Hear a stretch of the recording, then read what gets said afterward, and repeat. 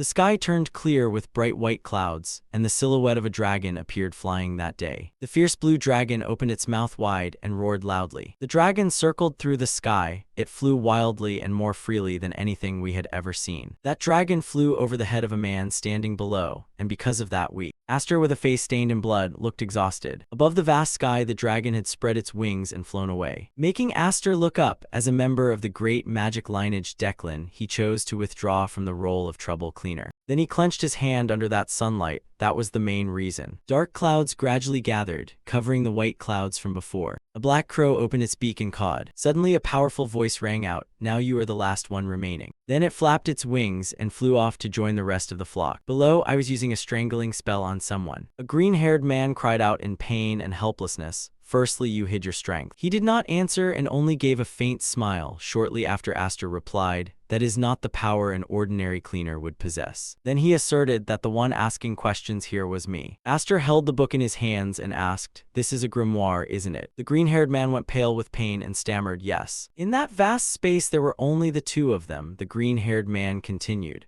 "Do you really think we came here just to take down a hunting dog?" Aster still had no intention of letting go and replied, "But if it's trash from the Declan lineage like you, perhaps the whole pack would come." He glanced at the other and asked dismissively, "So how do you use it?" He refused to say, "I don't know." Hearing that, Aster cast a look and thought, if that greedy Declan knew, he hadn't buried it in a dusty cellar. He looked at the book in his hands and pondered. He didn't even know how to use it, yet was pursued to this extent. Immediately after, Aster drew a conclusion showing how valuable it must be. Suddenly the green-haired man spoke, making Aster turn to look. "Hand over the grimoire." Even in a weakened state, he still tried to threaten. "Then I will beg the leader to spare you, maybe even let you return as a cleaner." Aster showed no fear and merely curled his lips in a small smile. He kept the strangling spell on the green-haired man and said, "What authority do you have to say that?" Aster threatened back, "Very well then, any last words?" The more he groaned in pain. "You bastard," Aster retorted with mockery aimed at him.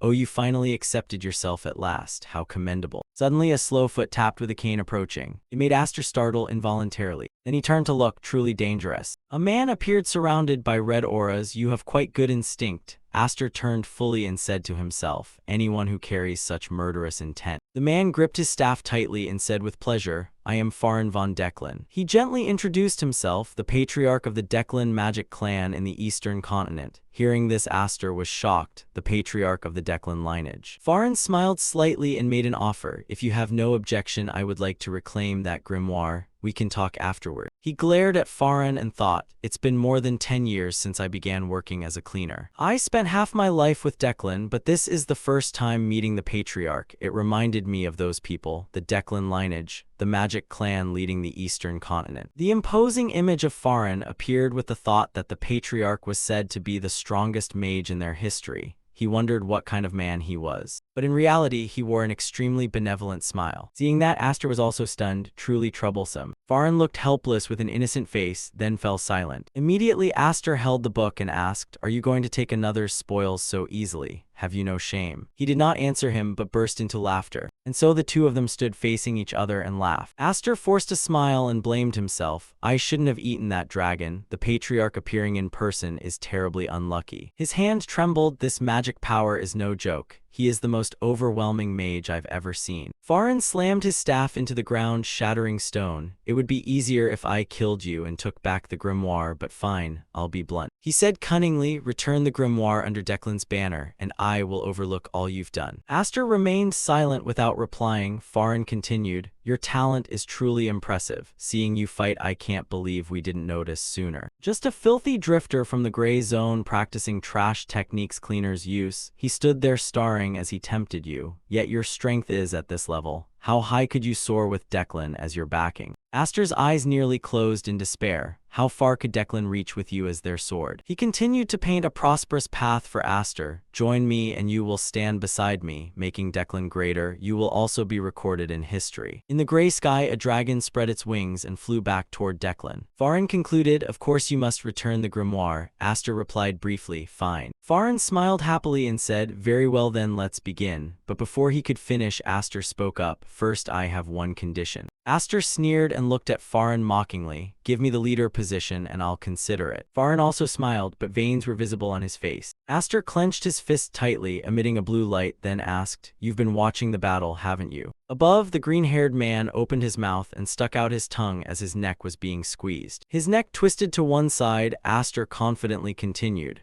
"Can you count how many people have died because of this?" That action successfully enraged Farin. His face grew extremely angry, but he still stood there calmly. Then Farin spoke, "So this is how things will go. You could die, you know that." Hearing these words, Aster showed clear worry on his face. He stood silently and thought, he's right. Suddenly, fast footsteps ran across the ground. Aster leapt up high, raising his fist joyfully. This is perfect. Two streams of white and red light from the two of them collided. Aster's face became ferocious as he shouted, "You don't know which is longer or shorter until you measure them." Farin calmly replied, "Very well, it seems I need to remind you of your place." He pointed to the red circle before them, preparing to do something. Farin stood below, letting Aster unleash his blows upon him. He stood with his hand on that circle, his face utterly composed. It seemed Aster had been hit by that attack. His expression changed, this madman. From above, Aster quickly fell to the ground. He swiftly scraped his feet on the ground to lessen the impact, fighting while brooding. "Is this the patriarch of Declan?" Aster lunged forward but kept glancing back warily with no gap in his defense.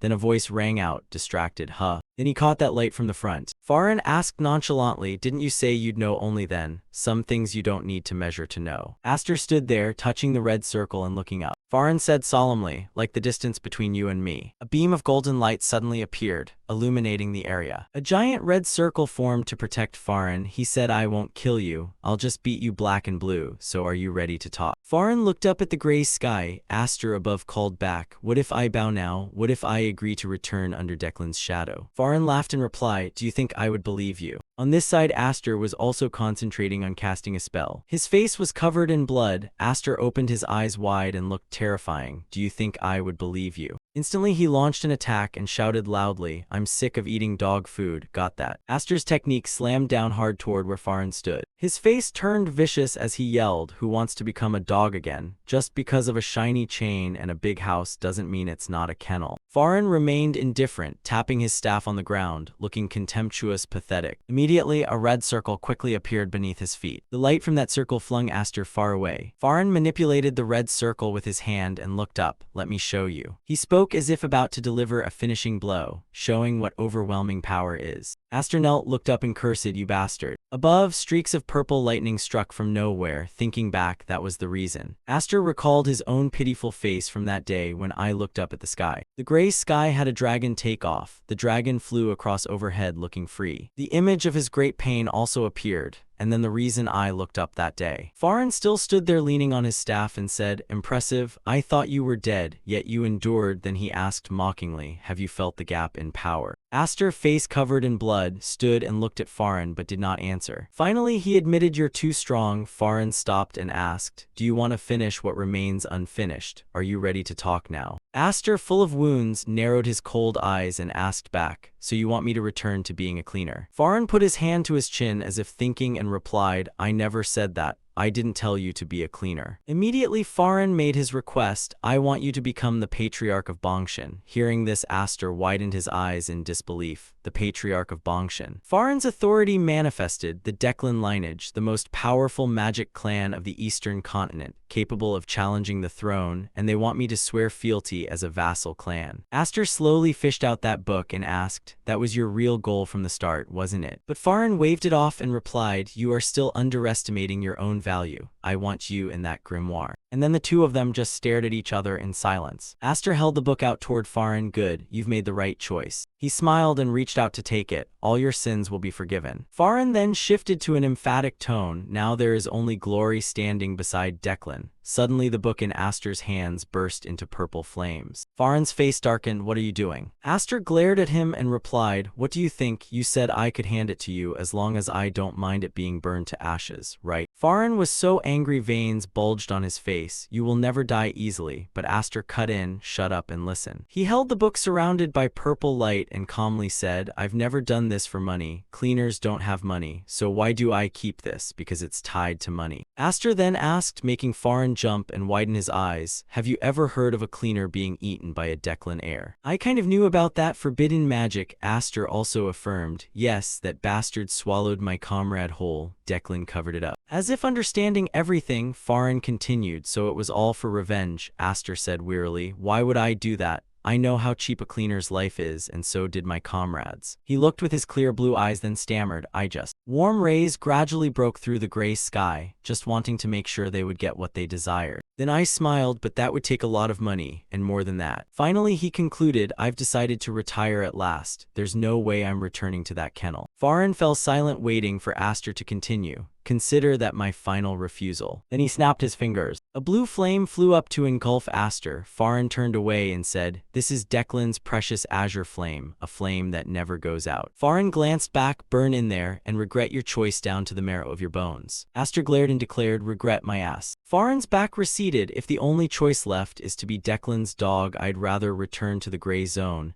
And if I can't return, then dying isn't so bad either. Aster sat within the flames, smiling in satisfaction. He laughed loudly in ecstatic happiness. How long has it been since I felt this free? Aster said sadly. It's a pity I can't escape. He immersed himself in the flame, thinking, it's a pity I can't escape with my life, but I have no regrets. If born again, I'd seek freedom and revenge properly. All rivers flow to the sea, yet it seemed Aster remained unharmed. What the hell? He recalled Farin's retreating back and wondered. Everything stopped. Aster stood behind a rock looking back. He held the book in his hands, the grimoire. Then I let go, so the book was swept up by the blue flames. He watched in utter amazement. What the hell is this? A yellow circle quickly appeared. Aster still didn't understand what was happening. What on earth is going on? A coin fell into an old bucket. Aster, in the form of a boy dragging a bucket, went begging. He froze dumbfounded and asked himself, what is this? I was clearly being burned alive. Something's wrong. Aster slowly looked up, looking at the rustic houses around him, his mind full of questions. Where is this? He glanced at the bucket holding a few loose coins, thinking to himself, it's as if I've returned to the past. This place feels so familiar. Suddenly Aster gasped. Only then did he vaguely realize, that's right, I remember. This is the gray zone, where I used to drag myself through each day before becoming a cleaner. People still bustled past, no one paid him any mind. Aster looked at his hands, finding it hard to believe this miracle. No way, have I truly gone back in time? The sky was a clear blue, the sunlight gentle. The spaces in the old houses of the gray zone gradually grew quiet. Aster collapsed by the river, stunned, asking what the hell had happened. Seeing his face reflected on the water, though he showed no expression, he was deeply confused. He murmured to himself, this is definitely me, but me as a child. Suddenly a magic circle appeared in his chest. Aster felt a bit dazed, thinking if anything puzzled him it was this mark. I've gone back to the past, yet this thing remained with me. Sitting on the lush grass under the blazing sun, he pondered and then tentatively concluded, I don't know how, but the grimoire must have done something. Even so, recalling the book's appearance left him doubtful. Could it really have this power? But thinking back, the lazy Declan patriarch personally intervening showed how important that grimoire was,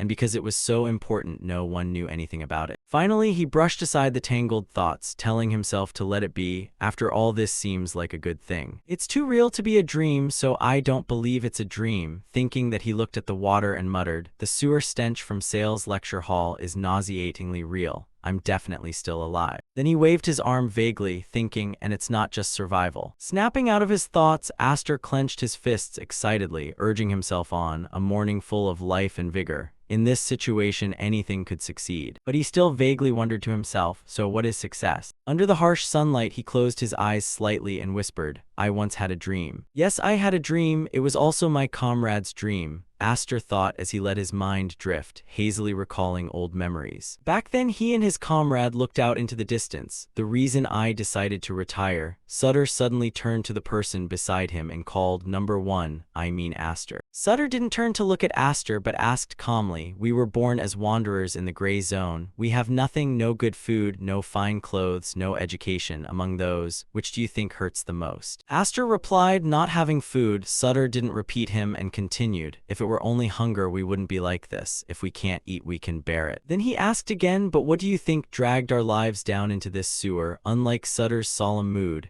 Aster kept fooling around and casually answered, but I don't mind. Sutter, provoked by Aster, remained calm and said, the reason our lives fell to the bottom, was then cut off by Aster blandly saying, I said I don't mind. Sutter, pushed to the limit, shot a deadly look at Aster. Seeing that, Aster stopped teasing Sutter and helplessly said, all right, I'll tell you. Look at his eyes. Only then did Aster seriously listen to Sutter. The lack of education is the bitterest thing. If we had been educated and properly taught, we wouldn't have to live like this, trampled by those damned nobles. Both of them stared toward the sunset on the horizon. Sutter continued, so if one day I get to retire, I want to. He smiled unconsciously. Back in the present, Aster smiled for him and said, to build a library. He vaguely envisioned that scene, a place where anyone, regardless of wealth, status, or gender, could read freely. But I want to do more, one step further. Thinking that, he raised his hand and looked up at the blue sky. He dreamed again to build a tower for no reason at all, simply because I like tall things anywhere. At that thought, Aster couldn't help whispering aloud, any book is fine, but one particular volume must be there. The more he thought, the more excited he became. Laughing maniacally with delight, he loudly declared,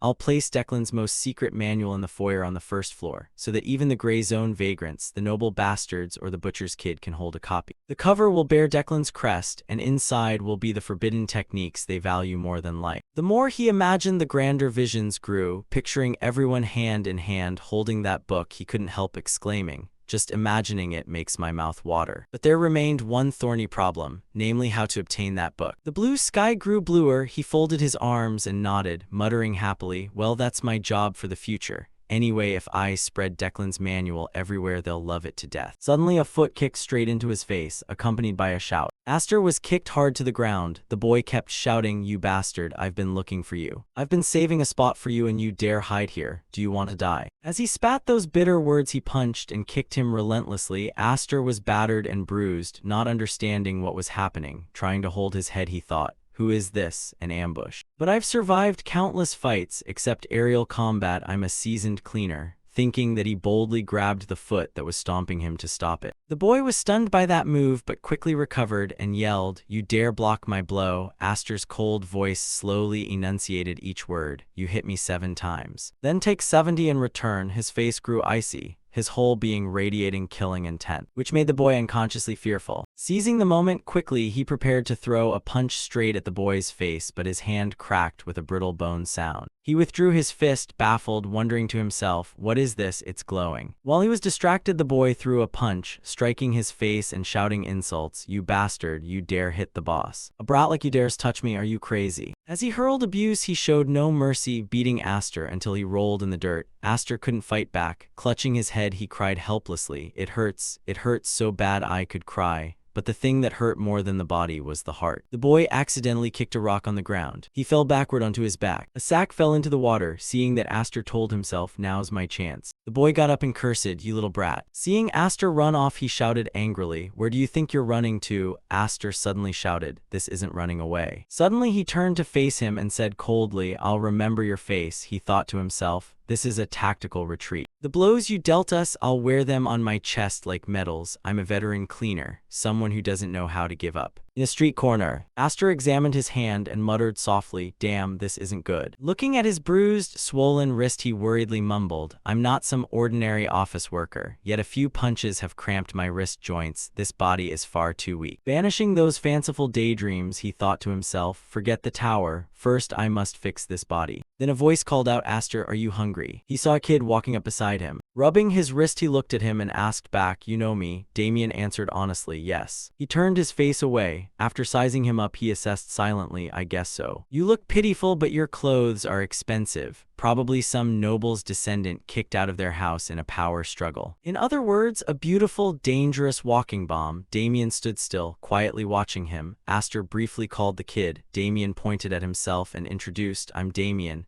He was about to say more anyway, but got cut off by him saying, my mother is Bianca. He fell silent and had nothing to add, inwardly annoyed. Why do I suddenly know things I shouldn't? After a few seconds of silence, Aster couldn't contain his irritation and half scolded, half asked Damien, are you out of your mind? He asked one thing, Damien naively answered another, I don't have a mother. Realizing he'd misspoken, Aster felt guilty, my fault. But outwardly he still spoke firmly and decisively, I don't have a father either, so I win. Now let's part ways here, clear. though inwardly he thought cautiously it's best not to get involved with a bomb like that. Leave early before things get messier. Nevertheless, Damien stayed frozen, neither speaking nor leaving, just staring at him. Losing patience, Aster asked, "Aren't you going?" Damien bluntly said, "I'll go with you." Aster thought irritably, should I smash him, but still did nothing and snapped, "Step aside." Suddenly Damien reached out to touch him and asked with concern, "Hey, doesn't that hurt there?" Then he cheerfully said, "I'll heal it," and Damien's hand began to perform magic. Seeing his magic circle, Aster blankly asked, "What is this?" Damien smiled when he saw his confusion and said, "Magic." Aster already had the answer in his mind, but one thing made him even more unsettled.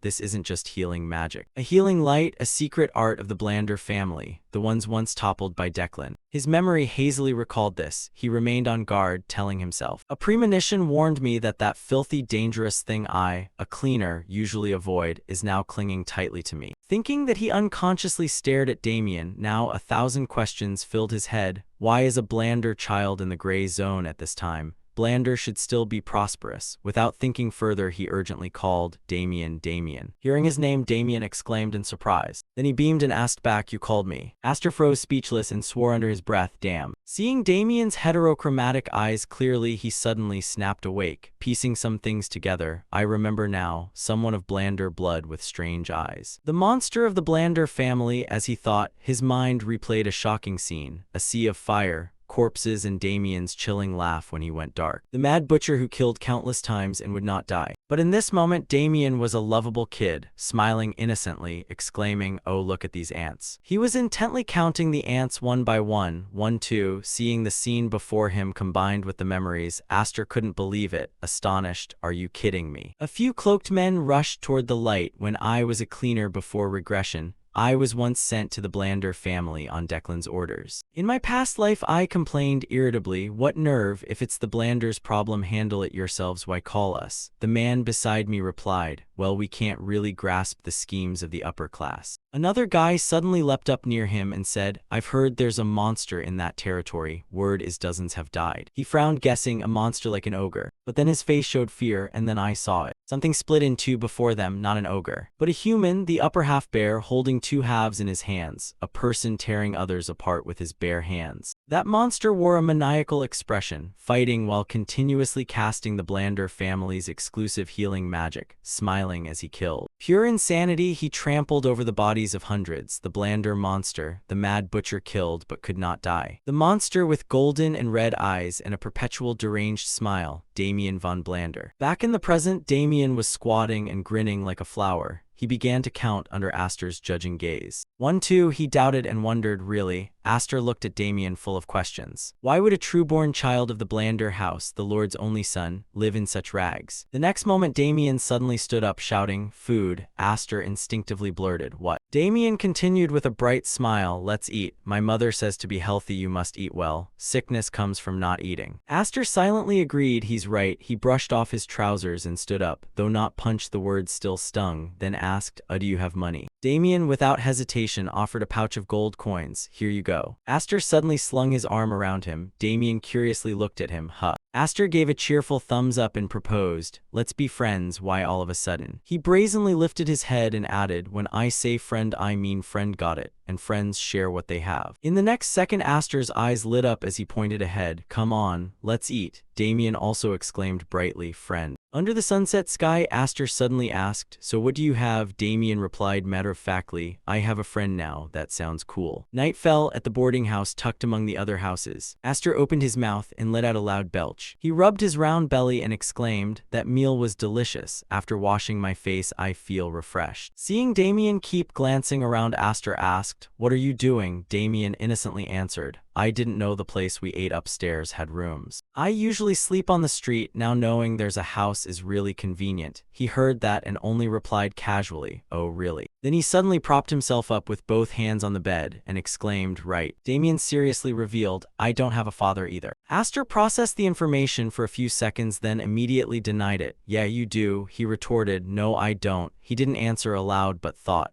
"Don't turn this into a misery contest." Thinking that, Aster quickly changed the subject. "What about you? Do you have a mother?" Damien naively looked around. Where not here, he helplessly tapped his forehead. If she's not here, then she probably doesn't exist. That way of thinking is a bit harsh. Let me assess the situation a bit. Aster asked again, how long have you been here alone? He counted, then hesitantly answered, since I ran away from home, I've slept 10 times. He heard that and fell a little silent. Poor kid, are you being chased? Sleeping 10 times means 10 days, right? Damien innocently corrected, I haven't slept that much. Making his head full of question marks, he smiled and held up 2 fingers, twice a day of course, I mean short naps. In total, I've slept 10 times. The more Aster heard, the more puzzled he became. He helplessly guessed, so that's about 3 or 4 days. Damien flopped onto the bed and complained, but I haven't had a proper sleep since I arrived. The ground is too hard to sleep on. Aster suddenly stared up absent-mindedly. Then he turned his head to look at the soft pillow behind him. Aster buried his face in the pillow and shouted, truly crazy from the egg. After venting, he sneakily glanced to the side. Anyway, while the kid is stuck in the gray zone, I can be his temporary guardian, and it wouldn't be bad to use this chance to build ties with the Blander house. Damien lay on his back muttering, this place is really uncomfortable. Aster secretly calculated, later when facing Declan this will be useful, and powerful houses often have many rare books. He suddenly recalled the miserable image from before. Of course, first I need to deal with something else. The grudge carved deep in my chest. Thinking that, Aster sat up and warned Damien, I'm leaving, don't cause trouble. If you do, it'll be big. Damien, upon hearing this, jumped up. Are you practicing breathing exercises? He mechanically replied, yes, that's right. When I'm done, you do it too. I'll wait, he cheerfully answered. Got it. After that, Aster slowly closed his eyes and listened. In my previous life, I built my magical foundation from the basic spells given to cleaners, he thought silently, but the limits were too clear. Images of his past life rushing through the night appeared, so I sneaked into many noble houses to steal spells. In the night, a pile of glass shards and spells fell out, almost dying countless times. The spells I learned that way: the body enhancement techniques of knights, summoning spirit bodies, metallurgy, a bunch of miscellaneous arts. But he suddenly remembered the figure of the man with the cane. Just before dying, a cloaked man stood amid layers of clouds and thunder. I encountered a truly destructive power, and because of that, he vowed to himself that this time for sure. Aster opened his eyes and stared at the ceiling, his blue eyes shining with determination. His mouth parted and pursed slightly. The first magic I must learn is the Declan family's primal technique, the root of Declan magic, capable of accepting all elemental attributes. Aster closed his eyes again and breathed evenly. I once recorded it for study, now I have the chance to actually use it, the breathing technique. Suddenly, a fierce flame burst forth on his left chest. Aster widened his eyes in pain. Too hot. It felt like magma gradually flowing through him. What the hell is this? He told himself quietly. Focus, I must be able to operate it. Yet his eyes widened as he discovered something. On his hand, a different stream of mana was rising. Impurities, why are there such things? Once an old man transmitted mana into a young man. This is a high-level technique passed only to the main bloodline of noble families. A blue current of mana flowed through Aster. It forced mana to pass and burned all impurities in the meridians. His whole body then felt submerged in a pool of pure mana, a mana purification. Aster startled awake from the trance, sweat pouring down. He sat up panting. How long has it been? Damien on the next bed was still sleeping soundly. Aster opened his eyes wide and looked at his hand. More importantly, no more impurities in the channels. The mana had been purified, its purity even higher than in his previous life, maybe even more. He frowned and looked up thoughtfully. Even so, even then, Aster could imagine that man's figure many times larger than him. Defeating Declan, even if reborn 100 times, it might still be impossible. Yet he still clenched his fist confidently, but one thing was certain. Aster bared his teeth in a proud smile. My chances have increased. I am a cleaner. A person who never gives up even with 1,000th of a hope. The next morning, a cry of surprise rang from the boarding house. Oh, amazing. Damien touched his hair in astonishment. My hair has turned brown. Aster glanced at him thinking, good. The silvery hair that was easy to reveal was now covered. After changing clothes, the Blanders won't notice. He calculated silently. Now only one last thing remains. Damien just then asked, so what do we do next, my friend? Aster froze and stared at him, but he turned and smiled, his eyes gleaming with interest. Aster uttered a few terse words, cause a commotion. At the same time, elsewhere, someone stretched after last night's sleep. Spotty leisurely bathed in the morning sun, slept well. The weather is nice today too. But he suddenly paused and looked straight ahead. Aster and Damien were slowly walking towards Spotty. That kid, huh? He began to sneer. Where have you been running off to? Showing your face now, and with that look, are you bathing in the drain? Spotty, unabashed, replied, who is this kid? He looks rich no matter how you see him. Before the words finished, he took a punch from Aster to the stomach. When Spotty collapsed unconscious, he finally spoke. Seems I found the right place, because you are still vivid in my memory. Aster clenched his fist in anger. First, you'll take 123 blows for sure. Just then 2 other cronies rushed out. What, Spotty, what's going on? In the blink of an eye, the whole gang had assembled. An intruder, wait, isn't that the youngest? Aster grinned excitedly, all familiar faces, how terrifying. He and Damien both wore strangely gloomy expressions. Wonder how far we'll get today, Damien suddenly asked. What are we playing, my friend? A powerful punch slammed into the young man's face, twisting his jaw and sending him sprawling backward. Not stopping there, Aster followed with a decisive strike to the stomach of the one who charged, causing him to bounce back and roll several times on the ground. Aster rampaged freely, throwing punches without sparing anyone. The crowd was like that, but no one could touch him. Standing to the side, Damien couldn't help but exclaim. Aster tightened his fist, condensed mana, clenched his fist, and attacked continuously. Damien's eyes sparkled with delight. Wonderful. While fighting, he turned to remind Damien, that's what they call truly top tier. He let out an "oh" and immediately imitated the praise. Absolutely peak. Just then, someone Aster had knocked out rolled unconscious right at Damien's feet. He quickly sat down, placed his hands on him, used a gentle law force to heal. It's okay, I'll heal you. After being treated, he became somewhat conscious and mouthed thanks. But Aster wouldn't let him off. He suddenly appeared beside him like a ghost and lifted the man's shirt to ask, how many hits was that? After that came a series of dry sounds, slaps mixed with endless screams, hitting from morning until late afternoon. So many people kept collapsing, and Aster remained energetic, swinging his fist. One person tried to slip away but was spotted and immediately got his butt whacked with a stick with a crisp sound. Then I calmly stepped over and asked, how many times have you been hit? He clutched his reddened butt, stammering, I forgot. Aster called back, hey friend Damien. Damien ran over excitedly. Is it my turn? Is it my turn? Aster's tone was casual, as if singing orders. Heal the hand. The young man was desperate inside. Stop it. He cracked his knuckles, smirked evenly. Listen clearly, you're playing the supporting role, understand? Damien was still cheerful with the support job.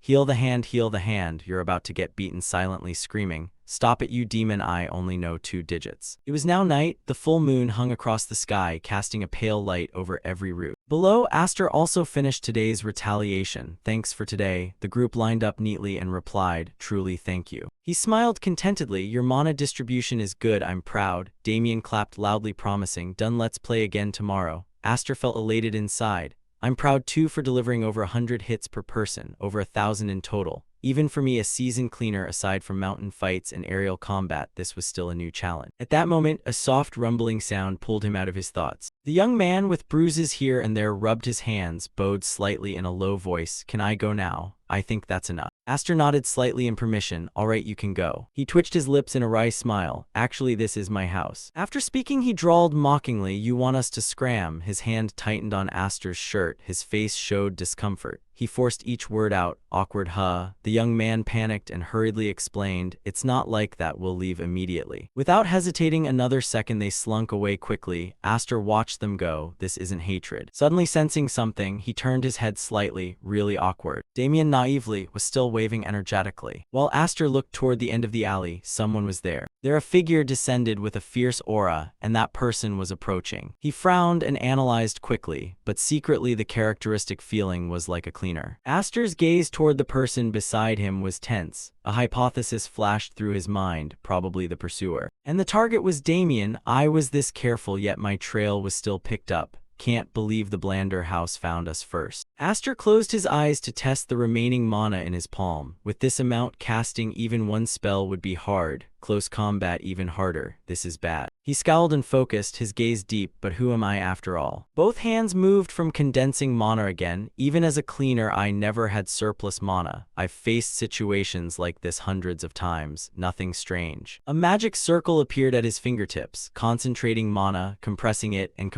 once more. The spell condensed into a small spherical orb. This amount would be enough. Without a second's delay, Aster turned his head. He knelt on one knee, taking a shooting stance forward. Where a figure was rushing in, this was my only chance. But then something surprising happened. The figure kneeled down as he approached. Aster was astonished, bewildered, his eyes wide and puzzled like a goldfish. The man knelt, slid along the ground, came forward and wailed pitifully, "Oh master." Hearing that familiar voice, Damien froze. Alfredo. He hugged him and cried miserably, I've been looking for you for so long, you know. Where did you go? What did you do? this pitiful steward lost sleep worrying about the young master. Damien pushed Alfredo away with disgust. "Let go, I'm not returning," he wailed again. "Oh heavens, master, you'd rather kill me." The steward's voice cried out in anguish. "Oh my, leaving home, why would you do this?" Aster watched from behind and couldn't help but sneer in disgust. After a moment, Alfredo grabbed sulking Damien, hugged him tightly under the arm and stood up, apologizing for making a scene before distinguished guests. He regained his polite demeanor and introduced himself. "I'm Alfredo, steward of the Blander family." Aster politely replied,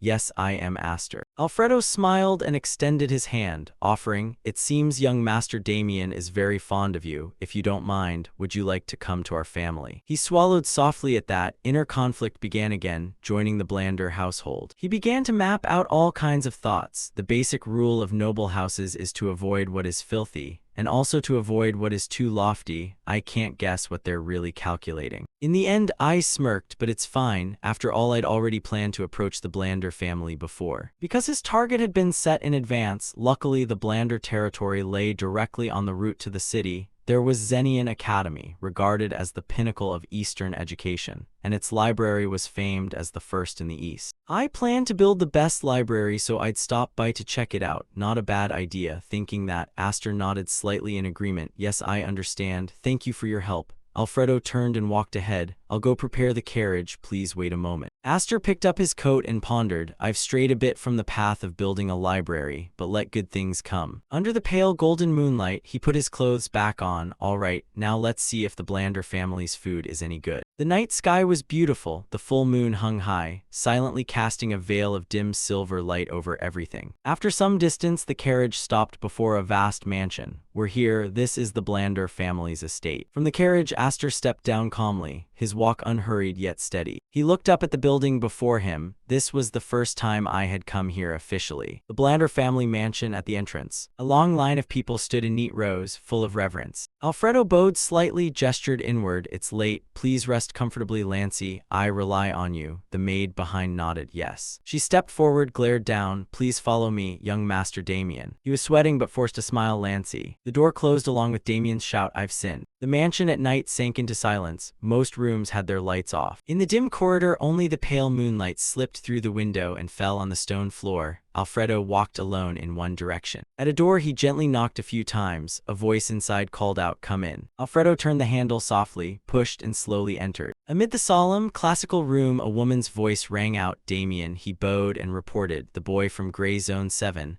I just brought him back." The lamp flared. After that sentence, the atmosphere grew unusually quiet. An explosion suddenly burst right before Alfredo, yet he stood calm without moving. The woman raised her hand, the magic circle still active. "Gray Zone 7. She, as if enraged, fired questions rapidly. "Is Damien all right? Is he hurt? If anything happens to my son, even a single hair." Alfredo spoke to reassure, "Madam, please calm down and listen to me first." After hearing the whole story, the woman also calmed, sat down. "So that's how it is." She withdrew the spell and breathed a sigh of relief. Alfredo stood calmly amid the mess. "That's right, truly a relief," he thought. "Good for Madame, and good for whoever dared touch the young master." This woman was Damien's mother, Madame Gamo, once called the blood-covered Empress, whose wrath none could withstand. This was obvious, for if anything involved her son, what mother could remain calm? A smile spread across her face. "Considering the outcome, fortunate. After all, you have worked hard." Alfredo bowed respectfully. "It's nothing. It's my duty. There's only one thing a bit unusual." Madame Gamo's eyes narrowed. "Unusual?" She asked, probing. "You mean the friend the young master befriended this time, Aster? Is there something about that friend?" Alfredo's eyes slitted dangerously. He recounted. "He noticed my presence. Even before I appeared, he was ready to counterattack." He briefly recalled the spell Aster was about to unleash. Mana condensed into a ring of light swirling around Aster's palm. On closer inspection of its shape, Alfredo confirmed, "And when we faced each other, what was in that kid's hand was a mana bullet." Madame Gamo stroked her chin admiringly. "One cannot deny that's an astonishing talent. A child with such ability coming from the Gray Zone." Suddenly Alfredo pursed his lips, his gaze resolute. "Therefore, madam." His face turned serious. "I dare to make a request." The next morning sunlight shone down, highlighting the mansion's alabaster dignity. Alfredo glowed with excitement and proposed, "Hey, make him the heir." Aster had just opened his eyes and upon hearing such an offer was left speechless. frozen for a few seconds. Alfredo bloomed with inner joy. Surprised, aren't you? But there's no way that kid would refuse. A steward of a prestigious family like me personally offering a life-changing chance to a wandering child, glory, wealth, fame. But the answer he heard made him freeze. Damned. Alfredo was completely shocked, stunned. What? He looked at Aster, who was idly picking his ear, questioning life. Did you just say something, kid? Did I mishear? Damien peeked in, eyes wide, face full of curiosity. What does damned mean? Thank you very much being nominated as the steward family's heir, but I think I still prefer my current life. He bowed, and as he spoke he covered Damien's mouth with his hand. He glanced once more. I really am grateful. He remained curious, but then understood why he refused, so that's it. He looked at the two youths, thinking they were born in the gray zone, penniless from childhood, self-taught magic by talent.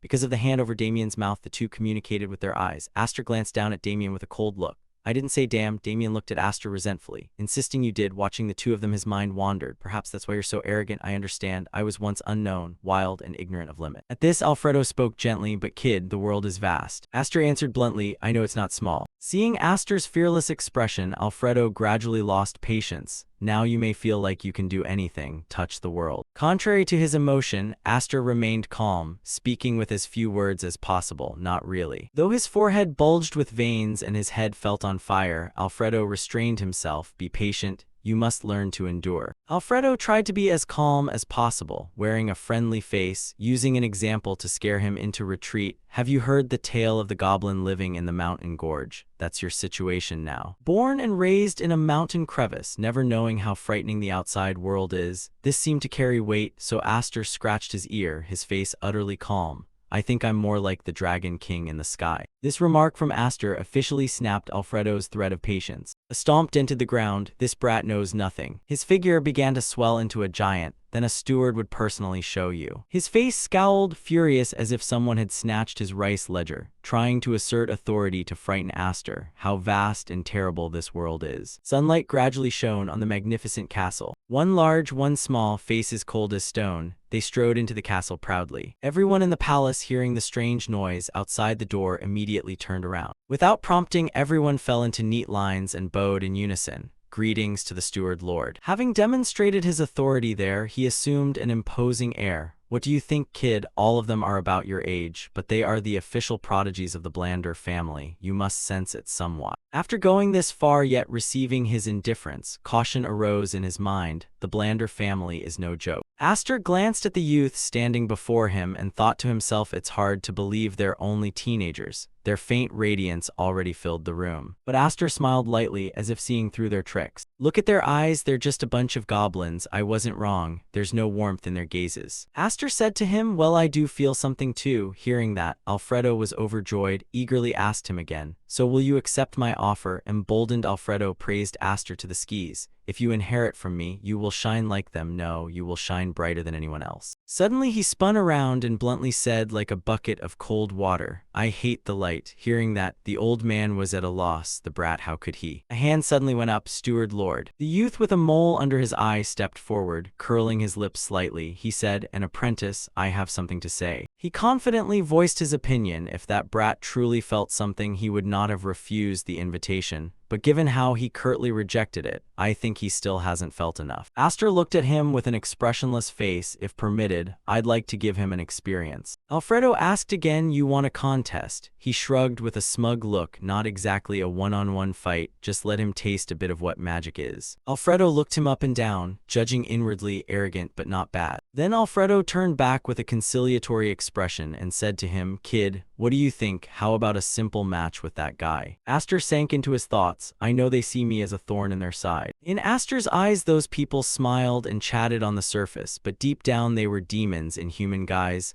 A lucky beggar popped up from who knows where. That's probably what they think. Aster pointed forward and asked him, can I choose my opponents? Go ahead. He heard that and decisively pointed at the person who started this, you. As if one person wasn't enough, he kept pointing at several more, making Alfredo beside him flustered. You, and you too, I'll fight all 5 of you at once. Just the words all 5, half of his initial arrogance and smugness vanished, replaced by surprise with 3 question marks. Aster flicked his fingers to taunt his opponents, his gaze and voice colder than ever, scared then die. Although Alfredo was only an observer, witnessing that aura made him break into a cold sweat and feel a bit apprehensive. His mouth slowly opened. Then he burst into triumphant laughter. That's right, that's the spirit a successor needs to have. Though pleased with the demeanor, for safety Alfredo still warned Aster, "Kid, do you dare take responsibility for those words? Such a remark is nothing less than an insult to the Blander family." Aster then smiled and said, "I will take responsibility." Upon hearing Aster's confirmation, Alfredo promptly arranged the contest. "Good, then begin. 1 minute. If you endure 1 minute, I'll give a gift. If not, you will take responsibility." Hearing the contest rules, Aster immediately saw the old man's intention. Responsibility here must mean inheriting the steward position. This old man is clearly trying to pull me in. Fine, I'll play. After some preparation, now on the arena he stood alone facing the 5 others. The crowd around kept growing. Someone stepped forward and beside Alfredo said, "But Steward Lord, isn't this dangerous?" Alfredo was not worried, instead resolute. "That's why it has value. His stubbornness must be broken to grow." Those standing nearby looked up in surprise. Suddenly he gritted his teeth and turned away, eyes squeezed shut, thinking, "Not good. His eyes have gone white. If I injure the young master's guest, my trainer career will be ruined." Suddenly opening his eyes, he saw Damien and Lancey were also here. Seeing that, he bent down and whispered to Damien, "Young master, that person's friend is truly in danger. Please stop the steward." Thinking this might salvage the situation, but upon hearing it, Damien's eyes lit up and his heart swelled. "Really, even I am surprised." Seeing that, he slapped his forehead in helplessness. "Oh heavens." Lancey, standing beside him, warned, "If the young master gets involved, Madame Gamo will be furious." So he folded his arms and puckered his lips, turning his face to the side, swearing, "Damned, seeing it's taking too long and the match hasn't started." He then turned to hint to him, "Coach, what are you waiting for? Start it." Though he didn't want to, he had to do as ordered. "Yes, understood." Damien was now also being lectured by Lancey with the age-old song, "Coach, just go." Helplessly, 2 silent tears streamed down. "Orders are orders. I've done my best." The coach's helpless expression caught Lancey's attention. Suddenly she left, leaving Damien with one line, "I'll be back soon. Don't intervene." After she left, the guilty, pitiful look from before was replaced by a crafty expression. "All right." The coach stood between both sides explaining the match. "So let me explain the rules. The match will be turn-based." As if dissatisfied, Alfredo cut in from the side. "No, make it a free-for-all. Can't do otherwise." His face had to accept it, whatever. Regaining as normal an expression as possible, the coach spoke, "The format is free-for-all. The match continues until one side surrenders. However, the trainer can stop the match at any time. Remember that." After announcing the rules, Aster looked at his opponents very seriously, ready for the match about to begin. The 5 on the other side were equally tense. Looking at Aster, he clenched his teeth, his face full of contempt. "Ragged unknown scum, the young master and steward may pity you, but who do you think you are? I will crush you and expose your true face before everyone." The coach's decisive command rang out, "Then begin." As soon as the coach finished speaking, he immediately received a strike to the stomach. Tears and spit flew everywhere. He rolled his eyes, gaped in pain. Glancing at his teammates behind him, the 4 others also writhed on the floor, their pain no better than his. He looked at the person in front of him, a hint of apprehension now on his face. The demeanor remained, that gaze and smile unchanged. "Seems I should teach you a few things myself. First, don't underestimate the weak." What he noticed most now was the magic in his hand. He panicked, a mana bullet spell. That's the most basic thing in mana control, costly in energy during battle, useless to use. His cold voice rang out again. "Second, don't judge others too easily." With a flick of his hand, Aster's magic immediately shot toward the 5 of them. It struck them directly in the head, making everyone cry out in pain. His expression was now filled with fear. Third, Aster lunged at him, eyes wide, pressing his face close to his fists aligned. He said, "This world is vast and bitter." Leaving him stunned and immobile, then a decisive, powerful punch, striking him in the face and sending him flying. After handling him, Aster kindly reminded, "From now on, I'll pour all these experiences into you. Learn properly." After receiving a lesson from me, now looking from head to toe, he was utterly ravaged, clutching one side of his face, shouting, "You madman, this isn't magic." Indeed, saying that, he used one leg to push off behind him, delivering another merciless blow that knocked out his teeth. This is martial magic. The coach's eyes widened, mouth agape, astonished. The others standing outside watched, not by arrangement, but all with the same expression. On the arena, the fight was intense. His limbs moved continuously with no rest, grabbing one by the collar with his hands, stomping another with his feet, wearing a sly smile. Alfredo was also surprised by his ability. He thought to himself, was that mana bullet thrown 4 or 5 times? Given the force, it must have been compressed at least 4 times. He imagined the scenario if those mana bullets had hit, if earlier they had actually connected. Alfredo was still lost in thought, truly an innate mana control ability, and not only that, while he was thinking, Damien ran past him, face radiant as if struck gold. Imagining the demon was Aster single-handedly beating the other 5 little demons, wondering why he was so good at punching and kicking. Suddenly a shout jerked him, startling him. Alfredo. He hurriedly turned toward the sound. Approaching him was Lan. A few steps behind her stood Mrs. Gamo. Surprised, he raised his voice a little, Madame Gamo. Looking out the door and seeing Alfredo speaking privately with Mrs. Gamo, he whispered to himself, Madame Gamo has arrived. Seeing the lifeline had come, the coach whimpered. 2 silent tears ran down. He nodded to Lancy. Madame Gamo has come to save us. She nodded back to reassure the coach. Mrs. Gamo spoke very seriously. What happened here? Not daring to be rude, he bowed and stammered in reply, I was only going to do a simple check. She glanced over and asked, a check? Seeing the battlefield he had created, and moreover catching Aster grabbing another by the collar, she said, you call this a check? Damien, who had been focused on something, heard the familiar authoritative call and flinched nervously. Finally she ordered, first gather the students and have them withdraw. He placed a hand on his chest and bowed in agreement. To Damien she also ordered, Damien, go back to your room first, abandoning the sly look from earlier. Now before his mother, he scratched his head and put on an innocent, blameless face. Aster was no exception. She said, you too, Aster, return to your room. She stepped forward and stood before Coach Runfit and said, he bowed, sweat dotting his face. Runfit replied, yes, Madame Gamo, I have done my best. The words from her, you're dismissed, stunned him into silence. What? In the Grand Palace, Mrs. Gamo's voice rang out, Alfredo, yes, madam. She stood holding a teacup and said to the steward, I understand your intention, but this time you have gone too far. Without beating around the bush, he bowed sincerely.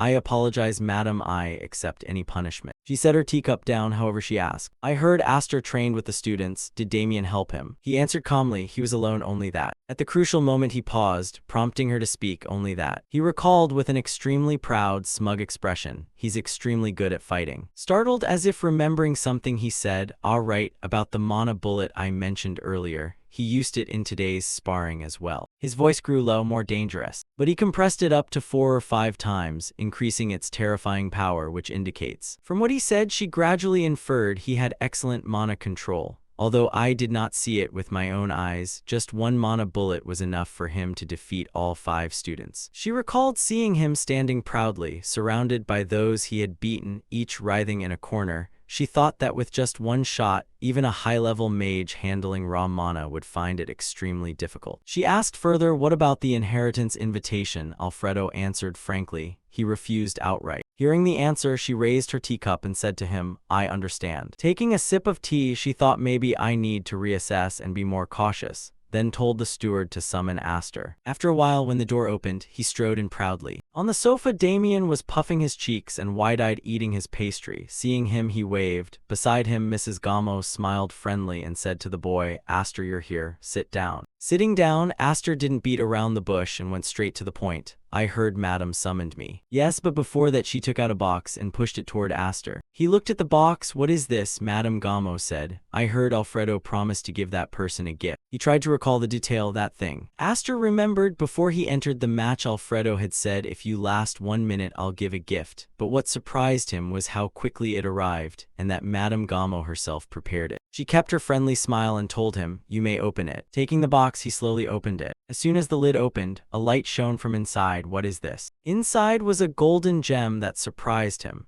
A high-tier item. Even in the Blander family, only students who join the top 5 mage divisions receive one. He glanced at Mrs. Gamo suspiciously. I'm not sure. Usually kindness stops at a meal. If there's a gift, clearly there's some implication. If this were a reward for hardship, a mid-tier item would be reasonable. But this is high tier. She seemed to realize something. Rubbing her son's head, she said, you can accept it without worry. You helped Damien in the gray area earlier, and this gift is also an apology for what happened today. Although she said that he still doubted and asked, wait, If I accept this, do I have to join Blander? Her expression remained very friendly. No. He continued asking, or is it poison? His eyebrows knit slightly, his mouth twitching, but she tried to restrain herself. No. He said, you mean there are absolutely no conditions attached? That's right, no conditions at all. Hearing that, he no longer hesitated and took it. Then I'll accept. He closed the box. Thank you, there's really nothing. Damien reached for a pastry on the table. Just looking at the item in the box, his eyes lit up, and he was already drooling without knowing when. Very good, an unexpected bargain, before he could rejoice. She then finally spoke of her intention. I have a proposal for you. His face turned serious and cold again. I know. She stroked her son's head and said with a very gentle expression, Aster, I will arrange for you to enroll in the academy. Would you like to study alongside Damien? This made Damien, who initially paid no attention, look up at his mother. He asked the academy, she explained. Actually, Damien should have enrolled last year. She looked at her son with a saddened gaze, but he strongly objected, so it was postponed to this year. I didn't expect him to run away entirely. Damien continued to eat his pastry carefree, turning his face away as if to ignore it. She proposed, so I'm asking you. Damien likes you very much. Damien added one line, as long as I have a friend going with me, I'll agree. Aster pondered and gradually guessed her intent, which made sense. With Damien, this was a real issue. She feared that if she forced Damien to enroll, he would run away again. He imagined Damien stubbornly fleeing. Don't mess up, I'm not going anywhere. And there was no clear way to change his mind. It seemed this offer didn't disadvantage him either. Of course, it was also a good opportunity for me. The academy is valuable in a world centered on bloodlines and connections. Academic ties carry significant weight. He gritted his teeth. Sounds good, but it feels like being shackled by the neck. He said, I'll think about it. Understood. Let me know when you decide. By the way, this is unrelated, but I'm a bit curious. He was rather surprised. Encouraged, she asked, why did you decline Alfredo's inheritance offer? He glanced at the door behind him, smiling slightly. Well, my knees are valuable too. His answer left her puzzled. What? Outside, Alfredo was pressing his ear to the door, trying to eavesdrop. At a certain mansion as dawn broke. Aster parted his lips and exhaled a cold breath. He sat cross-legged on the bed practicing magic. I see, this is a domain of a treasure. Even though I only absorbed 10%, my mana increased so much. Aster suddenly opened his eyes and glanced downward. It's because my physique has transformed into one bearing the fire mark. The hand resting on his thigh was wrapped in ordinary mana. Absorbing a domain usually causes loss, but here there was none at all, beyond my expectations. Aster calmly looked toward the window. After all, I've been contemplating the academy until now, but perhaps the answer was already decided. Outside the window, the sky was brightening. If I enroll at the academy, finding support will be much easier. It offers considerable advantages, but Aster turned his head and sighed. It still feels like walking straight into a trap. Maybe I should take a walk. Thinking that, after a while, Aster left the room and closed the door. Suddenly someone spoke, making him look over. Are you the one named Aster? The platinum-haired youth leaned against the wall, staring at Aster. Meanwhile, he was silently assessing him. Platinum hair, the main bloodline belongs to Damien only, so which branch is he from? Why is this family always so troublesome? Minutes later, Aster finally responded indifferently. Nothing. The platinum-haired one was startled. You say it's nothing. He blankly rubbed his chin and reconsidered. Grayish hair, eyes with a hint of annoyance. It's all you, isn't it? In an instant, his whole body tensed. A red cross appeared. Look at this guy. Aster suddenly pointed to his head. The hair color can change depending on the light. The next second, he put on a delicate, sparkling expression. Look into these eyes. How could they be called annoying? The platinum-haired youth scoffed, looking at Aster with evaluative eyes. Then he turned and his gaze seemed gentler. Sorry for the misunderstanding. I'll be on my way. Just then, Alfredo jumped out from somewhere shouting, Hey Aster, I'm here to explain the misunderstanding. Not being able to tell you last night kept me tossing all night. He knelt on the ground, crying nonstop. Even as a steward, there's no need to kneel until his knees were torn like that. It's just a misunderstanding. Aster looked down at Alfredo kneeling at his feet. Then he stiffly turned his eyes toward the departing platinum-haired youth. He had already stopped and was glaring at Aster. He clicked his tongue, annoyed, damn it, followed by the platinum-haired one's shout. I knew those eyes right away. Indeed, those unlucky eyes are like a dead demon, not something you see every day. Aster then helplessly admitted, Fine, you caught me. He angrily pointed at his face. Look, how dare you trick me and still act shameless like this? The platinum-haired one clenched his teeth and threatened, I'll deal with you. Just then he caught sight of Alfredo's knife-sharp eyes. The platinum-haired one immediately fell silent and looked away in displeasure. Finally, he turned and said stiffly, I'll let you off today, but come find me at the magic hall later. I'll correct your attitude. Aster replied calmly, fine. After he left, Alfredo gently asked, what's wrong? He closed his eyes and smiled in reply, nothing. Aster suddenly gave a contemptuous smile and exhaled, actually it's timely, because I'm not in a good mood. He watched the platinum-haired one's back and thought to himself, I'll deal with him later. Then Aster suddenly called Alfredo steward. He smiled lightly and asked, may I see madam now? Not long after, when it was brighter outside. Still at that mansion, Gamo was leaning over a blank sheet with a pen, welcoming Aster. She closed her eyes and smiled softly, so you want to see me this early, have you already decided? Just as Gamo looked up, Aster answered, yes madam. He stood respectfully before her and continued,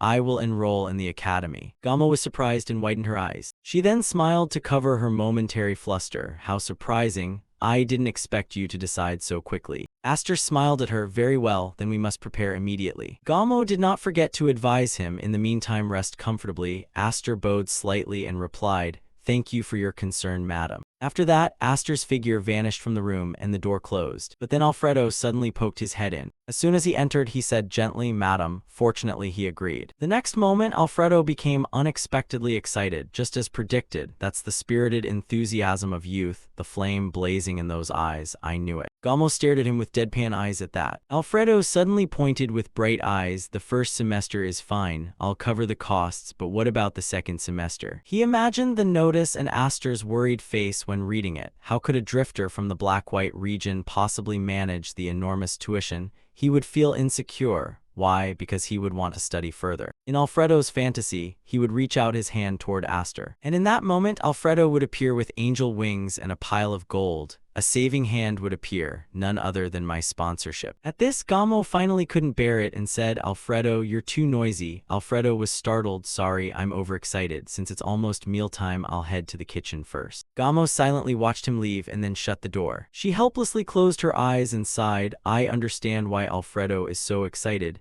He's been rejected many times, now he finally has a chance. Then Gamo suddenly opened her eyes, revealing a cold, sharp gaze. She thought to herself, in that sense, this academy offer is nothing but a crude trick. But the reason that made Alfredo so confident? Gamo couldn't help but shake her head, perhaps because he himself had once been deceived by a previous steward in a similar way. Meanwhile, Alfredo was happily skipping along the corridor. As for Aster, he was leisurely walking down the stairs. Suddenly, Aster looked up ahead. Before him stood a towering spire. This was the magic tower. The branch family member was here. Thinking that, Aster groped his way into the tower. Suddenly, a cloaked figure appeared and asked, what brings you here? He hesitated to answer immediately, thinking to himself, right, I don't even know his name. Next, Aster had no choice but to use gestures and words to describe the appearance of the platinum-haired one. The cloaked man, understanding, reached out his hand. Perfect timing. I've been waiting for you. This way, please. He walked ahead, guiding the way, and yawned. Reaching a door, he stopped and said, you can enter from here. Before he left, the cloaked man reminded him, remember to bow when you open the door. Then Aster slowly pushed the door and stepped into the dark room. A pile of papers and fine dust hit his face in an instant. So that's it. Bowing meant that. Aster couldn't help coughing. Then someone suddenly spoke. Are you Aster? The person holding a candle strolled out. Pleased to meet you. Under the candlelight, Hensai's sinister smile appeared, giving a bad feeling. Are you here looking for my younger brother? Aster was puzzled on hearing that. What younger brother? He thought to himself. This one is the older brother of the platinum-haired one. One evening, Aster knelt on one knee on a high place. If there's anything I've learned from infiltrating magical research institutes as a cleaner. He coldly glanced down below. Where he was headed was the courtyard of some building. That was exactly the trait of those wizard researchers. Essentially full of paperwork, everyone looking exhausted, the kind I collectively call bookworms. A young man, panic-stricken, grabbed his hair. Firstly, his hair was thin. Because he kept pulling it, it wouldn't grow back. Aster rubbed his chin and calculated in stages. One person wore a hood, stage 1, denying baldness by covering the head with a cloak. Another revealed a patchy scalp, stage 2, giving up and exposing it. There was also someone whose head was completely bare, stage 3, shaving off the remaining hair. Finally, there was the one crazily casting all kinds of spells, and the final stage, stage 4, researching how to make the impossible possible. Spells to regrow hair. No one has succeeded yet. Back in the present, Aster evaluated Hensai before him, but this one was different. Meanwhile, he poured tea and leisurely said, first let me apologize. Hensai calmly recounted, he's the youngest late born in the family, spoiled excessively, but I didn't expect him to be so rude to a guest. Aster listened attentively to every word. Hensai maintained a courteous smile while Aster thought to himself, quite bushy and still young. Aster suddenly spoke, "You probably work at a magical research institute." He didn't hesitate to admit, "Indeed, I'm currently the deputy director. Please have something to eat." He lifted the teacup and took a sip. A deputy director at this age, a noble family like Blander wouldn't appoint that position based solely on bloodline. That means his ability is truly deserving. Hensai smiled, suddenly noticing Aster's expression now. He closed his deep-set eyes and said, "Aster, you're truly unusual. You aren't like the wanderers from the Gray District." Aster could only force a smile, probably, while thinking to himself, damn, if he had entered on guard it would have been much easier, yet he smiled so kindly. Aster watched Hensai sipping tea and remarked, his personality and mind match. He suddenly spoke up, "Ah, you were invited to enroll at Zenian Academy. Congratulations." Aster forced a reply. Hensai then began to say, "It will be a good opportunity with much to learn. Actually, I'm also a former Zenian student.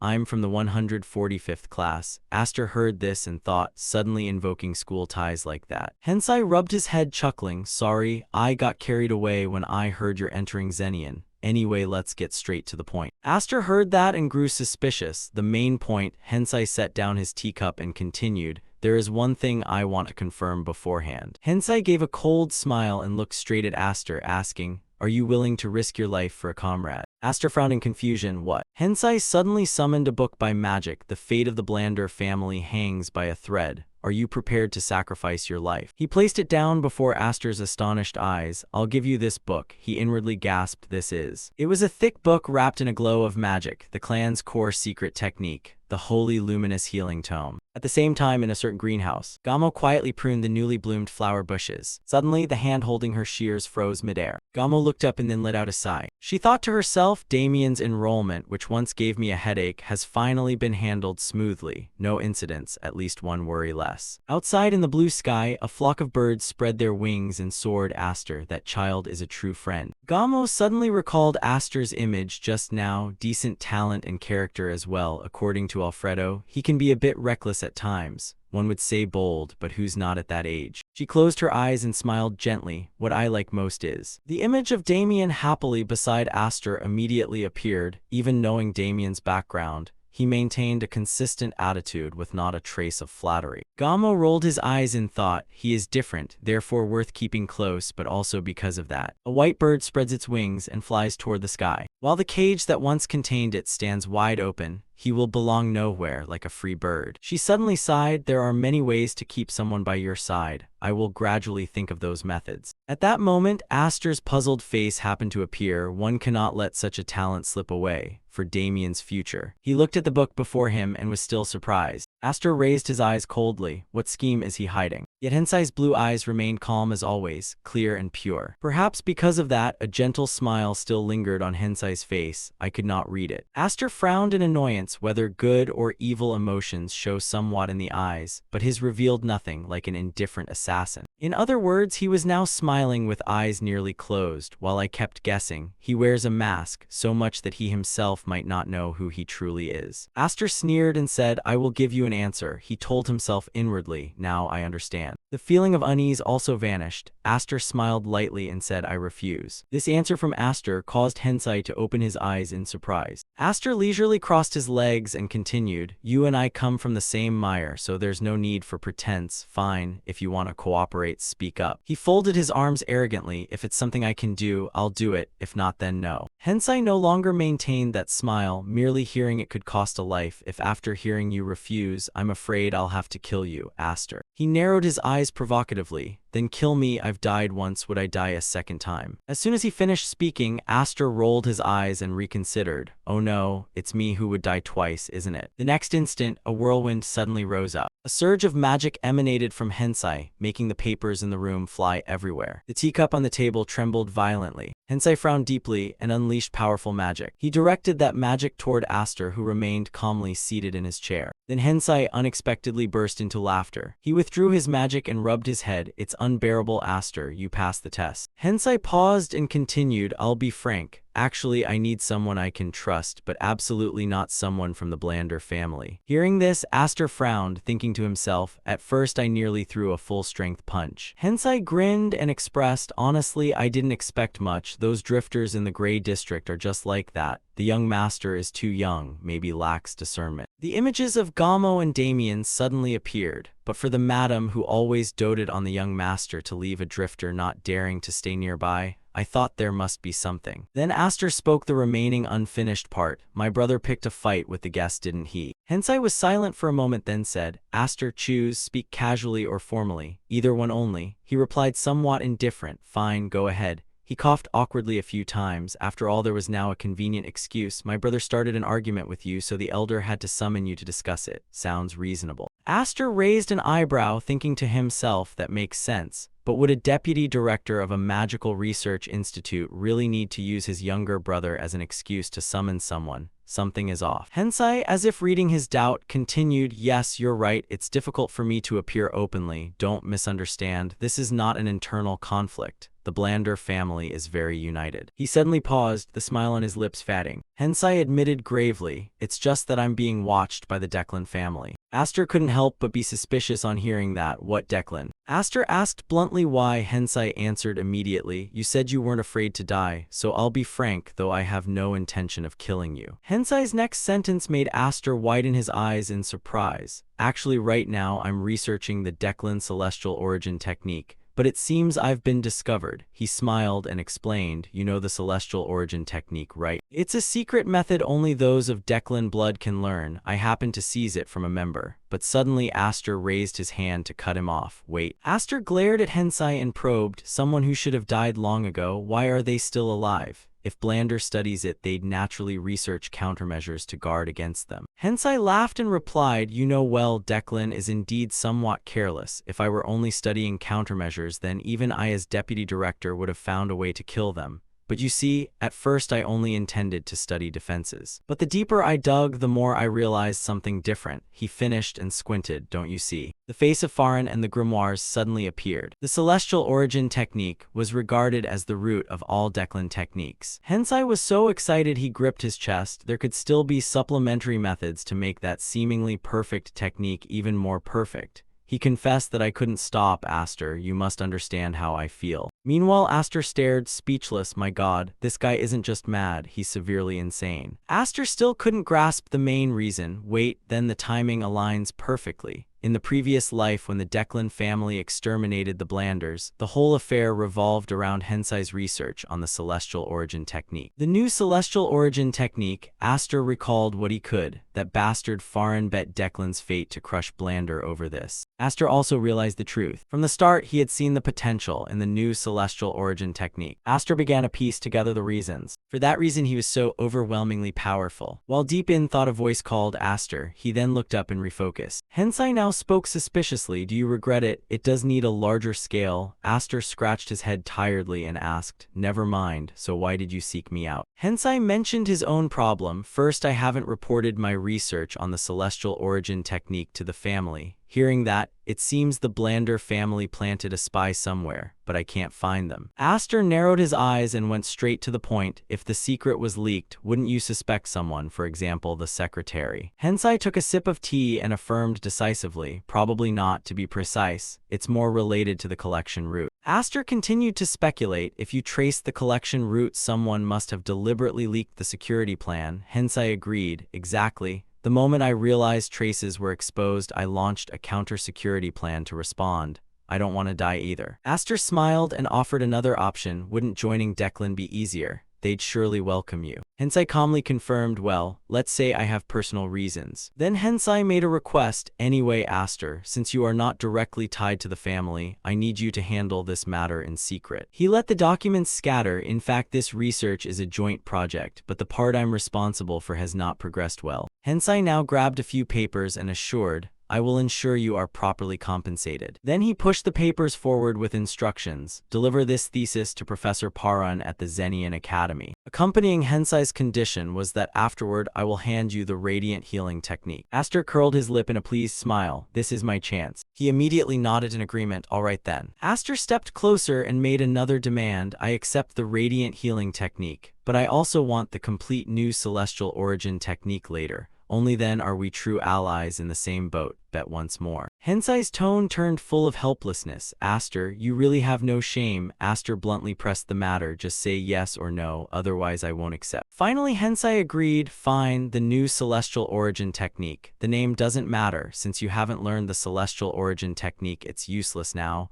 But later, I will give you the complete version. Hensai smoothed his hair and added, however, I also have one condition. Hensai foresaw until this thesis is completed, I may need your help, Aster. I hope you will offer your hand then. If we're in the same boat, you should at least do that much, right? Aster agreed without embarrassment. That won't be a problem. If it concerns the thesis, I'll help. But by the way, I can't read. This made Hensai freeze. He clamped the stack of documents to his chin. But suddenly Aster spoke up. Just kidding, then snatched the pile of documents. Hensai replied, not only shameless but also dull. At this Aster was very curious. So is Professor Parun trustworthy? Hensai boasted with great pride. From student days to being an assistant, he and I always competed for first and second place. Sadly, the contest ended when I returned to the Blander family. Aster silently wondered whether he was truly superior or if it was just his own illusion. Aster felt extremely annoyed. Professor Parun, this world is doomed. There's another madman at the academy. On a moonlit night near the castle, the books and letters were tossed and scattered. Tur looked at the mess with annoyance. Hensai stuffed everything into a spatial pouch to avoid detection.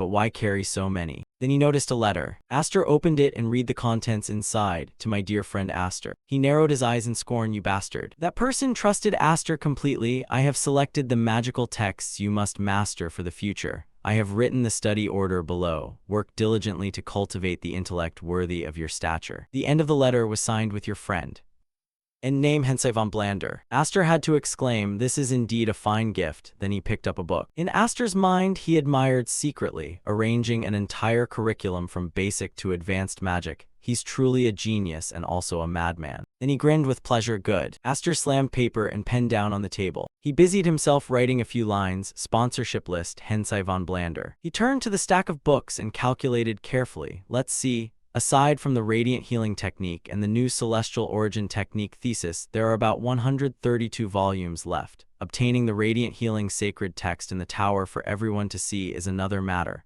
I'll have to discuss it with Damien later. Aster recalled and nodded with satisfaction. You could call it a friend's privilege. Then he glanced down and realized that the 132 books Hensai gave me were not simply 132 books. They formed a single system. Aster understood the mechanism clearly. If that system exists, then anyone who wants to learn magic can build a foundation. He had prepared another plan. Yes, before I only thought of storing the books in the tower, but now it's different. In an ancient tower at night, it will become the tower's identity, a place that grants knowledge to those who crave it. Aster eagerly awaited the results, an unexpected harvest. Hensai stood by the window thinking, at first if he's useful I'll let him deliver the thesis, if not I'll use him and discard him. He drew back the curtain to agree, but Aster, he's an interesting one. Hensai smiled strangely. Moreover, he recalled Aster's expression, kill me, whether I die once or twice, what difference does it make? Hensai doubled over with laughter. Kill me? Does he really want me to kill him? That was only a threat to test him, but thinking back I have no reason not to kill him. He was now somewhat more cautious, but that light, he wasn't just saying it, he really didn't care about dying. The more Hensai thought, the more intrigued he became. Unlike those pigs, truly interesting. He now valued Aster greatly. Indeed, he hid many things, but isn't that even better? I've found an ally who can stand by me and look toward the same goal.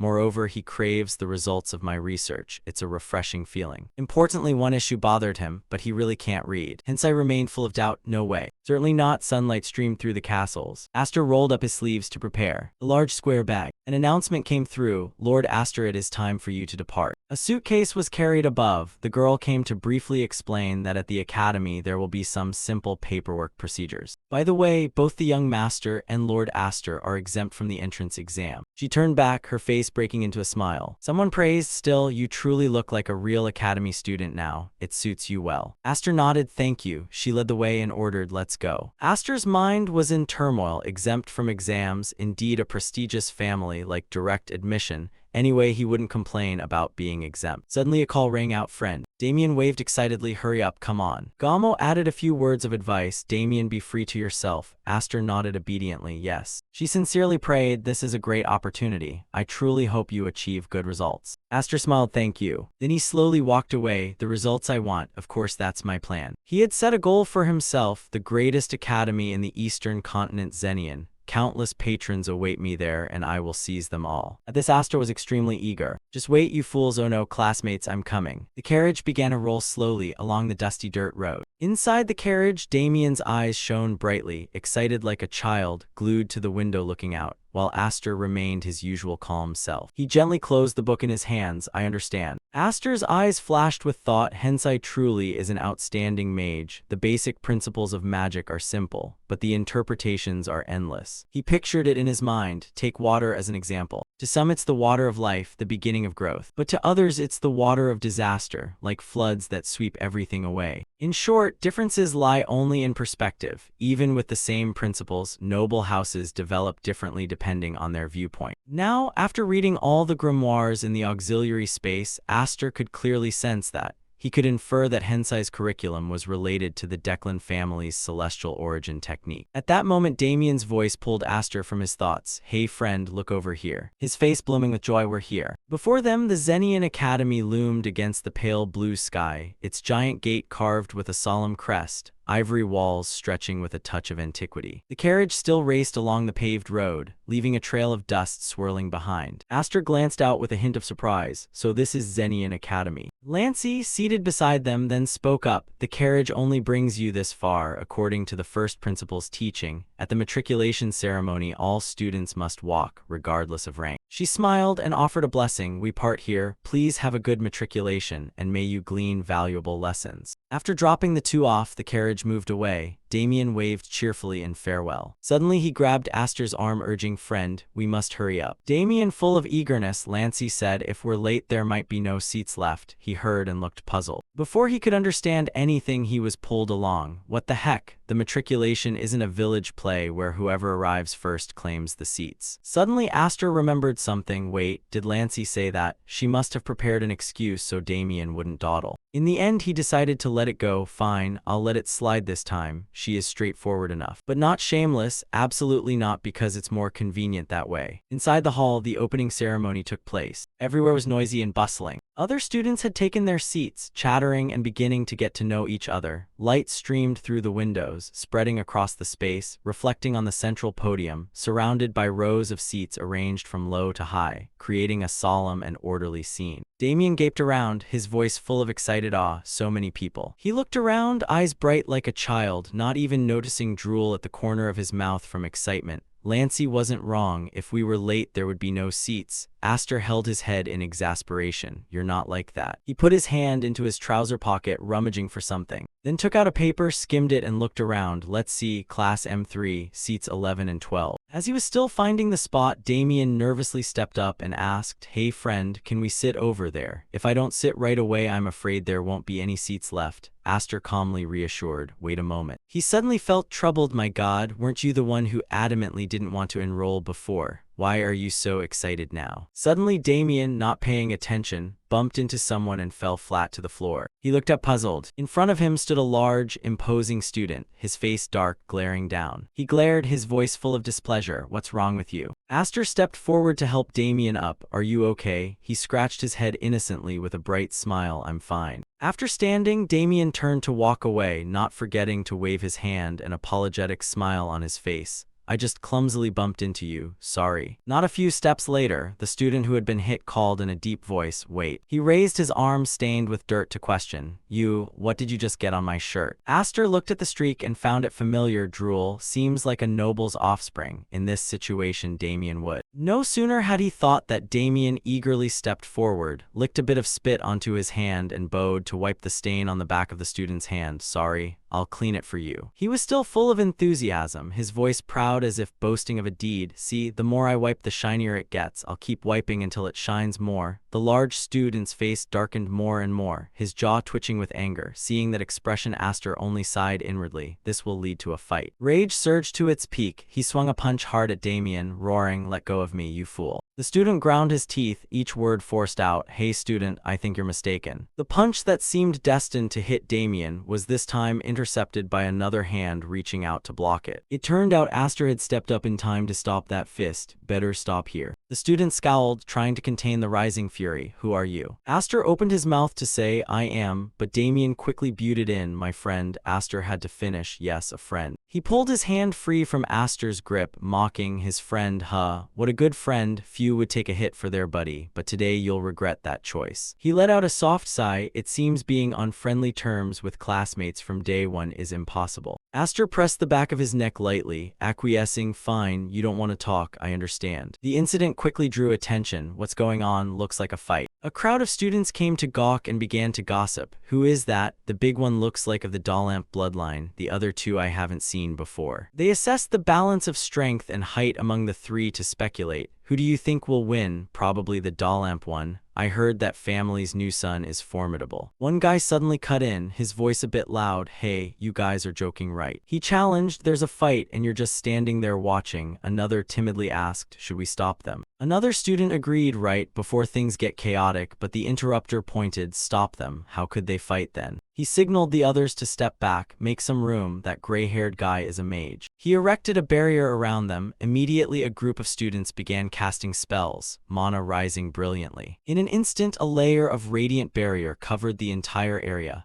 Magical runes spun and hovered in the air. Many people gathered to cheer. "Hickster, go for it. I bet on you." 3 snack tickets. "I bet 2. I bet 3. Idiots, only betting on the underdog is worthwhile." In a corner unnoticed, a student merely folded his arms and watched silently. He slightly curled his lips into a suggestive smile. Inside the barrier, the Dallamp student hunched his massive shoulders and wrapped his arms, introducing himself with a clash. "I am Hickster, the second son of the Dallamp family." He lowered his stance, radiating fierce mana, his sharp gaze fixed on Aster and Damien. "What is your name?" Aster calmly loosened his tie and replied, "I don't have noble blood like you, just consider me a passerby." Hearing that, Hickster sneered with contempt. "Not a noble, huh? No matter, you are a mage. This cramped space must be disadvantageous for you, so I'll generously let you strike first." His voice rang with provocation. "Come on then." At first Aster was slightly surprised, then he curled his lips. "This one sure talks a lot." Aster decisively yanked his tie free in challenge, saying, "You didn't want to talk, but you keep yammering. Are you scared?" Those words were like pouring fuel on the fire. Hickster trembled with anger. He immediately stomped the floor and charged, snarling a curse, "You bastard." Hickster's sprint tore through the air and quickly closed in on Aster, but Aster remained composed. He swung a powerful fist, but Aster was agile and in a blink tilted his body to dodge. Hickster grew increasingly furious, veins bulging on his face, but before he could react, Aster's voice calmly rang out, "There's one more thing I haven't told you." Then he bent low and clenched his fist, mana converging fiercely, his tone emphasizing, "Not one person but 2. With that, a punch landed squarely on Hickster's face, making him spit blood. Hickster's large frame staggered and then toppled backward. Hickster struggled to keep his footing on the floor, panicking inside. What the heck? He gritted his teeth to swallow the bone-deep pain, sweat starting to pour. Why does this hurt so much, this bastard? A jade-green shockwave surrounded Aster, radiating utterly overwhelming force. Seeing the speed and power of his attack, Hickster was filled with extreme doubt. Is he really a mage? Hickster glanced at Damien in astonishment. Healing magic. Damien stood outside with his hand extended toward Hickster, continuously channeling energy to help him recover. Hickster tried to regain composure and adjust his stance. Damien smiled very comfortably, raising both hands and beginning to form a round, bright sphere. Hickster was still tangled between pain and confusion. "But why?" He glared at Damien, thoughts briefly drifting. Aster remarked, "So noble lineages truly are lofty." Aster seized the moment and dashed in with blinding speed, taunting as he attacked, "Punch that hard and you still dare look away." Hickster felt a plentiful stream of restorative energy transferred from Damien, but he only managed to raise his hands to guard against Aster's barrage, completely on the defensive. Aster, seeing Hickster's surprisingly nimble evasions, smirked, "You're not bad." Hickster grunted with suppressed anger. "Some guy pummels me," while glancing at Damien with contempt. and that guy heals me. Aster continued attacking wildly, turning Hickster into a human punching bag. Hickster cursed inwardly, damn it, my heart's racing. I wish I could take one blow and pass out. After a dizzying spell, Hickster finally had a moment to breathe. The whites of his eyes rolled up, his body began trembling uncontrollably. Suspicion filling his gaze. Am I scared? Outside, the crowd kept shouting and cheering frantically. Hickster, what are you doing? Don't hold back. Only Hickster could most clearly feel the opponent's dominance. His face went pale. Their expressions were extremely excited. The saint of the Dalamp House, the star of the Eastern continent, the hope of every martial artist, they cheered without restraint. We believe in you. You've been stalling with them for a while now. Finish it off. These words sounded like an insult to Hickster. He ground his teeth and snarled, how dare you? Rage filled his facial muscles, forming a ferocious look, bloodshot veins appearing in his eyes. Hickster roared, how dare a mere mage? He rushed in to attack like a wounded beast, but Aster only stepped back one pace, completely evading, dealing no damage at all. Aster glanced down at Hickster charging in, not bad. Hickster seemed to go insane, losing control of reason. He kept charging and shouted loudly, don't underestimate me. The punch aimed directly at Aster, sending him flying backward. Outside immediately erupted in loud cheers. That's our Hickster. Yet Hickster ground his teeth and looked at his hand, his face turning puzzled.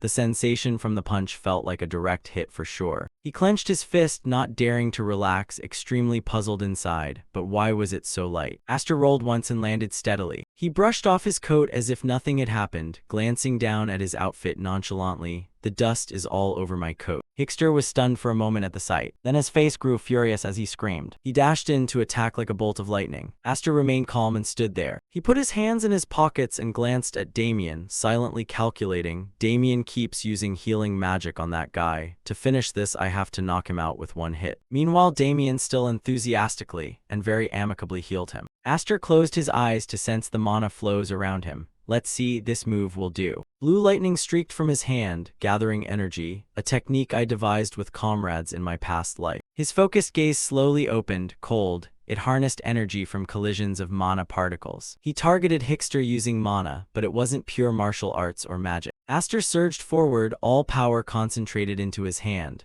A purely mana attribute technique. He unleashed the final punch with a thunderous boom that caught Hickster off guard. The cheering crowd around them was also affected by the force of the blow, crying out in alarm. A young spectator tried to open his eyes to see what happened. What's that? In front of him, he could only see dust and Hickster standing motionless. Hickster's knees suddenly buckled. Aster was still standing while Hickster had completely collapsed. The crowd fell silent in shocked astonishment. The scene became completely quiet. An arm was raised powerfully, a hand clenched as a declaration of victory. That was Aster, the one left standing after the decisive blow. He snorted coldly, staring at the stunned crowd, crazily ordering, cheer, you lot. Immediately the cheers rolled like an earthquake, loaded with extreme excitement. So cool. Is he really a mage? He did it. He did it. Damn. This is the moment the weak triumphs. Suddenly a sweet voice called from behind, hey friend. Damien rushed over to congratulate, smiling happily and proudly. We won. Aster nodded and patted his head. Yep. He smiled teasingly, so from now on don't suck your thumb anymore. The other side looked at the two, celebrating with complex expressions. One guy crossed his arms and sneered, didn't expect a mage to fight like that. Just then, a voice suddenly called from behind in annoyance, how crude. A clamor rose, go somewhere else you thugs. The man who appeared shouted loudly, it's the matriculation ceremony and you're as noisy as a broken market. The man kept turning and scolding, was it you, or you? If you don't quiet down I'll have you all arrested. Aster frowned thinking, I'm in trouble. He glanced at the noisy people behind with a feeling of resignation. But it's fine, after all I'm the one who tidies up. Aster tried to stay as quiet as possible. There are many ways to slip away, and since everyone is excited they won't forget easily, but unexpectedly he looked at Damien, who kept shouting and pointing this way, not them, it's us, over here, over here. Aster helplessly narrowed his eyes. Damien's words immediately drew attention. The man angrily asked, are those the thugs? Damien happily admitted it with no intention to flee. Yes, it's us. Drawing that man's attention forward where Hickster lay unconscious on the floor. From a closed room, the man's stern voice rang out, Damien Aster. Aster stood upright, looking a bit weary of the trouble caused, while Damien was openly excited, yes, yes. The man sitting in the chair wore a serious expression. You two confessed honestly, so I'll let this pass without deducting points. It seems the opponent wasn't seriously injured. However, he didn't forget to frown and warn, from now on I'll keep a closer eye on you. Hearing that, Aster immediately breathed a sigh of relief and straightened his back. The schoolyard now seemed quiet, sunlight filled filtering through the tall ancient trees, casting cool shade. Aster pushed the door open and took a deep breath. Luckily, the matriculation ceremony hadn't started yet. At that moment, a murmur rose around them. Is that him, with that body beating a pugilist? He's magic system. How does he fight like that? True to his restless nature, Damien immediately waved back. Everyone's looking at us. Aster kept a cold face, thinking, damn, we're too conspicuous, stop waving grandpa. A group of 3 students quickly approached, noticing them. One said, ah, there they are. Damien carefree looked very excited. Maybe they saved us a spot, friend, classmates are great. Aster replied politely, yeah, probably. At that moment, the bald forehead with silver hair of the dean appeared and a voice began to speak, yes, so. The dean with a serious face began his speech, continuing the teachings of the sages, our academy's first dean will. The speech dragged on, yes, drowned out by the noise below. Only a few words could be heard. Damien had been asleep for a while. Aster kept his cool look as always, thinking, the dean is persistent. He can really keep speaking that long. He suddenly noticed Damien's expression beside him. He had closed his eyes and was nodding off, dozing peacefully without anyone noticing. Aster sighed and smiled. This guy really is. He grabbed Damien's hand and lifted it to wipe his mouth. Don't drool anymore, for heaven's sake. Suddenly a voice rang out, excuse me, Dean, someone says you need to stop by for a moment. The dean was slightly taken aback. Is there a matter more important than the matriculation ceremony? That person leaned in and whispered something into the dean's ear. The dean's expression changed. He immediately cleared his throat. He spoke into the microphone, sorry everyone, an urgent matter has come up and I must leave at once. The speech will end here, the ceremony will continue.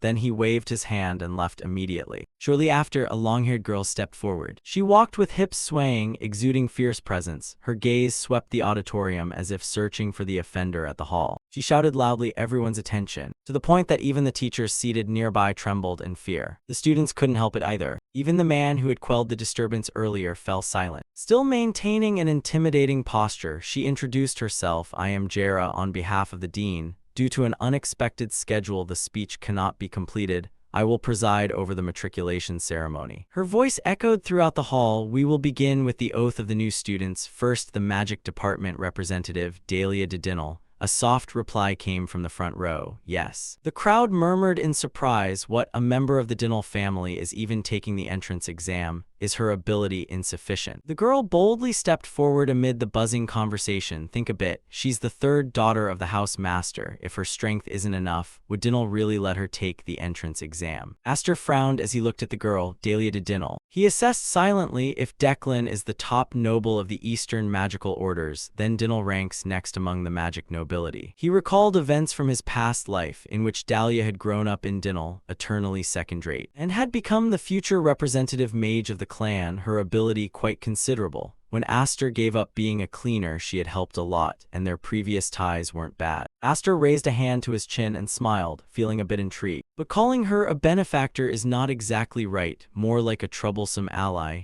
Anyway, Dahlia entering this class is something to celebrate. Jera continued calling names. Next, the combat department representative, Paul, stepped forward. The young man replied immediately, his voice decisive, yes. Aster stood behind, quietly judging. The combat side didn't announce a family name, so not noble or from a prominent house. Yet that Hickster fellow was noble and only as good as that. I wonder how furious the nobles will be. After Paul stepped up, Jera declared that was the end. The oath concluded. She continued with introductions. Next, allow me to introduce the professors who will be in charge of the upcoming 172nd cohort. Please welcome the professors in order. At that moment, Dahlia was intently looking in a certain direction. Aster seemed to sense a gaze staring at him. What is that? Is it just a feeling? He couldn't help but be suspicious, as if their eyes had met. But then he immediately brushed it off, and that wasn't important. Dahlia was slowly descending the stairs. Perhaps distracted by something else, she suddenly tripped and cried out in alarm, which didn't seem to distract Aster's thoughts. He stroked his chin thoughtfully. I heard there's a Professor Parun. Looking at the professor on the podium, Aster felt impatient. When will he step out? One by one, the other professors also gave speeches. Finally, the person he had been waiting for appeared. A commanding voice rang out, pleased to meet you. I am Parun, responsible for the foundational curriculum of magical theory. Aster frowned in appraisal. He expected a presence similar to Hensai, but it turned out quite different. Studying the person before him, he thought, nevertheless Hensai was a man of character, skilled at wearing a social social mask, one should not judge hastily. Next, Jera spoke. With that, the introductions of the professors concluded. The matriculation ceremony is adjourned. Aster glanced at Damien, who had still not woken. Jera's voice was like a lullaby. Please follow the wardens to your assigned dormitories. Aster slapped Damien's shoulder to wake him. Get up. Damien's mouth still dribbling, bewildered. It's over. With a cold face, Aster said without blinking, you were caught dozing, so you're expelled. Now let's go home. Damien stared in shock. In his head, a terrifying scenario immediately unfolded, a look of horror clear on his face. By now dusk had begun to fall. Golden sunlight spread over the tops of the castles. Aster walked slowly along the corridor looking for his dormitory, helplessly thinking that Damien overreacted from a little teasing. He stopped in front of a room, staring at the silent door, wondering, is it here? Aster reluctantly pushed the door and stepped inside. Why is it on the very last floor? Looking at the room's furnishings, he exclaimed. Indeed, the academy was impressive. He inspected a corner of the desk. This is a utility item. They actually issue matching sets for the whole academy. Then he stepped forward and picked up a green notebook. Opening the wardrobe, inside were hooks. Aster held the coat hanging there, thinking to himself that even a trivial item can reveal one's origins, but everyone will buy personal things eventually. As he pushed the door to leave, he encountered someone. Aster recalled his roommate seemed to be named Paul, but his gaze looked rather unapproachable. Paul closed his eyes and spoke coldly. Try to keep as quiet as possible. Paul held a suitcase, his face showing no emotion. Whether you arrange luggage or set up the room how you like, I don't care. And he continued to issue isolation-like demands. Late nights are fine, but let's not interfere with each other. Of course, that includes talking after this hour. Not receiving Aster's reply, Paul's eyes opened and he looked straight at him threateningly. Answer me. Aster's eyes showed indifference. He calmly stared at the other. Look at him. Seeing him remain silent, Paul grew more annoyed, his voice sharp. Why won't you answer? Aster was still busy rummaging through his memory. I heard he's the combat track valedictorian, so how strong is he? Thinking that, Aster suddenly tilted his body and lunged right in front of him. Paul reacted defensively, his hand unconsciously touching the sword hilt in a ready stance. What are you trying to do? At that moment, Aster stopped and glanced down. Not bad. Observing his hand movements, he silently praised. He holds a sword but knows restraint, controlling himself to avoid harming others. Not bad. Just then Damien's voice came from outside. Hey buddy, come out quickly. Aster snorted with a laugh. Doing what? I'm just about to head out. He brushed past Paul, patting his shoulder lightly. Though you are like that in return. Aster turned and smiled brightly, with a hint of mischief. After midnight, if I sing, don't complain. Understood. Stepping outside, Damien scampered over, all excited. He asked gleefully right away, who's your roommate? Aster replied unenthusiastically, Paul. Damien froze for a few seconds, murmuring, Paul, don't even know who that is. Aster silently scolded inwardly, of course, you slept like the dead. He eagerly raised his hand to invite. Anyway, let's tour the academy. Lancey said there are countless things to see. We must go on the first day, and she also insisted we go together. Hearing that, Aster considered it inwardly. See how many things are worth seeing. Then he smirked and smiled. Let's go quickly. The two walked side by side around the campus. The atmosphere was harmonious and peaceful. Their conversations continued without end. The sunset sky was dyed a warm orange. The last light of day cast a gentle, peaceful glow over the scene. Stopping on a bridge, Damien exclaimed excitedly, look, a lake. We don't have this at home. Aster seemed a bit tired of his friend's enthusiasm. In front of them, a clear pool shimmered, small ripples running back and forth. Aster felt weary, truly tired. It was like leading a child around. Perhaps that's why Lancey paired me with him. But who am I? A petty man. When troubled, I retaliate. He suddenly muttered, then asked them to build it. Damien looked over with wide eyes, not understanding. Aster smiled and explained, just dig a hole and pour water in and it's done. Instantly, Damien's eyes lit up like stars. He shouted enthusiastically, yes, tell them to make it bigger, larger than this lake. Back at the manor, Lancey sneezed while washing dishes. After this idea, Damien began to ponder seriously what to name the lake. Aster chuckled softly. Then he casually offered a name, Blood, Sweat, and Tears. The name made Damien's face light up. He slapped his hands and agreed. This time at the manor, Lancey used me again. A bad premonition washed over like a wave. Damien continued wandering, excitedly pointing, look at that statue. It's beautiful. Aster glanced and casually suggested, tell them to make that too. Make it into blood, sweat, and tears too. He didn't hesitate a second, so Aster began to drone on, sketching with his hands like an artistic magic director. Make it a dragon. The scales must be delicate to be beautiful. The more Damien heard, the more excited he became, nodding rapidly, magnificent, sublime. Lancey turned pale, sweating coldly, her neck tingled. What is this? Why is my spine chilling? After a while of strolling, Aster asked, that was enough of a tour, shall we go back? Damien happily agreed. He nodded slightly. Then his expression grew serious. Let's see, the cleaner has found about 7 people, counting those not yet identified about 10. The distribution seems centered around. Aster's gaze stopped at the second magical study hall, a towering, massive structure. He rummaged through his memory. The second magical study hall housed Professor Parun's research rooms. It makes sense. The target really is Professor Parun. Aster began to calculate. Declan must have realized Hensai has an accomplice. So now they've moved to suspect Parun, who has close ties to him. His eyes flicked in one direction. By the bushes, a figure was silently watching. Aster's mouth curled slightly, a thin, mocking smile, a surge of interest rising like an undercurrent. I was worried they hadn't followed yet, but they tailed perfectly at the right moment. Let's see what they've learned. One evening the sky grew dark. A thick night enveloped the academy. A lone lamppost cast a pale yellow light flickering in the cold breeze. Suddenly a shadow skittered across the rooftop. The silhouette moved so nimbly it left only a blur, its jumps cat-like. In an instant it had reached the east building. With a single light kick, the shadow landed on the ground almost without a sound. As soon as he touched down, a voice called from the dark corner, "You're here." The newcomer nodded slightly, stepped forward, and asked briefly, "Where are the others?" The one waiting answered shortly. They went ahead. Orders from above were urgent. The report said to converge on the target's lair. The other asked if it was the primary or secondary target.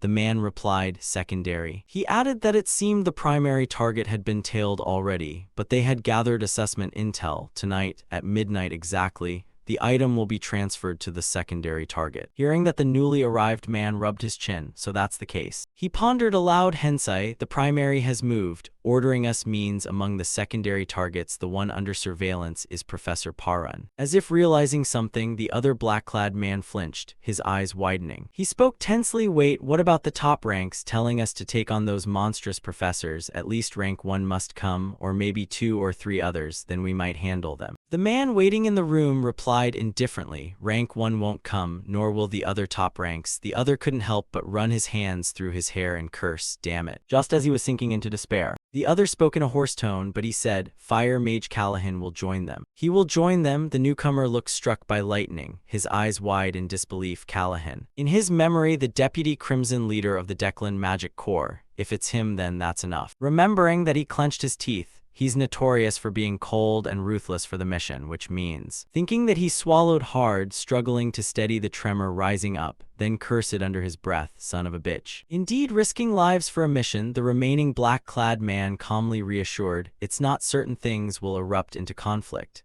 The family would also avoid exposing a famed mage in an operation. The other snorted coldly. Fine, think that way then, the remaining black-clad man urged, then let's go. 2 black shadows dashed out of the building to rendezvous quickly and increase their survival odds. However, those 2 did not know that all their actions had already been seen by someone standing on a nearby rooftop. Moonlight washed over Aster's face. Midnight then. The cold night wind blew by, carrying a whisper like a breath. Could it really be Callahan? Callahan leaped up and laughed wickedly. He was someone still savoring his glory days while I was active. He turned his back toward someone. After the Declan family risked everything against the Blanders, Callahan stayed with the declining family to prove his loyalty. Callahan's silhouette looked extremely dangerous. He is dangerous now, but his true peak came after the war with Blander. He smirked with malice. Declan's fire magic, the unstoppable one, was hidden like a wartime sorcerer. Finally, Aster made a decision, so I must capture him. Aster pictured the glowing book and pondered. Callahan's magic is one of Declan's secret fire techniques, and he's one of the continent's famed mages. He's worth my risk. Aster lowered his head and walked thoughtfully. I once wondered why a troublemaker would tail then return. This is an unexpected windfall, but something still bothers me. Then he showed determination. The target they mentioned, Hensai's manuscript, is actually with me. A blank sheet appeared in Aster's mind, yet they said the target would be handed to the secondary target, Professor Parun. 2 masked figures also appeared, asserting that my manuscript couldn't be a fake, and it's impossible the target they mentioned isn't that manuscript. Aster slowly said, then the item being handed over today is a forged manuscript. A man appeared fastening his cloak. He reached out to open a cabinet to take something. Immediately, the man tucked a weapon at his hip. Then he flicked his hand and turned away. Beside him, someone else was wrapped in a blanket sleeping soundly, while that man, cloaked, stepped off quietly. It was Paul. He glanced with sharp eyes to the side. On the bed, it was not Aster, but a wooden dummy lying there. Outside the castle, it was pitch dark, all lights were off, and only one room remained brightly lit. A candle was lit beside Parun. He was intently looking at something. Immediately, Parun squeezed his eyes shut and grimaced. Damn Declan, he cursed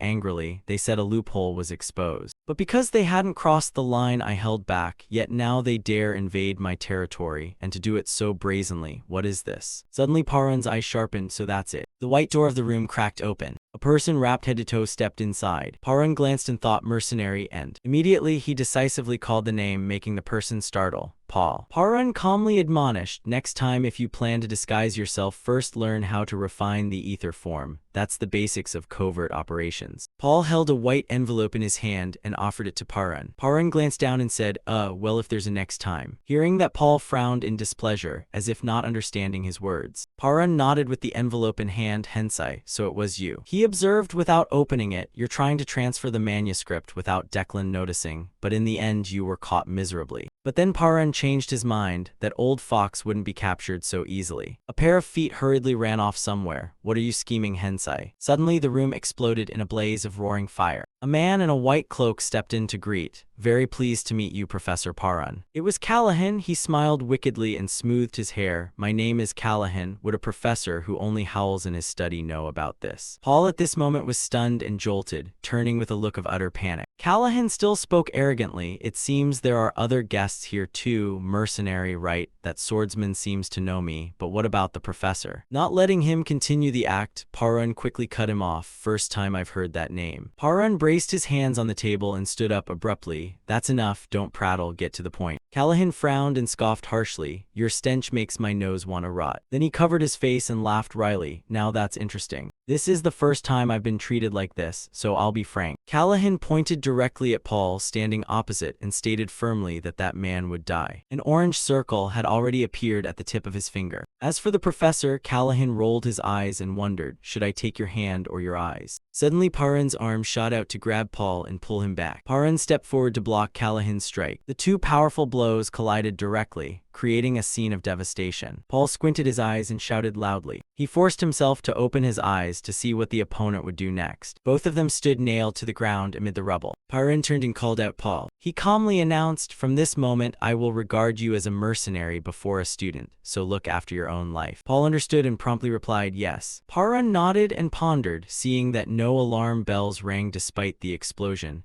It's highly likely those Declan rats set up a concealment spell. Night gradually fell over the stately castles. Parun narrowed his eyes and mused, can I only rely on that rookie mercenary? Callahan still stood there arrogantly taunting. This dossier certainly came from those filthy Blanders. Callahan said sinisterly, he doesn't look like someone who will hand it over meekly. Parun glanced at Callahan. What should I do? Suddenly Callahan put on a terrifying expression and asked, or shall I toy with you a little? No sooner had he finished than Callahan unleashed a move that emitted a surrounding golden light. Parun and Paul remained on the defensive watching. Suddenly several masked figures flew in from somewhere. Callahan opened his mouth and laughed like a demon. Seeing the scene before him, Paul involuntarily widened his eyes in worry. Immediately after, Parun quickly formed a white circle in front of him. The two streams of white and golden light from them collided head-on. A cloaked figure stood at a distance watching, seeing the beams of light shining from that castle. It was Aster. He told himself, it's begun. Aster took out a mask and held it in his hand. Then Aster put it on his face. It's been a long time. Aster's eyes lit up and he nimbly leapt, not Aster but the #1 cleaner. Having prepared everything, Aster looked straight ahead and said, all right, let's go. Aster clasped his hands together. Lady Moon. Aster prayed sincerely, let me once again be the righteous scourge of chaos today. Aster squinted, but to be honest, I never thought about righteousness. Immediately Aster leapt high. The side of the castle had been blasted to ruins. Callahan laughed loudly, not bad, mercenary. Paul panted wearily but still gripped his sword tightly. Paul glanced back anxious, damn it. At Paul's hip was a glowing object. Turns out the captain's charm I have is a protective talisman. lucky. Suddenly Paul was startled by a voice yelling, "Get out of here." Paran with glowing eyes flew over. Paran unleashed a powerful strike at Callahan. Callahan quickly countered at once. Paran casually patted Paul's shoulder. "Not bad, maybe I can trust you a bit more." Paul looked at the sword and narrowed his eyes. "There are runes on the blade." Paran turned to ask cautiously, "Can you block it?" Paul stared ahead and replied, "As many as it takes." Then Paul boldly affirmed, "It's no longer a question of whether I can. If I fail, I die." Callahan chuckled with contempt. A mage and a guardian make an interesting pairing. A beam of light crept into the ice block. Callahan did not hesitate and fired a tease toward Paul. Fortunately, Paul quickly used his sword to parry and dodge to the side. On this side, Paran kept the technique steady on that blue circle. The guardian has been dealt with. The masked men were also knocked out one by one. At this rate, Paran will be exhausted. Paran glanced over. Well then. Then Paran looked at Callahan launching spells and decided, I have to gamble. Paran maintained mana in his hands and pondered, when the allocation of mana in nature is limited, if many entities issue commands, a struggle for control will erupt. Instantly, Paran concentrated all his strength into this strike. So how much will you siphon from me? Callahan stood there and asked, "Are you challenging me?" Callahan, not to be outdone, sneered and leapt up. "Try me." But as he neared Paran, Callahan suddenly recoiled and shouted. A light bearing tremendous power had engulfed the entire castle. Inside, all three of them were surrounded by beams of light. Paul was also suspended in midair looking down. He half opened his eyes. Damn it. Paul watched Callahan and Paran fighting fiercely with resentment. They're both monsters. There's no opening to rush in. Soon after, Paul lay motionless under the rubble. If this happens, you should have fought from the start. Three cloaked figures stood outside, looking up at the violent vortex destroying everything. Someone commented, ruthless. A man watching grew anxious. Stopping to charge and now would be suicide. Catch your breath. He turned back and asked how many cleaners are left. Suddenly, the white light erupted in fury and flung the cloaked men outside. One man gaped in ambush. What? Then he shouted loudly, ambush. At the same time, a black-cloaked figure quickly approached. The black-cloaked figure landed hard on a large rock. It was Aster. The sudden arrival of the black-cloaked figure forced Callahan and Paran to turn and look. Aster raised his cold eyes and declared, "And now witness my magnificent appearance." The two of them were still fighting, but their eyes turned to Aster because of his words. Callahan angrily snapped, "Are you mocking me?" Ignoring the shout, Aster charged forward with fierce zeal. Aster quickly grabbed Callahan by the throat and pressed Callahan. Aster's eyes turned icy as he said, "This place will be your grave." Caught off guard, Callahan couldn't react and in pain only stared at Aster. Aster shouted, "Die." But then Callahan slammed both hands hard into Aster's chest. And then Callahan was hurled away by a terrifying force. Callahan skidded along the ground with a bewildered expression. Callahan clutched his abdomen and grimaced, "Damn it, mana backlash." Aster then dashed rapidly toward Callahan. Having taken that heavy blow earlier, Callahan kept coughing up blood. At this time, the other black-cloaked men also quickly closed in. Callahan grabbed a vial and thought to himself, I must suppress the mana backlash first. After drinking the potion, Callahan wiped away the blood. Where did someone like me come from? Suddenly Callahan glared. Aster at this moment had created a surrounding blue light. Callahan stood dumbfounded at the sight. None of his moves were wasted. Moreover, his magic was optimized perfectly for speed. Callahan was startled and looked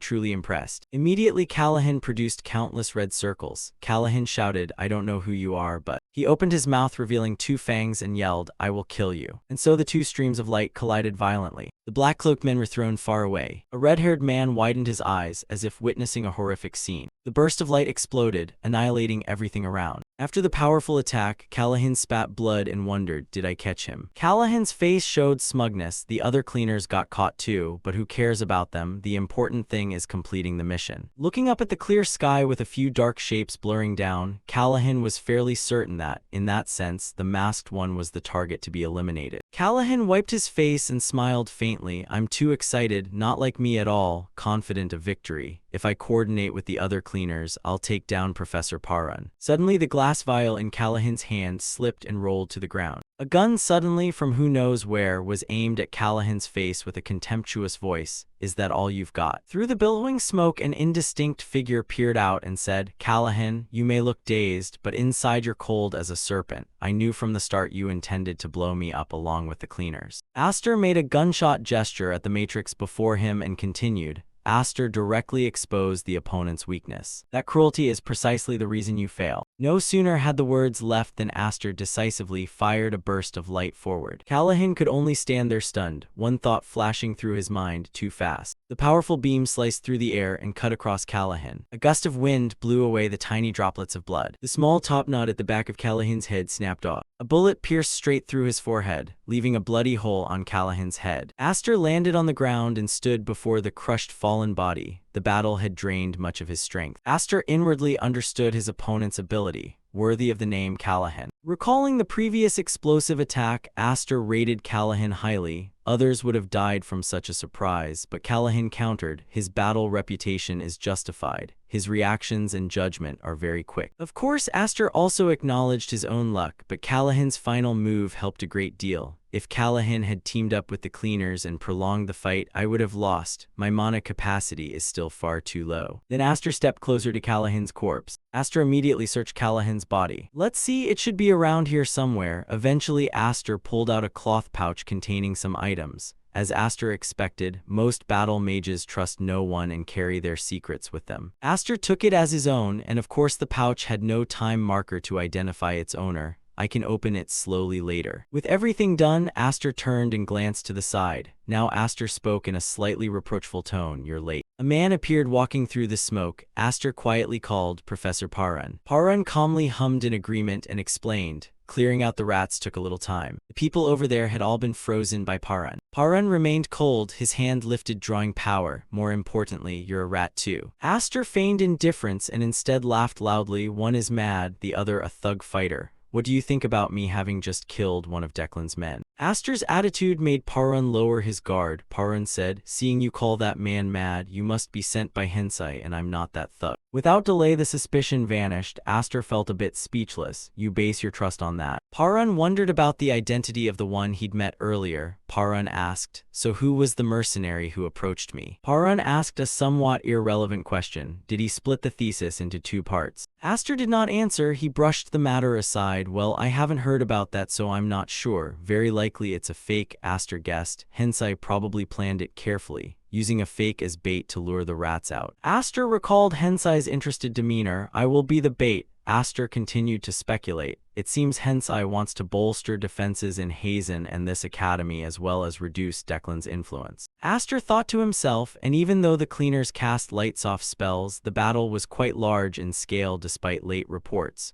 There's no reason the Imperial Knights haven't arrived. Declan must have used his connections with the Imperial Knights. Parun confirmed once more about Aster's identity. "So you really are the envoy." Aster produced a neatly tied stack of papers. Parun took the stack of papers and examined it carefully. Suddenly Parun looked up from the documents. "Do you know the contents?" Aster did not hide it. "I only know the basics." Parun no longer pressed, calmly replied, "Understood." At this Aster bluntly stated, "Fine, I don't mind a one-on-one fight, but are you sure? I don't want to lose a reliable ally." Parun put the documents into his coat, rarely agreeing. "I'll accept the thesis for now. I also don't want to lose an ally, so let this go." Suddenly Parun changed the subject. "Is there anything you want?" Seeing Aster's puzzled look, Parun explained, "That man, Hensai, seems to trust only one type of person, those whose desires match his. You're certainly that kind, so to build trust I must give you something." Hearing this, Aster thought seriously for a long moment, finally answered, "A book." This request was beyond Parun's expectation and made him confirm again, "A book." Aster began to imagine a scene. "I will build a tower, a tall, great tower. I will fill it with books everyone can read. If you contribute a book containing your views on magic, that would be wonderful." Parun listened and scratched his head and muttered agreement. "Fine, I don't think anyone can read and understand everything, but writing a book is probably better. Sounds fun." Aster turned, thinking the matter done, and prepared to leave. "I must go now," but Parun suddenly called after him, "Wait, how do we keep in touch? Aren't you supposed to deliver the next thesis?" Aster seriously gave a reason that stunned the other. "I don't keep men's contact information." Then Aster took from his pocket a string of purple beads. Aster tossed the bracelet toward Parun. "Use this, it's a contact crystal. They are linked, so if one breaks, the other breaks too. Wanna call me Smash One? If there's trouble, Smash Two." Aster left one final word, "Then I will come to find you." Parun took the bead string and noted another matter. "Hey, I'm not into men either." But when he looked up, the other had vanished. He murmured to himself, "Why do I feel a bit creeped out?" Time passed. Not long after, the Imperial Knights of the Empire arrived. After handing everything over, the Imperial Knights quickly secured the scene. They split up to support each wounded person, then evacuated the Academy students to guard against a possible second attack. At this time, Aster had changed back into his everyday clothes and of course took the opportunity to blend in with the students. Damien, still half asleep, looked at him curiously. "Friend, where have you been? Feels like it's been a while since I saw you." Aster only replied briefly, "Had to deal with a big matter." Aster scanned the scene, calculating Callahan's body and the cleaner's evidence should pin Declan down for a while. Seeing Aster distracted, he looked around. Damien misunderstood, thinking Aster needed a bathroom break. "Friend, you've been long constipated. Want me to cure you?" Aster did not answer, focusing on his thoughts. But why did the sigil react like that in the fight just now? He usually doesn't respond.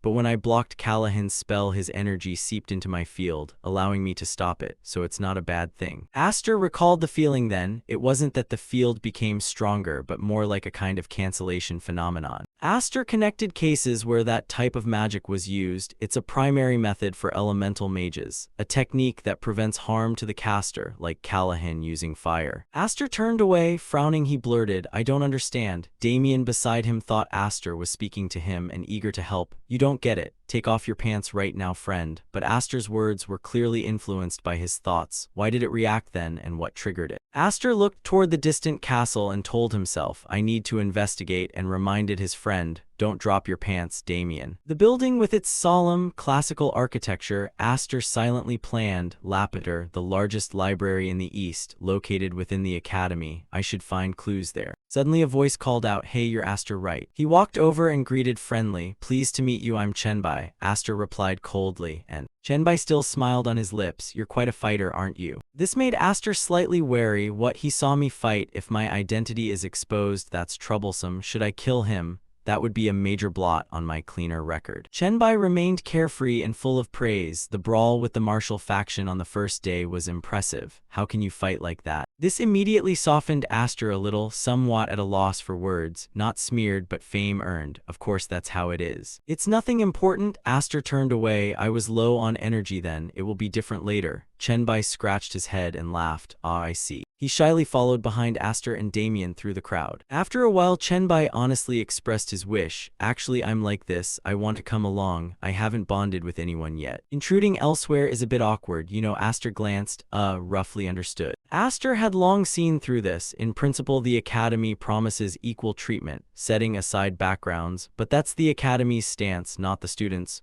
Poor families like mine naturally get pushed aside. Thinking it over, Aster himself wasn't bothered. He told himself, "Fine, I'm not concerned." So Aster turned back and agreed with Chenbai. "Yeah, suit yourself." He breathed a sigh of relief. "Lucky. Honestly, I was pretty uneasy." Chenbai relaxed a bit and skillfully ingratiated himself. "If something like that happens again, being alone is awkward." Aster said and smiled faintly. "Could be." Chenbai grew bolder. "Oh right, hey, the two of you chit-chat on the way." Aster found this quite new. "Is this what a normal conversation is like?" Aster lifted his cold eyes and pondered. This life is always surrounded by lunatics. Recalling the distinctive faces he'd met before, Aster comforted himself. "I've forgotten what normal feels like." The corner of Aster's mouth curved into a slight smile. Now the academy life truly begins. The next morning at the academy, golden sunlight streamed down on the gleaming building. In the lecture hall, students were nearly all present. Damien opened his mouth and yawned loudly. He languidly sprawled across the desk, looking sleepy and miserable. At this, Chenbai also arrived, waving cheerfully. "Good morning, Aster." Damien. As soon as he sat down, he was somewhat displeased. "There was that incident yesterday and you still come to class today. Isn't that too much?" Aster flipped a page and replied, "Yeah, fair enough." Aster observed him. Chenbai's way of speaking yesterday didn't seem aristocratic nor well off, yet he wasn't shy, quite bright, in a good mood. Silently judging him a decent friend, suddenly he turned and called out, "Did you hear?" Chenbai revealed a bit of news. Earlier on the way he heard that the homeroom teacher for our third group is Professor Jera.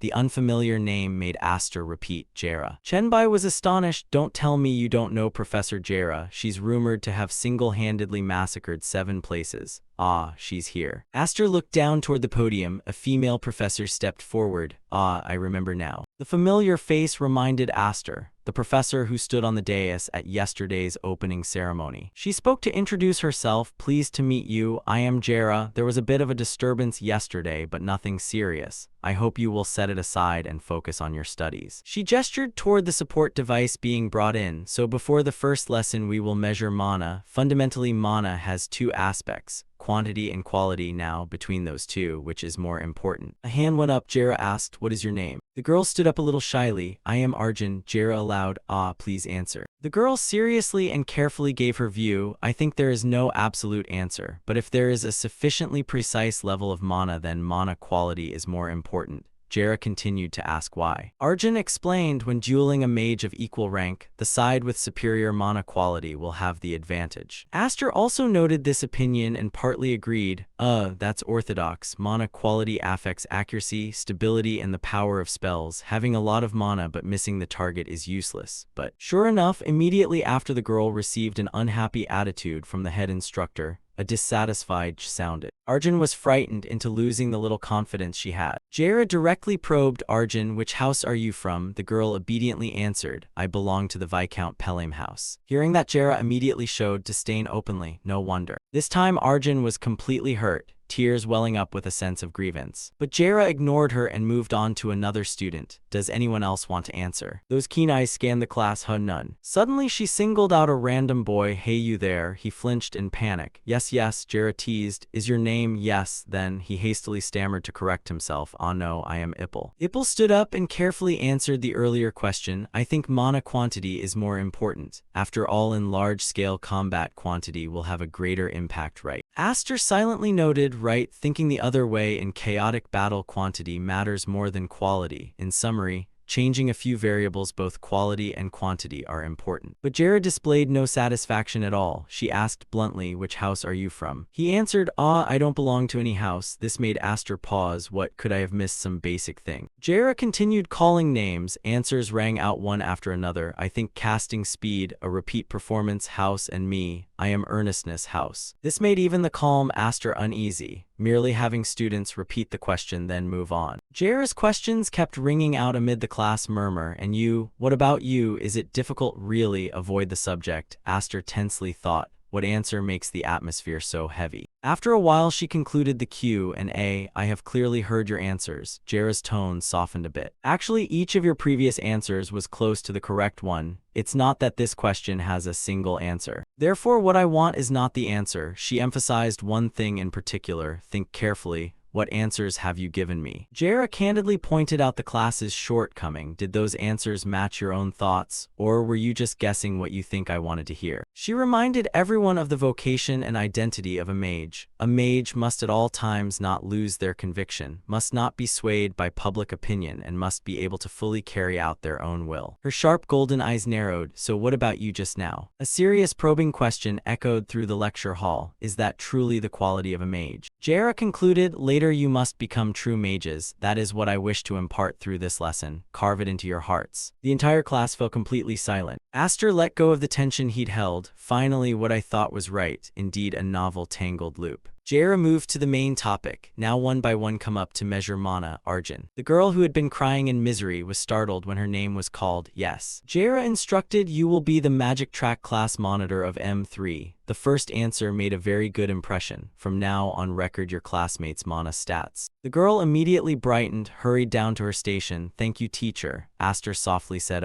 inwardly marveling at how she tamed the whole class this way. Chenbai beside him sniffed, biting his handkerchief in tears. Jealous, really? Aster was speechless. I don't get it. Jealous of what? Up there, Jera signaled to bring the support device to the teaching assistant. The drape was pulled off. A jade green orb immediately appeared. Students murmured in astonishment. Is that the mana measuring device? I've heard it's hard to come by. Jera touched the orb. Everyone is seeing it for the first time. She glanced meaningfully. Now is the time to learn your own mana stats. Who knows? A stream of blue light spread out, leaving the students amazed. Jera teasingly baited, among us there is a monster. Damien glanced at the matrix projected on the ceiling, his finger lightly to his lips. Jera glanced and said, well, it's very simple to use. She ordered. Arjun placed her hand on the crystal orb and channeled mana into it. Arjun promptly complied. Yes. Right after that, she went to place her hand on the crystal orb. The orb instantly emitted a blinding light that made Arjun gape in surprise. Shortly after, the crystal orb manifested a strange circle. Arjun looked up astonished, mouth agape, not believing her eyes. Jara turned her cold face and said, "Do you see clearly? Among the many indicators, the most important is this middle part. The refinement stat from quality and the geoforce from level 1 to level 10. She pointed at the circle and explained, Arjun reached level 4. Last year's freshman average was level 3, so that's very good. Arjun scratched her head embarrassed. Thank you, teacher. Jara glanced as she observed, then instructed. Next is to measure total mana quantity. It's simple. Pour your mana in. Arjun did as told. Yes. The circle displayed the number 17 with the announcement Arjun is level 17. Considering last year the average was level 15, this year's number is higher. Jara smiled lightly, looking at both mana quality and quantity shows how diligently Arjun trains daily. Suddenly she gave praise that made Arjun blush scarlet. Commendable. A boy said admiringly, I wish I had such high numbers, while Aster didn't listen and sat pondering.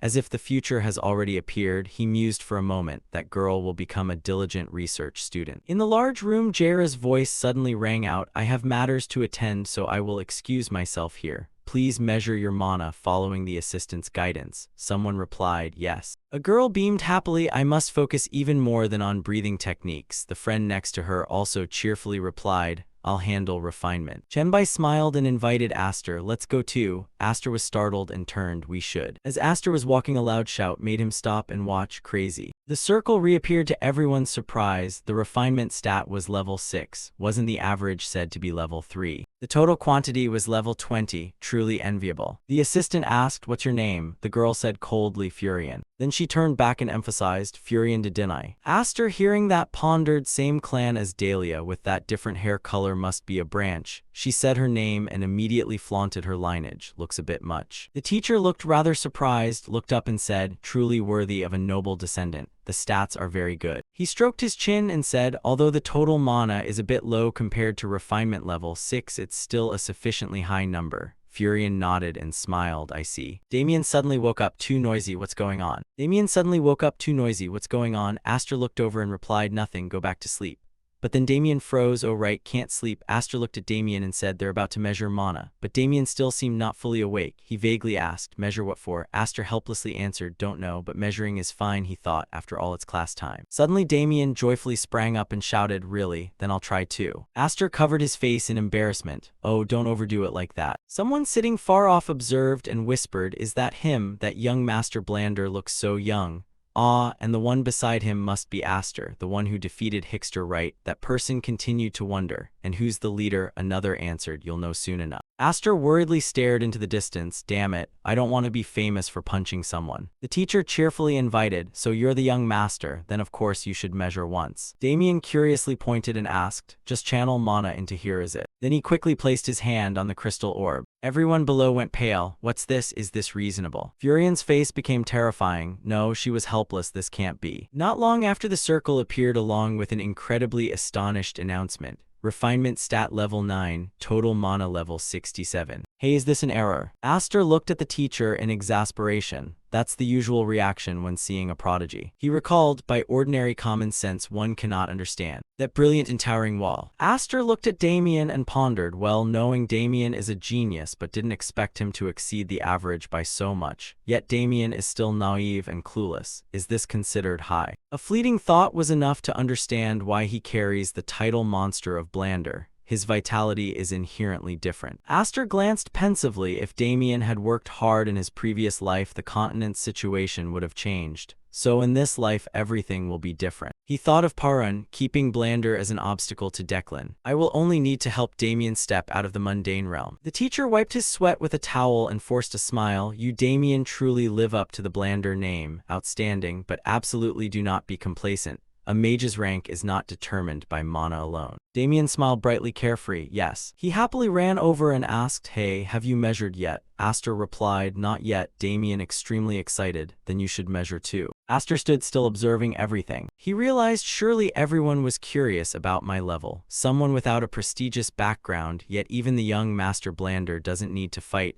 What about the illegitimate son of the Dalamp family? Finally, Aster decided, then I'll try measuring, he carefully calculated. To avoid inviting too much trouble, choose an average level. The teacher asked again, what's your name? Aster answered, I'm Aster. The teacher requested he take his hand out of his pocket. Then he placed his hand on the crystal orb and adjusted his mana's properties slightly. His fingers immediately curled as he poured in just the right amount. But Aster noticed something odd. Wait, why set the threshold so low? A beam of light illuminated the whole area like this then. A message appeared, refinement stat level 10. The circle gradually revealed the mana measurement number, with a notification of exceeding the limit. Please reset the standard threshold. Everyone stirred. What's that? Exceeded the standard threshold. There is such a thing. Damien shouted in amazement, amazing. Aster calmly turned and said, it seems the device glitched, probably need to retest. The teacher replied helplessly, maybe so. But Damien glanced and insisted, that's not right. He grinned slyly, I know already, it's definitely that. The teacher awkwardly pointed and said, reset completed, please measure again. Aster obediently complied, yes. A notification appeared, refinement stat level 3, total mana level 15. Everyone exhaled in relief. Also, that was an error earlier, knew it. Aster also breathed easier, this time more careful, so it's fine. Balancing is really hard. Suddenly a curse echoed, damn it. Aster froze and asked Damien, why say that? Damien seemed to snap and replied, you told me we'd meet things like that, so damn right I'd say it, damn true. Aster said nothing but glanced worriedly. A sunny afternoon outside the school. At the number 1 Magic Academy. Jera stood with arms crossed, looking out the window very solemn. She glanced and thought, the number 2 Magic Academy is undergoing repairs smoothly. Jera gazed into the distance. It's just unclear why Declan and specifically Mage Callahan fought with Parun. Then Jera sighed, well, Professor Parun was once prominent. He can handle himself, not my concern. The teaching assistant approached, breaking the quiet atmosphere. Professor, I'm Yorvi. He carried a stack of documents over. I brought today's mana measurement data. Jera reviewed it and thought to herself, this term's overall level is quite high, Furion. Compared to the Denai family, it's a bit of a pity. She paused at Damien's file. Damien, this number matches the highest genius in Blander history. You must carefully guide him. Suddenly Jera's eyes widened in shock. Aster's file appeared, making her freeze. Aster, the first measurement had an error, so try again. Then Jera pondered, and that error was exceeding the set threshold. She frowned in displeasure. Aster, what? Elsewhere at that moment, Aster pointed straight at Damien and said, she's mine to use. Damien retorted back, why can't I want to. Chenbai helplessly tried to intervene. Hey, you two, can you stop using it? In an instant, a blue dragon formed. How's my friend doing? Damien knitted his brow and asked seriously, do you think this is okay? Meanwhile, Aster lowered his eyes and replied indifferently, I think this is enough. Damien concluded at once, then this is version 2 of Blood, Sweat, and Tears, at which Aster suddenly offered a suggestion. Wait, make it a bit more agile. Let the wings open and the mouth gape as if it's about to lunge forward. Aster paused briefly, then continued. Do you remember the lion statue at home? It looks more stylish with its mouth open.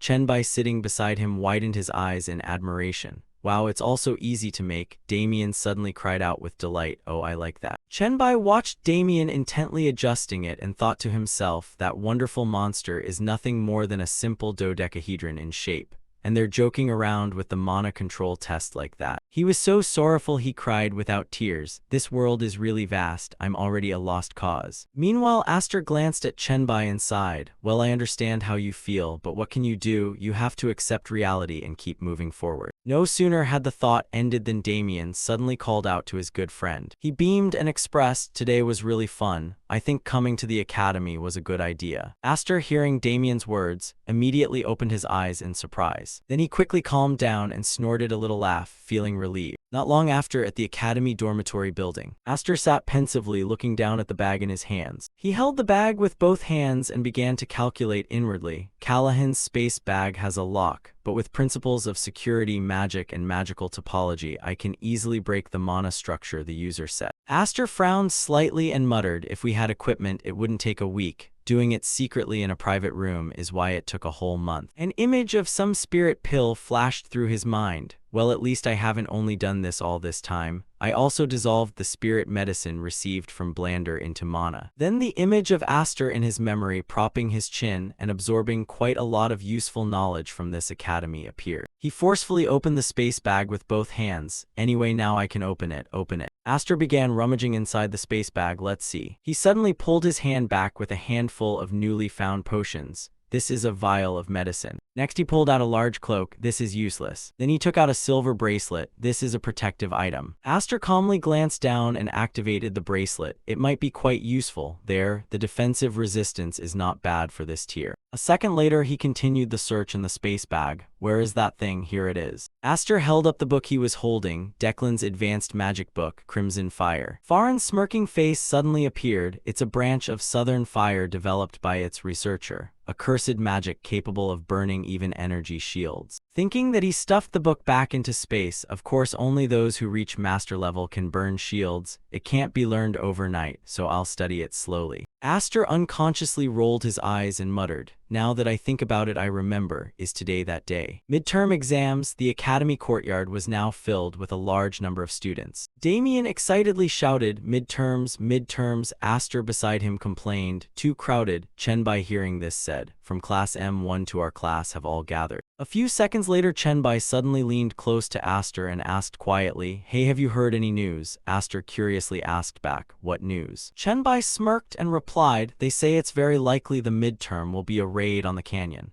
A few days ago some M1 kids overheard an administrator saying they had to renovate the canyon during this busy period. He listened and only pondered for a moment, thinking to himself, Chenbai said the midterm consists of 3 practical tests. The image of a gloomy stone corridor suddenly appeared, the challenge room where you must traverse sewer-like passages like a maze to reach the goal. Next, images of rolling hills appeared. The canyon raid means reaching target points in order of arrival. Finally came images of opponents being simulated, the simulation room where you'll fight against opponents or monsters, including the canyon raid. Aster snorted and thought, the format doesn't matter, just get through everything as usual. Then, as if remembering something, Aster silently judged, it seems Chenbai won't do well. Meanwhile Chenbai was focused on calculations. If it's a canyon raid, everyone here will start from this point and the kids will definitely cast spells everywhere. So if we maintain defensive magic and advance forward. At that moment an imposing voice suddenly rose. Everyone fell silent. The person stood somewhere, long hair billowing, very delightful. Parun looked around and introduced himself. I am Professor Parun, in charge of first-year magic students. I have been assigned as the professor responsible for this midterm test. As soon as Aster saw him he smiled. It's been a while since I saw Professor Parun. His dark circles seemed deeper than the last time I saw him. Parun stood before everyone and continued. As you know, today is the midterm exam. He parted his lips slightly and gently spoke each word. Today's test is. The last words in the sentence instantly darkened Chenbai's face. The challenge room. He muttered, no way, my plan. Damien beside him added words that felt like a stab to Chenbai. We're doomed. Parun rolled his eyes and said, next I will explain the rules. Line up by class and prepare. After a moment he suddenly snapped his fingers. The purpose of the test is very simple. A spell was instantly cast behind Parun. The challenge room is an underground sewer maze. If you reach the final door you complete the test. Whichever path you take you'll eventually reach the goal, so there's no need to worry. Chenbai breathed a sigh of relief at that. Sounds easy. No sooner had Parun finished speaking than he snapped his fingers again. But that would make it a meaningless race. In the blink of an eye, a simulated monster appeared, a golem. Chenbai stiffened when he saw it. What a golem in the test, what is this? Damien over there squinted and warned, watch your mouth, friend. Parun then continued to explain, after all it's just a clumsy fighting machine, its level makes it a bit tough. But I exposed the core and reduced its durability, so you'll easily defeat it. He paused a moment and added, even so in a confined space it will catch you immediately. The students began murmuring, that's tough. Parun listened in silence to the students whispering. In open terrain it wouldn't be so bad, but he clicked his tongue in annoyance, being a mage with such indecision. Parun suddenly recalled the image of that boy in his mind. Paul showed determination to push him to the limit, but is it due to the environment? He coldly glanced, yet there are still some fairly useful students. First to catch Parun's eye was a female student with blue eyes. Some people, despite worry, still showed resolve. Next was another student with short brown hair, those with the gaze of someone unafraid of death. Then his gaze moved to a male student's face wearing an arrogant smile. Finally, Damien sat bored, sucking his thumb. Parun thought to himself, this student is out. He doesn't seem to have many ideas. He pondered with lips slightly parted. Next, Parun cleared his throat and uttered one word, enough. He continued coldly explaining, the golem will only target those who are alert in the corridors. You will decide whether to defeat it or avoid it. Then Parun produced a small bracelet. Moreover, you will be given trial bracelets. These trial bracelets provide protection similar to an energy shield. Then he clenched his fist to activate the mechanism of that bracelet. If the energy shield breaks, the person will be eliminated and the golem will no longer attack them. It's a brilliant competitive system. The students looked at each other apprehensively. No one dared to speak carelessly anymore. Parun looked over the crowd and concluded, "Finally, because you all have been very passive, I will make a proposal." He suddenly broke into a cold smile and said, "Show me an impressive face. It doesn't matter who arrives first or how many are eliminated." Parun's next words thrilled Aster. "Those who show an impressive face, I will award a personal prize. That person will receive a reward far from ordinary." Aster grinned, thinking, "Far from ordinary, huh?" At the largest library on the eastern continent, Laphiter. The library is divided into 3 tiers, upper, middle, and lower. Aster's thought occurred as he went there searching for clues about the fire seal. "I couldn't even find a single arcane text in the lower tier. So to find clues, I have to investigate at least the middle tier of the library. But the middle and upper tiers are only open to royalty, great nobles, or prestigious clans. Additionally, the only way in is to be recommended by 3 or more professors. In that sense, I must receive Professor Parun's reward." Aster sighed. "Although I only want money bit by bit, the people around me never leave me alone." He curled his lips slightly, calculating. "Anyway, I have memorized the whole layout. Let's see if I can calmly get through the midterm assessment." Keeping the sky clear, Parun's voice rang out. "The explanation of the practical test ends here. I will give you time to prepare. Receive the necessary materials from the assistants." At that, the students clamored and rushed to the assistants demanding materials. One student called out, "Assistant, do you have flower bombs?" Another said, "Oh, and flint stones too, please." But the assistant's next words turned his face pale. "Your attribute is fire. Skip it." A blue-haired student desperately shouted, "Assistant, I need a golem controller set." Hearing that, the assistant replied as well, "Don't look for shortcuts. Skip it." The students continued clamoring for materials. Aster observed from afar and secretly judged, "Truly a mess. Can't tell if they're mages or ruffians." Suddenly, a call for a professor from afar caught Aster's attention and made him turn to look. It was Damien, who wanted vine seeds. "Just 20 seeds would do." The assistant replied, somewhat embarrassed, "I'm not a professor, but you said vine seeds. However, Damien, your attribute is." Immediately, Damien sat down and performed magic. A small plant slowly grew. He said, "I have no attribute, but I can use plant magic." The assistant, seeing this, answered, "Ah, I understand." After that, Damien was given a pouch of seeds. He cheerfully thanked the assistant.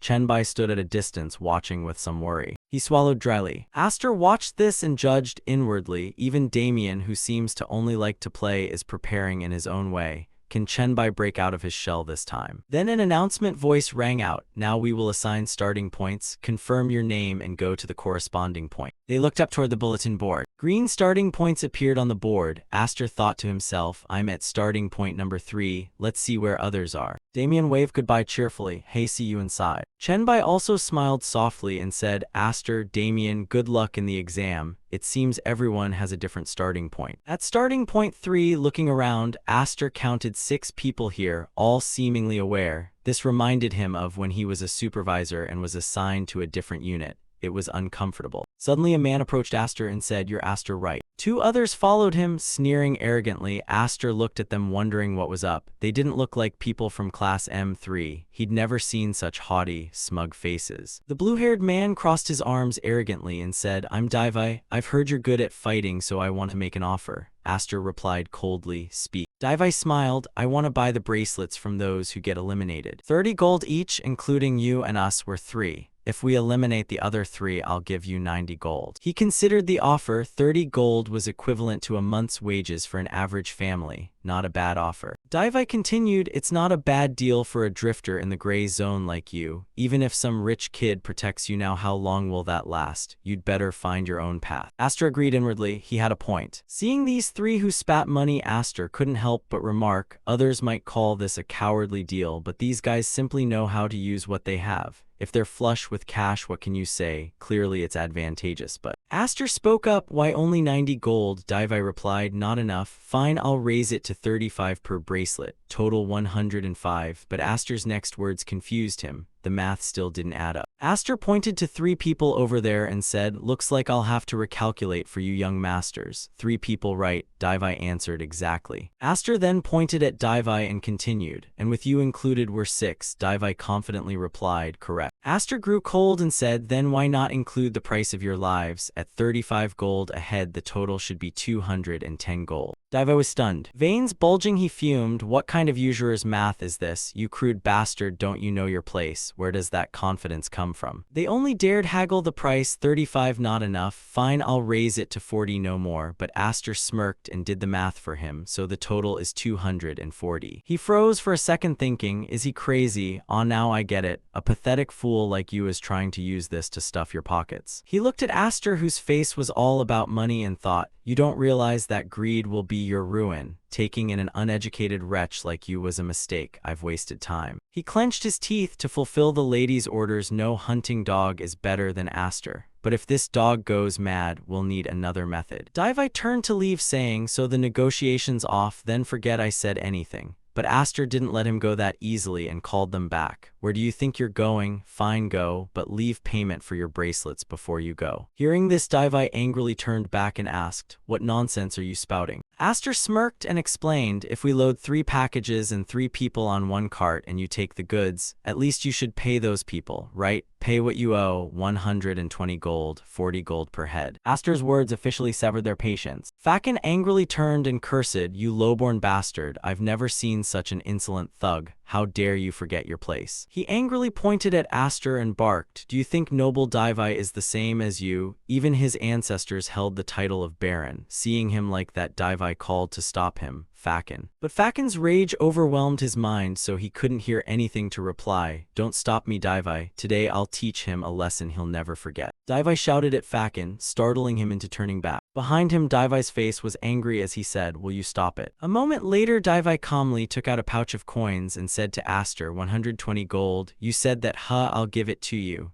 Inwardly, he told himself, stay calm, Daivai. The lady's order is more important than these fools. If we close a deal with her, our guild will grow many times over. As he was about to take out the money to give Aster, Aster spoke up, making him pause. Oh, I didn't realize someone so important. Aster held up 2 fingers and said, then the price for a customer of such high status must be doubled. A total of 160 gold. So Daivai begrudgingly handed Aster 160 gold. As he handed over the money, he put on a vicious expression and said, from this moment I'll show you how miserable your life can become. For 160 gold, you can sit and wait for it to happen. Back at the testing ground, Professor Parun's voice rang out, and I repeat, if the bracelet stops functioning, you will be eliminated. The force field will activate when the body receives a physical attack or a strike containing mana. If the force field is destroyed, the bracelet will fall to the spot, and the wearer will be automatically transported out of the test area, so there is no risk of serious injury. After the instructions, Parun picked up his teacup and began. Everyone standing in their area began to be transported. An announcement sounded, transport complete. Internal video is displaying. The assessment begins. Parun looked at the screen and thought, Dahlia and Damien are at the same starting point, and also. Suddenly a screen lost connection. An assistant spoke up, what's going on? The person beside asked. What, the screen went off? Didn't you check the magical eye properly? The earlier assistant replied, no, I checked very carefully. Parun set his cup down and cut off the argument. Enough, I also checked the magic eye once, so which starting point is that? The assistant turned and answered, it's number 3. Inside Area 3, Daivai was furious when Aster shouted like a robber, young masters,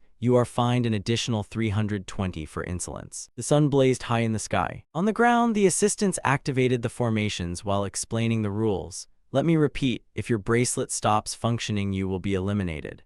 The magic shield will activate when a direct physical attack or any attack laced with mana strikes. When the shield is broken, the bracelet will remain intact. In the arena, Asta listened calmly to every word. The wearer will be forcibly teleported out of the challenge area, so don't worry about being seriously injured. Behind him, Daibi stared at him with resentment. After finishing the rules, Parun immediately announced, you may begin. Instantly, each group was teleported into the arena. Seconds later, they all appeared at their locations, teleportation complete. As the formation vanished, Asta immediately condensed a blue sphere and said, "All right, dear customers." He hurled the sphere at the ceiling while turning back to taunt. "Your stares look like you want to drill through my neck." He mocked provocatively, "We don't have much time, so let's get started." Hearing that, the three Daibi men immediately mobilized and aimed at Asta. Daibi sneered arrogantly and taunted, "You arrogant brat. Let's see how long that confidence of yours lasts." Immediately, a fireball appeared and shot quickly toward Asta. He moved swiftly to dodge, analyzing inwardly. Let's see, getting hit by magic means elimination and forced teleportation in that case. Asta's figure swept past the fireball like a gust of wind. Then he nimbly closed in on the three and raised his leg to attack, just dodge and strike, and if I withdraw mana right before impact. You could see his leg delivering a powerful kick. Daibi, caught off guard, was struck in the throat by Asta, who calmly thought to himself that they wouldn't be marked as eliminated. Moments later, he spun and began punching and kicking the companion beside him relentlessly, beating them with this new method, which was rather satisfying. Not stopping there, Asta ducked to avoid the fireball and finished off the last one. He felt ecstatic, wonderful. A moment later only, he remained standing and spoke.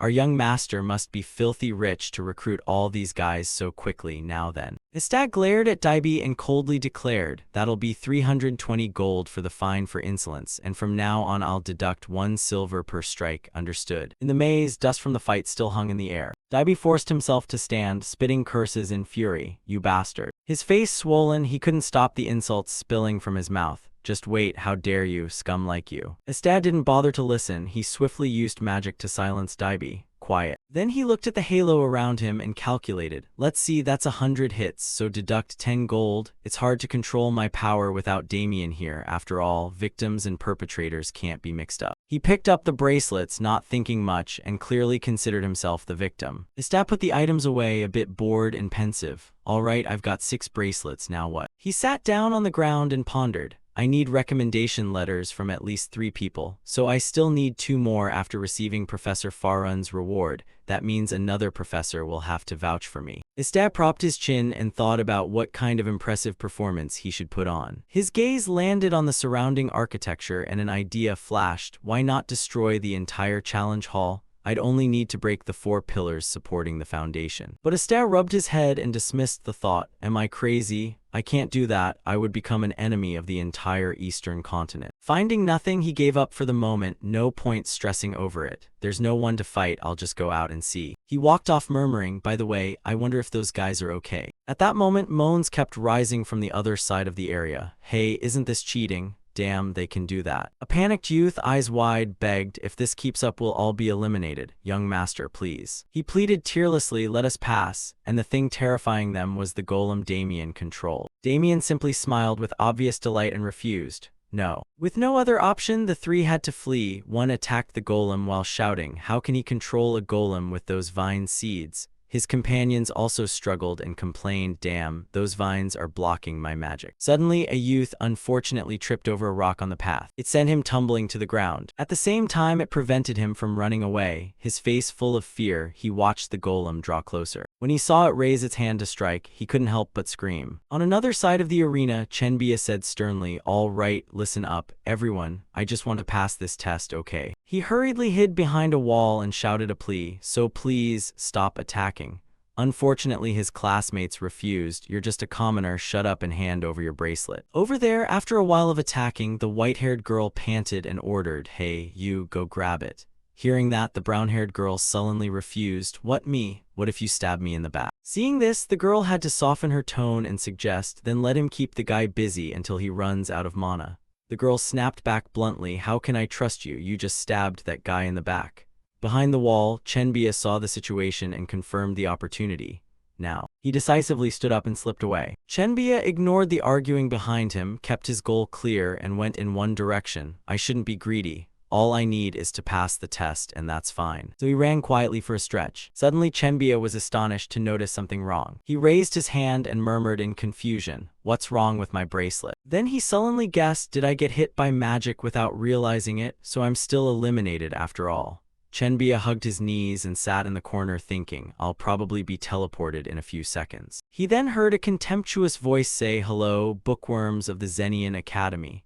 At the sound, Chenbia's eyes widened in horror. The voice was sinister. That person wasn't from the academy. This forced him to jump up and stay alert. The enemy continued speaking. You may not know who we are, but I'm sure some of you can guess, and if you can, you know exactly why we're doing this. At the same time, the voice reached Damien's area. I have a message for that one. We have no demands, only the price to be paid for offending the Great One. Damien, hearing only a few words, frowned and commented disdainfully, "What, that's creepy." Beside him, the golem suddenly made a strange little noise, but no one paid attention because the enemy coldly declared, "Today, right here." He arrogantly proclaimed, "All of you students will die." At that moment, the external surveillance screens all went black. An assistant hurriedly reported, "The control system has crashed." Inside, the intruder kept taunting, "There's no way out now, die in despair."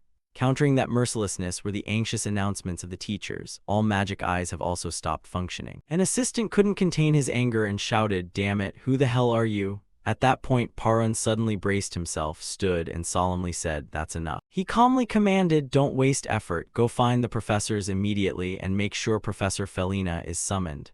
The assistant quickly turned and replied, "Understood, sir." Behind him, the youth rushed off to relay orders. "Call the professors now. Find Professor Felina, the dean, contact the dean too, hurry." Parun was so furious he smashed the tabletop. Parun's face now looked terrified. "You damn pests, how dare they." Back at the testing ground, a damaged golem lay collapsed against the wall. Estelle ran a hand through his hair and muttered annoyedly, "Damn." What caused him to react like that was dozens of other golems gradually advancing around them. Estelle glared at them encircling him and snapped in irritation, "What the hell is this?" Estelle's figure moved with extreme agility, attacking the golems before him. The more he fought, the darker his mood grew. About 10 minutes had passed since the voice echoed throughout the testing area. He looked at the golems in growing dread. Golems that should have been slow and stiff were now swift and nimble. Estelle watched their movements and quickly deduced that they were pinpointing his location and charging to attack. On guard and deep in thought, he realized the gate golems charging on their own meant someone had tampered with the control system.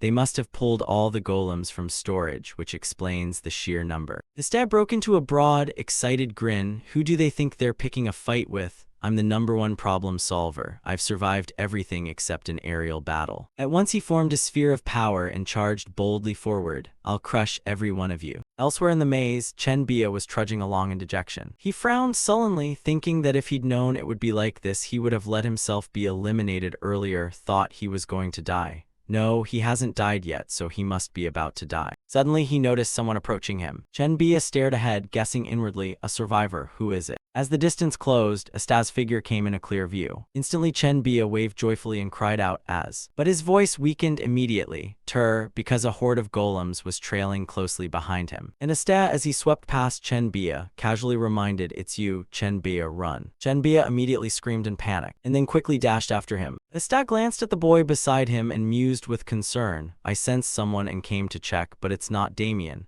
At this rate, Chenbia will be captured. Their miserable stamina. It's time for Plan B." He decisively demanded, "Chenbia, give me your bracelet." Hearing that, the boy looked over in confusion. Estelle explained calmly, "The golem's detection range isn't that wide, which is why they're pursuing us so relentlessly." He pointed out the peculiarity directly. "It means the bracelet is linked to the control system. They're functioning like alarm bells." Hearing this, Chenbia took the bracelet out to examine it. Worried, Chenbia then asked, "What about you, Estelle?" He replied without panic, "I've been identified as the target, so our odds are better if they keep focusing on me while you escape. I'll hold them off and then go find Damien." Estelle stated calmly, "And you still have family, right?" He warned seriously, "Those who can live should survive." Hearing that, Chenbia froze and opened his eyes wide. Then he fell silent and stared at the ground. Suddenly, Chenbia recalled his family's words. "Son, don't worry about anything and just focus on your magic. No matter what anyone says, don't let them discourage you, got it? Brother, you have to teach me after you graduate." He pressed his lips together, as if making some inner resolution. Soon Chenbia, tears welling, shouted loudly, damn it, you must live, we have to meet again." Estelle took the bracelet and smiled reassuringly, "I know." Chenbia then buried his head and ran. There was no other choice, he had to survive. Images of his family flashed in his mind. His parents who bought him a grimoire instead of food, his sister who was forced to drop out because of him, the benefits his family should have had. Chenbia ran with all his strength toward the idea of restoring his family's honor. "I have to give those back to them." But suddenly he remembered his mother's final words, Chenbia, our pride and hope. Chenbia slowly stopped, stunned, wondering, am I someone to be proud of? He stood silently, replaying the labels people had affixed to him, hesitating, and feeling nothing heroic, a nameless nobody. Then Chenbia turned his head and looked back. He saw his staff fighting the golems and questioned himself, would I be proud if I abandoned my friends? No. Resolutely he spun back around. He wouldn't let guilt crush him any longer. No matter how ordinary he was, he never would. He firmly raised both hands. Immediately a golden light appeared around him. Deep inside, Chenbia made his choice. I will never give up. He quickly drew on the power within his body. He had to use the strongest magic he knew. The image of his master flashed through his mind. Chenbia prayed earnestly. The spell my master who opened my talent left me please. He strained so hard that his nose began to bleed, but that didn't stop him please. In an instant a spear formed from earth and stone. The plea worked, earth spear. Chenbia grit his teeth, eyes fixed fiercely ahead. In his mind he recalled his master's words. What do you think? Sounds pretty grand, right? Chenbia remembered his master's proud expression clearly. Look closely. The master had envisioned the technique precisely. The majesty of it, like a knight's lance that pierces everything. Back in the present, Chenbia's face looked utterly wretched, but he paid no mind and shouted Aster. Startled by the noise, Istat turned to look. Chenbia hurled the spear with all his might. Instantly it became a bolt of golden lightning, tearing into the golems and destroying everything. Istat stared at the scene, incredulous, and concluded, this magic not only reshaped the stone in the test hall, it altered its very nature. He was dumbfounded. Changing both form and essence is extremely difficult. Istat's emotions became intensely complex. Meanwhile, after the attack, Chenbia spat blood. He now looked pitifully battered. Seeing this, Istat was certain. A level of magic Chenbia shouldn't have been able to control. Suddenly Chenbia could no longer stand and collapsed. Istat hurried over and caught him. Then he calmly called Chenbia. He forced a boastful smile. A long time ago my master, or that's how I guess you'd call him, taught me this spell called Earth Spear. The name sounds kind of imposing, right? Istat remarked calmly that it wasn't exactly an imposing name. Chenbia, disbelieving, asked, really? Hearing that, Istat softened his tone and added, but it's not entirely unimpressive. He added, with magic like this, ultimately the user must prove it. Whether it sounds grand or not depends entirely on what you do. Chenbia, moved, called his name Aster. But before he could speak, Istat quickly poured medicine into his mouth. So stop acting like you're about to die, you won't die from that. Chenbia groaned in pain, it stings and itches so much. After waiting for him to recover a bit, Istat had time to think about the next step. Now, what to do with him? I can't carry him, but I can't leave him behind either. Nearby, Chenbia stared at his body in astonishment, wondering if this was the medicine's power. Istat closed his eyes to scan the enemy's positions to see. The maze map unfolded completely in his mind. If I sense a presence, it's in that direction. Then Istat stood and pointed the way to his companion. Chenbia, go straight that way. At the fork, keep right, and you'll meet other trainees.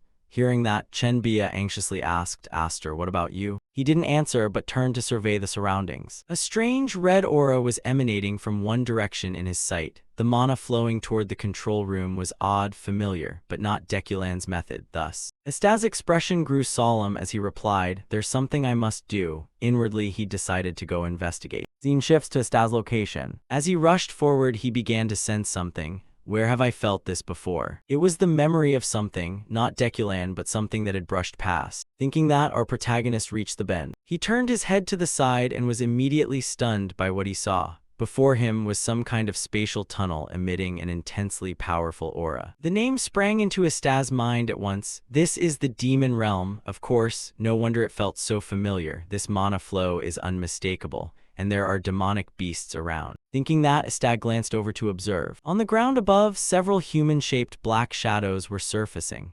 They even recreated the cursed creatures that had terrorized the continent centuries ago, always committing the worst imaginable atrocities. Pryzen, that filthy sewer rat. At the thought of that name, Istat spread a terrifying smile. Elsewhere inside the control room of the test hall, Pryzen was grinning like a man in luck. Haha, it's a success, it's a success. A demonic beast has actually appeared. The demon realm has manifested perfectly. Previously, only half the effect occurred when mana appeared, but this time it's a complete success. It's all thanks to this artifact, he said, staring at his glove. In his head, he replayed what had happened. By using isolation space, I slipped inside without hindrance. With the invasive mana, I seized the control room. Not only did I gain control, I reproduced the demon realm. What a magnificent scene. At that moment, a shadow appeared behind him and asked, "Success, you didn't half-ass it, did you?" Prison burst into a self-satisfied grin. "Just create the obstruction aura and our contract is fulfilled. The professor you're targeting will trip up on his own." Responding in a cold voice was the big man's reply. He set a limit. "Fine, I don't care how, so long as the Genian Academy that's protecting that professor is destroyed." Prison bowed in response, but his tone was mocking. "Yes, very well, the great watchdog of the Beimer family, act as if you had any other choice." At that taunt, how could the hunter remain silent? He growled a warning. "If you value your life, don't let that filthy mouth utter our family name again." Turning back to Prison, he didn't dare utter another word. Yet contemptuous thoughts kept swelling in his head. After all, this guy is just a vassal of Deculan, always standing there pretending to be important. What a coward, but once this contract ends, the Beimer household will give me my own laboratory. I can tolerate him until then. More importantly, creating the demon realm also fulfills the sect's wish. How thrilling this is. Come on, the forbidden grimoire will be recovered. Those old men in the council will drool and support me. The more he thought, the more excited he became, even drooling at the sight of it. However, the joy didn't last long before the big man in front of him spoke up and snapped him out of it. "Hey, Prison, how's core control going? There's a trainee approaching." The voice jolted Prison out of his illusions, but he quickly brightened. "Huh, a trainee, haha, the first test subject has appeared." The big man looked puzzled and turned to Prison. Prison chuckled and told him straight away, "Aren't you curious what happens when a human is exposed to such a huge amount of mana?" As he spoke, he watched the monitor where Asta stood before the demon realm gate and continued. "Maybe he'll go mad or die instantly. Because that disruptive aura is all anyone knows. But according to old texts, humans with mana or ether are different. There will occur a phenomenon of demonic beast transformation of humans. The beasts will act only according to berserk madness. Alright, so what will you do now? Golems at your back, demonic beasts ahead, there's nowhere to run. At worst you just charge forward, right? But it's not really troublesome." As he thought that, he suddenly saw a stag glare at him, as if the boy could see through the surveillance magic. This surprised Prison a little. Then he noticed Asta's lips quietly mumble a few words. "Ready to go, Prison." Beside him, the big man looked at Prison curiously and asked, "Have you met that kid before?" Prison shook his head, bewildered. "Huh, no, who is that kid? How does he even know my name? What the hell is going on here?" Just as he was thinking that, his eyes widened when he saw Asta take out several experimental bracelets. Next on the monitor, the demonic beast surged forward to attack all at once. Seeing that, Asta took a long stride back to gather momentum, then shot forward with windrending speed. As a result, before the beasts could reach him, they were the ones struck first. He moved with extreme speed, leaving an experimental bracelet on one of the demonic beasts. That bracelet is how the golems identify their enemies. So immediately they shifted their target onto the demonic beasts. Asta himself said coldly, "From now on, slaughter each other." Inside the control room, Prison quickly realized Asta's plan. His face drained as if seeing death, and he shouted, "No, my children." But before he could worry more about his children, he suddenly registered something else. "Wait, what about that kid? How is he so fast?" Through the monitor, he watched Asta launch forward like a lightning bolt. He hurriedly turned to the big guy beside him and pleaded, "Hey, stop him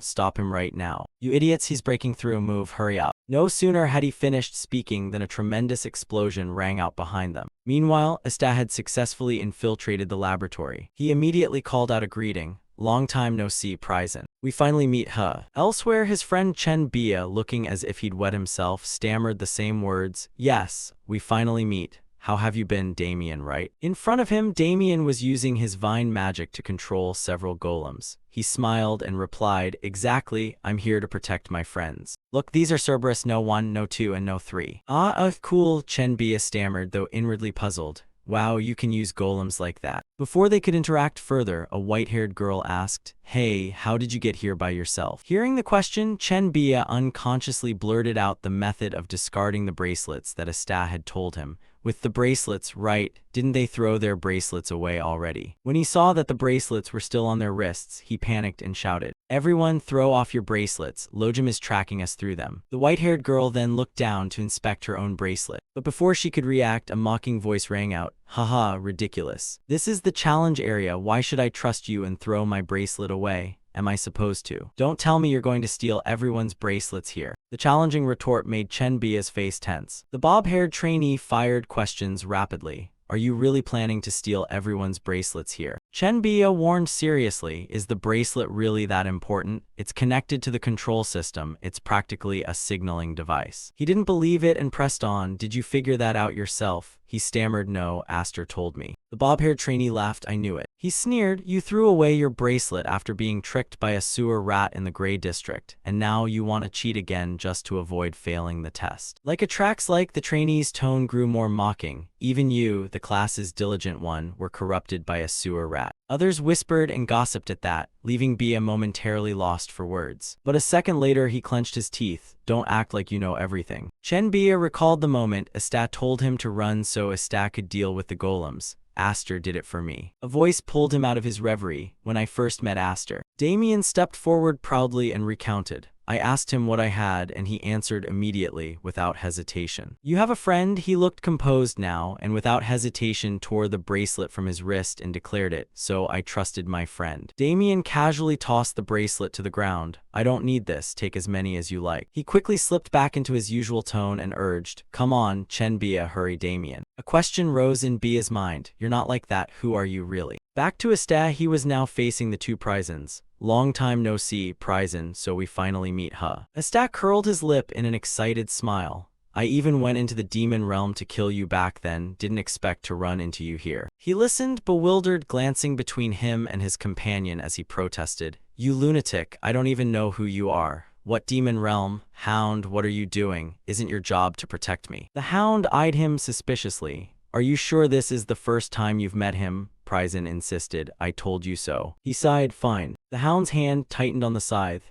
Kid, this is a contract, I've no choice. A killing intent radiated from him as he glared at Asta and warned, I'll kill you without leaving a trace. Asta frowned slightly. Beimer, one of Deculan's vassal houses. Asta searched his memory. Beimer's secret arts, the wind magic, they're famous for speed and piercing strikes, almost like archers, and what they produce by specially training a backward child. At that, he looked back at the man before him, the Hound. A true warhound leading on the battlefield. Yet a suspicion welled up in Asta. He frowned and blurted out, why is Beimer's Hound with that damn sewer rat? The Hound glared at Asta, his murderous intent undisguised. What's the matter? Do you know who we are? He suddenly growled loudly. I asked first. Asta emphasized each word, his cold gaze locking onto the other. Why is Beimer's Hound with a damn sewer rat? He choked on the words. What, have you lost your mind, facing death? What does it have to do with you? Asta barked in fury. Answer me. Why is Beimer's Hound with that damn sewer rat? A vein throbbed on the Hound's forehead as he snarled. This madman. He too snapped angrily. Stop repeating the same thing. With that, the Hound swung his scythe toward Asta. The blade was sharp like a snarling hound's maw, rows of deadly teeth ready to tear the prey apart. He didn't stand idle to watch the strike come. He immediately launched himself forward. His agile body slipped past the swinging chains in the air and surged straight ahead. Amid the rapid exchange, he stubbornly demanded again. Why is Beimer's Hound with a damn sewer rat? The Hound gritted his teeth and with his other hand quickly drew a magic circle.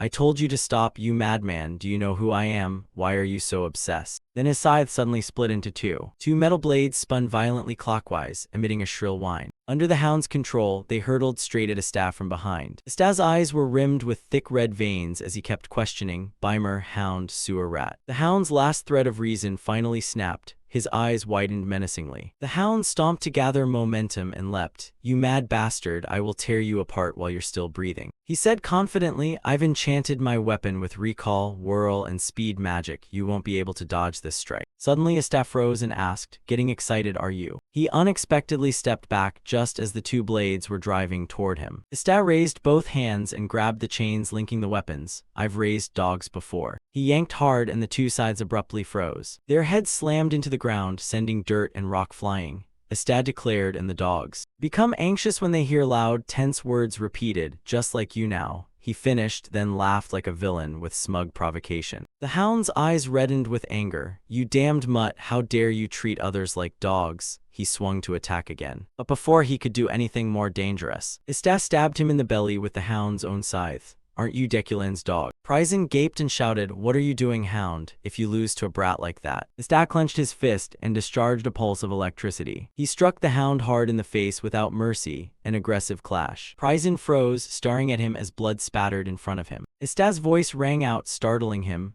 Pryzen, looks like you still like hiding behind others. But now it's just the two of us, isn't it? He smirked coldly. Pryzen angrily produced a magic bomb. Damn it, you brat. Asta immediately raised the scythe in his hand high. Before he could activate it, Asta sliced off the shoulder holding the bomb from Pryzen's arm. He screamed in agony, my arm, my arm. Pryzen clutched his bleeding shoulder in panic and glared at him.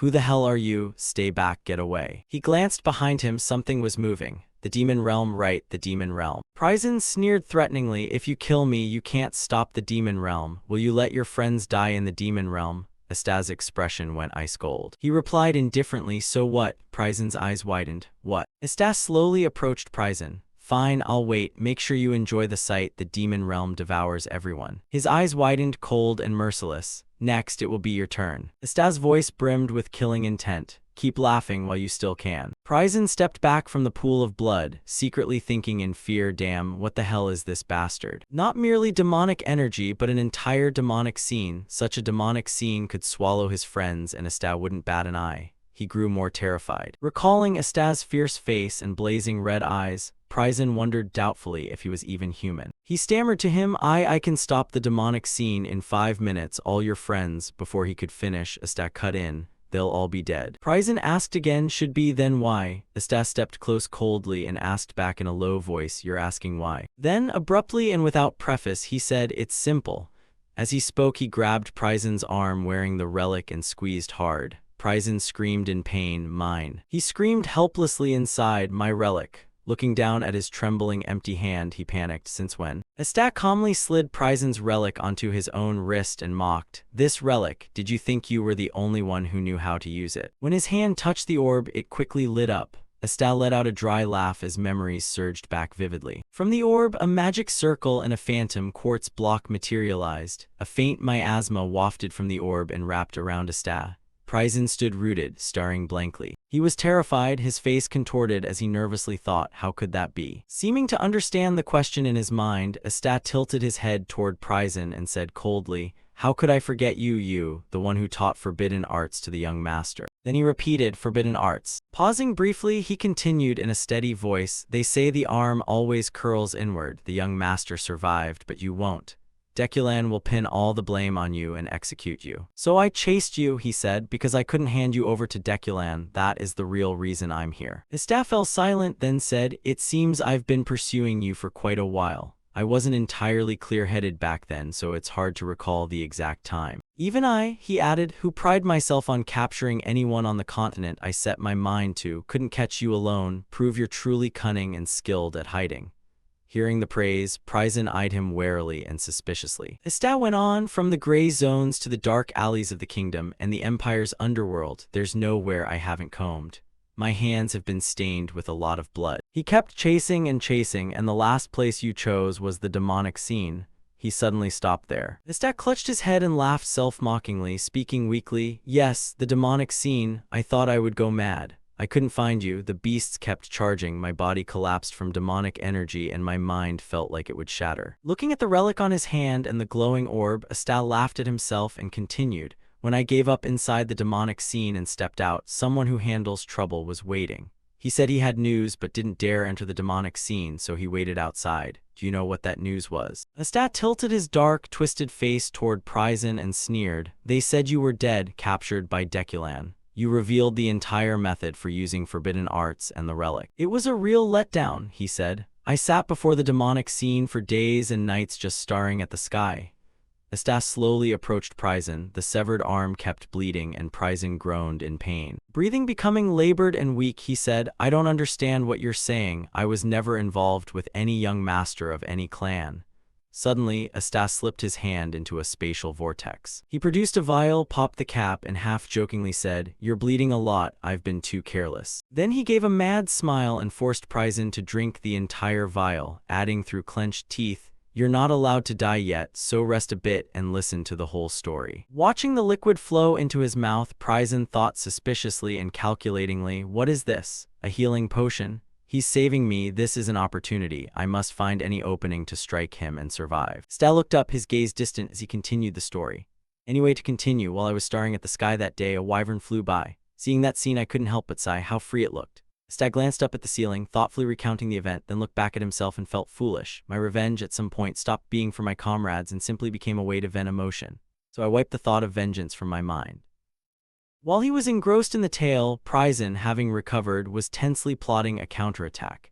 He muttered to himself, "Forbidden arts." Before he could finish the incantation, Astas suddenly turned, grabbed his face, and in a slightly raised, mocking tone said, "But today I finally found you." With that, Astas slammed Pryzen's head hard onto the floor. His eyes glowed red. As if losing his mind, he laughed maniacally and sneered, "Yes, it's been a long, long wait just for today. That's why I've studied the knowledge you left behind obsessively." The demonic scene, the forbidden arts, this disgusting relic.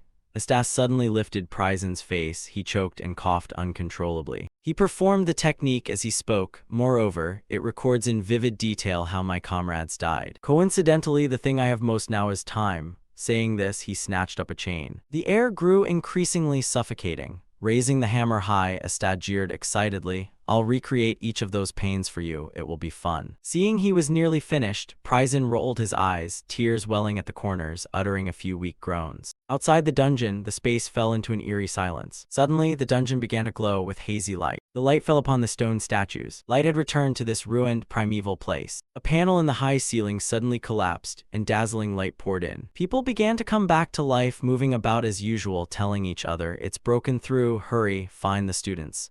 Don't be afraid of dying. Even if you die, save the students, you bastards." At that moment, the sound of stiletto heels approached. Felina muttered angrily under her breath, "Damn it." She glanced around, frowning, thinking to herself that the damned magic had wasted 2 hours. No one must be allowed to die here. Then a frantic voice called, "Professor Felina." Felina glanced at the person calling her. The person held out a magical orb and urgently reported, "All the magic has been dispelled, and the internal magic eyes have been restored." Felina took the orb and loudly instructed everyone, "Finding survivors is more important than capturing the intruder. We don't know how the intruder will appear, so ban broadcasts, whether by magic eye or on foot. Find the children."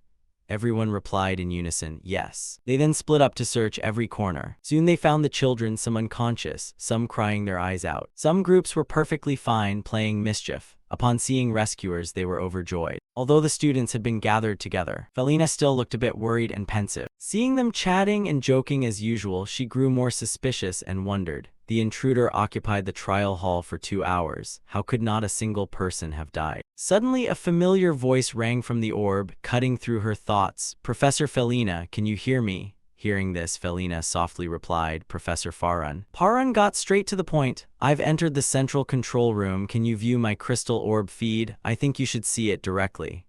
As he finished, a holographic screen appeared before Felina. She whispered, "Wait a moment." Seeing what was before her, Felina's eyes widened in surprise as she exclaimed, "This is..." Parun turned to the scene where 2 bodies lay drenched in blood and reported to Felina, "There were 2 intruders. As you can see, this is what they ended up like." Felina knit her brows, staring at the horrific sight, pondering. Even she, who had witnessed countless horrors, found it hard to look directly at this massacre.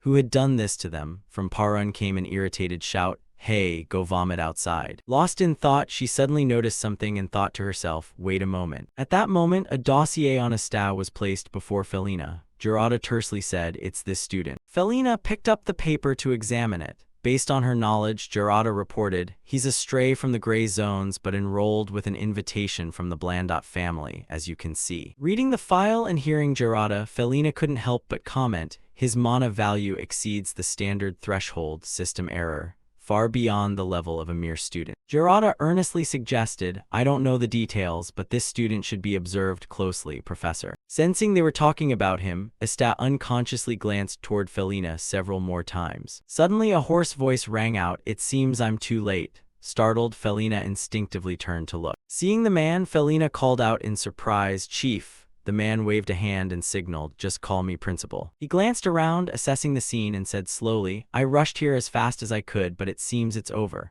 Felina deftly replied, "There was nothing else to be done. You came all the way from the eastern continent's outskirts."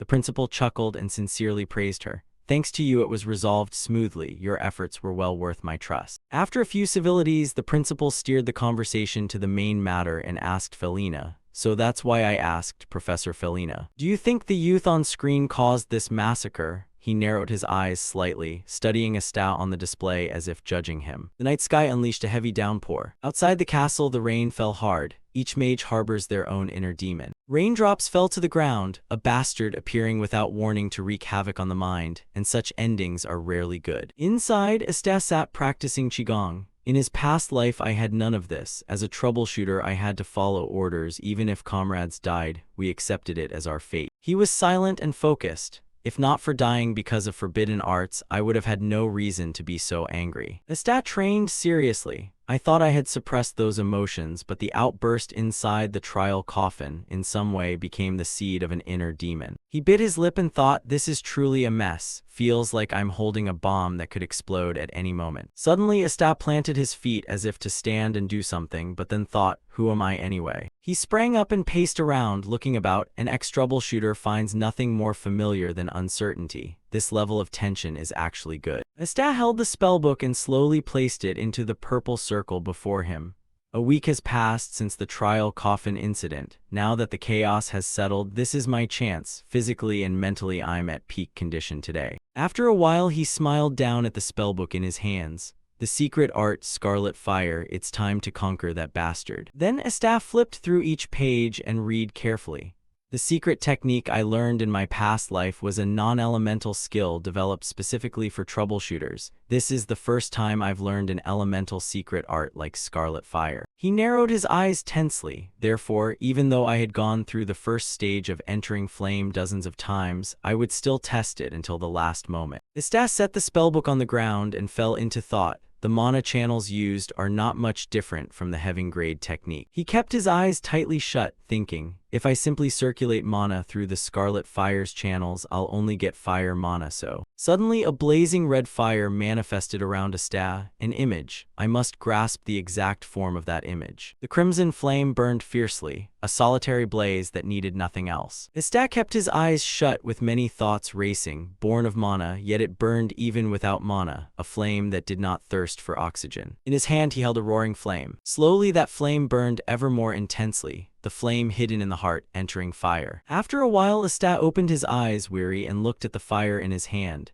It truly had destructive power. Compared to the mana I usually carry, this spell seemed twice as strong. He then slowly adjusted the flame, thinking, alright, so compression level is 1 is the limit for now, it seems. And so Asta immersed himself in practice. The push was too strong for non-elemental mana. At this rate, I can't even hope to apply collision formulas using fire mana. He stared at the flame and said regretfully, it's a pity I can't use collision formulas, but time will fix that. The image of Farin rose in Asta's mind. After all, I've taken another step toward that talented but ill-fated mage, the heaven grade technique, because I added the fire attribute to the basic skill. He leaned against the corner wall and stared into the distance, thoughtful.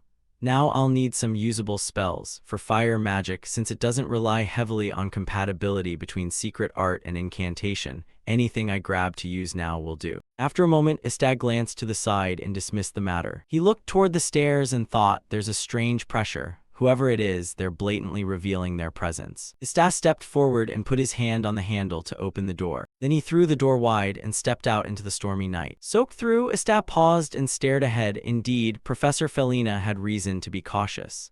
He stood brazenly before the principal. The student's mana sensitivity was impressive, and to handle that unruly fire power to this degree. After a moment of silence, he finally spoke, not bad, student. Asta blurted Dean, but the principal corrected him immediately, call me principal. He narrowed his eyes and emphasized, looking serious however. Suddenly a fierce chill rose. Sensing something was wrong, Asta tried to focus hard. Damn it, what's this situation? Henzi too, why does everyone feel compelled to intervene the moment they see me? Then he slowly raised his hand but thought, who am I anyway? Immediately Asta assumed a defensive stance with a resolute expression. As a former troubleshooter, I can break but will not bend, he always thought, unyielding faith. The principal's face went cold as he asked, are you not going to salute me? Despite your look, I am the highest authority in this academy. But Asta didn't answer, he glared fiercely. Soon after he bowed respectfully and called out loudly, greetings, Dean, no, I mean principal.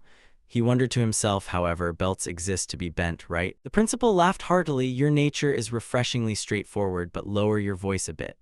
Asta bowed repeatedly and replied, perhaps my voice was too loud, I'm very sorry, principal, I was just worried. The man interrupted with a warning. Even if you scream like that, no one will come. I've sealed all surrounding sound. Ista thought angrily, since you arrived silently, I tried to call everyone. What a bastard. Though furious, he restrained himself and asked politely, so what brings you here? The principal sat down on the ground and answered, I'm here out of curiosity about a few things, though I'm not sure you'll answer honestly. He sat on the ground and requested, let's sit down first. Ista clenched his teeth tensely. This wasn't killing intent, but something real. He then slowly knelt on one knee. Is that mana capable of creating this kind of binding force purely with raw mana and no incantation? The principal said, Professor Felina told me you seem to be hiding something. The raindrops seemed to pause with the principal's words, so I'll ask. The ground beneath where Ista knelt suddenly sank violently as the principal posed his question. What have you been hiding? Ista boiled with restrained anger. Damn it, is this really the same stuttering fool from the auditorium speech? The man truly is a monster. But then he remembered Farin's face. Compared to that bastard, this guy still wasn't a true monster. A blue light appeared behind Ista as he read the flow of mana pressing on him and adjusted his own mana to match that current. Then he raised a finger. If the flow synchronized, the push would vanish, and if I intervene. Immediately, Ista sliced decisively forward with his hand. An interference formula, and the mana dispersed. Outside the academy, the rain began to fall steadily. Seeing you here must be about the trial coffin incident. Ista stood there calmly and said, yes, I did take care of those rats. Hearing that, the principal involuntarily let out a sigh. He immediately asked, you didn't even bother to hide it.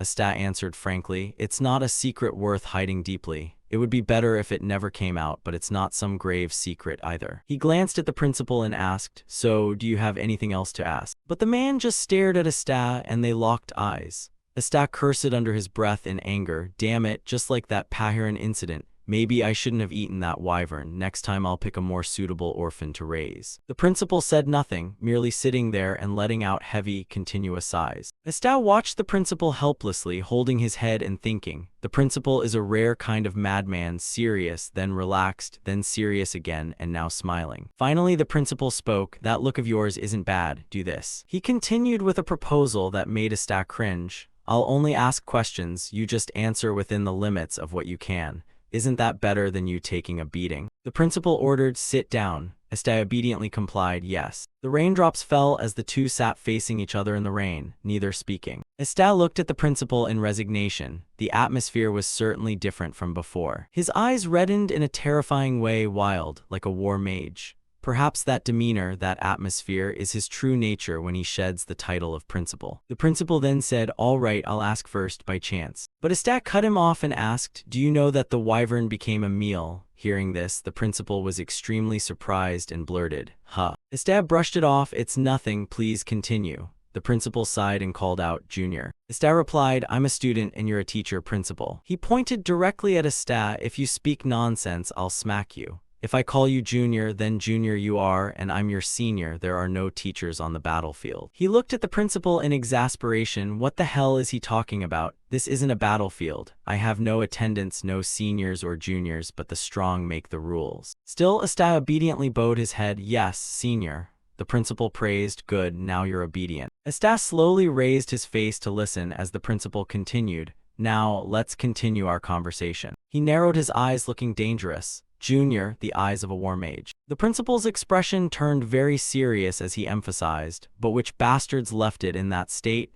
Ista realized the killing intent was aimed at the intruders, not him. Under the steady downpour, Ista wondered, shall we continue? The principal's face darkened, sparks of anger in his eyes as he asked, Junior, which scum did this? He looked at him skeptically. What do you intend to do? The principal declared forcefully, we'll crush them underfoot. His Majesty will approve. We should gather our old comrades once more. Hearing that, Ista furrowed his brow and analyzed. If they're old comrades, they're war mages or knights who fought beside us, they won't be a trivial force. After thinking, he slowly spoke the name, Deculan. The principal probed, do you know which mage was eaten by the wyvern? Ista shook his head. No, sir. The principal sighed. I don't know either, so your answer was rather cheeky. Perhaps it was you. He couldn't help cursing inwardly. Damn, still as sharp as ever. It would be a spectacle to dump everything cleanly on Deculan anyway. Ista straightened and answered Vimmer. The principal nodded. Vimmer, both names. He repeated, one is Vimmer. Only the Maled engineer Prison remained. He asked curiously, do you have proof? Ista snapped, do you need me to chew it up and feed it to you? the principal exclaimed at the rude manner of speaking. All right, so how do you know about them? He decisively shook his head to indicate no. The principal stared at Asta as if to confirm. The rain continued to pour, and their conversation went on next. After investigating things for a while, the principal pressed his knees together, holding back his anger.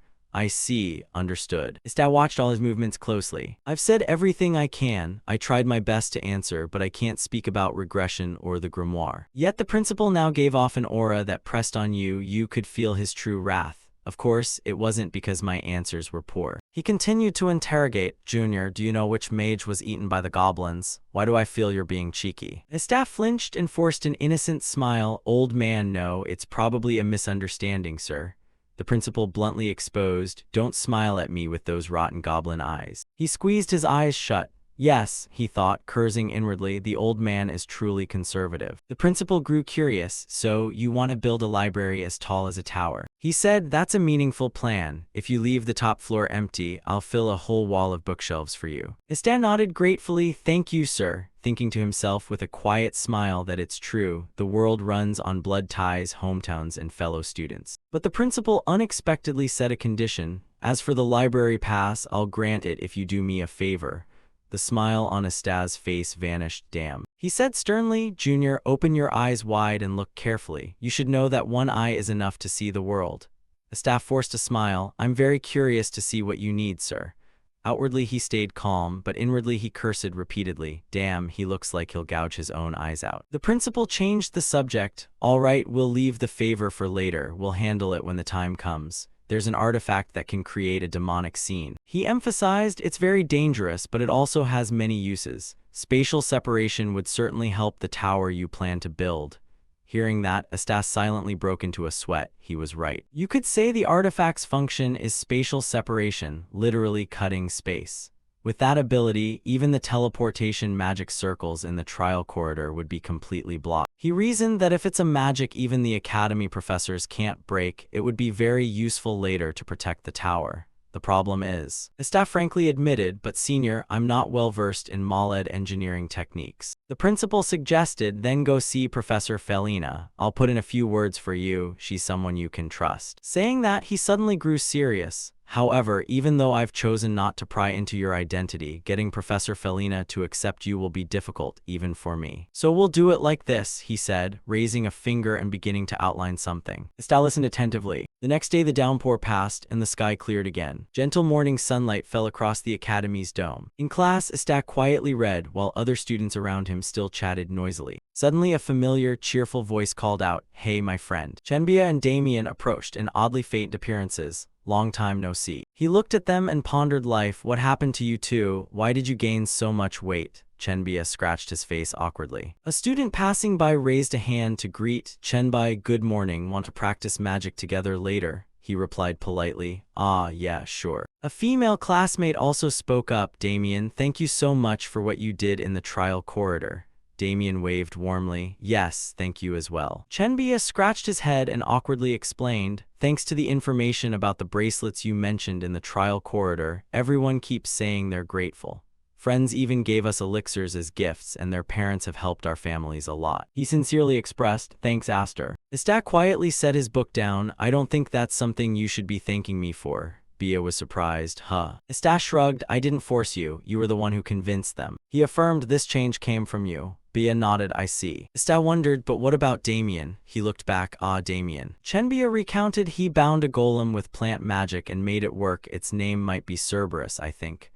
Asta was astonished. He can control a golem. He's crazy. He won't even assign it a proper attribute. Chenbia sat down opposite Asta and suggested, let's sit and talk in detail. It's been a week since we last met, so there's a lot to tell. A sudden voice cut in. Really? I have a lot to say too, and the person approaching made him jump. Felina appeared abruptly and looked straight at Asta, requesting, Aster, give me a moment. Hearing the voice, he turned. Professor Felina. The sun was high, its light flooding the entire academy. In the lounge, Felina slowly asked, do you know why I summoned you here? Asta looked around the room and replied, I don't think it's for psychological counseling, sir. She sat down and nodded slightly. Exactly. Felina crossed her legs and in a measured tone said, I've heard reports. She tilted her head, probing with authority. You're a descendant of a former war mage. Yes. The mastermind behind this is Vimmer, right? Estea didn't deny it, but spat with contempt. They're all trash. Felina agreed. Generally, anyone connected to Deculan is trash. He looked at her and thought that matched what the dean, no, the senior, had arranged. Drawing attention in Blandor under a false identity would be dangerous, so instead they assumed the role of a war mage's descendant wandering the continent while hiding their true identity. So that's the method the principal had taught Estea on that stormy night. Now he considered that among them one person had a master who bore a deep grudge against Deculan and Vimmer. Since it matched his real position, this setup was entirely appropriate. Felina sighed. There are countless suspicious points, but since the dean vouched for you, I'll overlook them for now. Estea waited silently for her next words. For some reason, Felina didn't continue. Her cheeks suddenly flushed. A moment later, Felina leaned back in her chair, ran a hand through her hair, and said, For now, I'll cover things up. At least you don't seem like someone who would endanger the academy. And before she finished, Estea interrupted. Professor. He hesitated. I'm sorry, but I'm a student and you're a professor. There's an age gap. Felina widened her eyes in shock. What the hell is that? The moment Estea spoke, Felina immediately snapped. That brat. Immediately after, a strong gust of wind burst out around her. But the next second, Felina gritted her teeth and restrained her power. Then she spoke with some annoyance. Damn it, it's hard to open my mouth when I'm forcing myself to do something out of character, but there are things that still need to be said. A flush rose on Felina's face. In an awkward tone, she said, Thank you. Because of you, we were able to protect both the trial hall and the students. Instantly, Estea froze in place, stunned. After regaining his composure, he mulled inwardly and whispered, Is that so? Then Estea suddenly spoke up, calling, Professor. Felina turned to him skeptically, saying, Go ahead. After a moment of thought, Estea seriously made a request. As the dean said, my goal is to establish a library open to everyone. If you don't mind, could you donate your books? Without much hesitation, Felina generously agreed. Not bad, very well, I understand. Hearing that, joy washed over Estea as he quietly calculated, Excellent, after Professor Farun and the dean,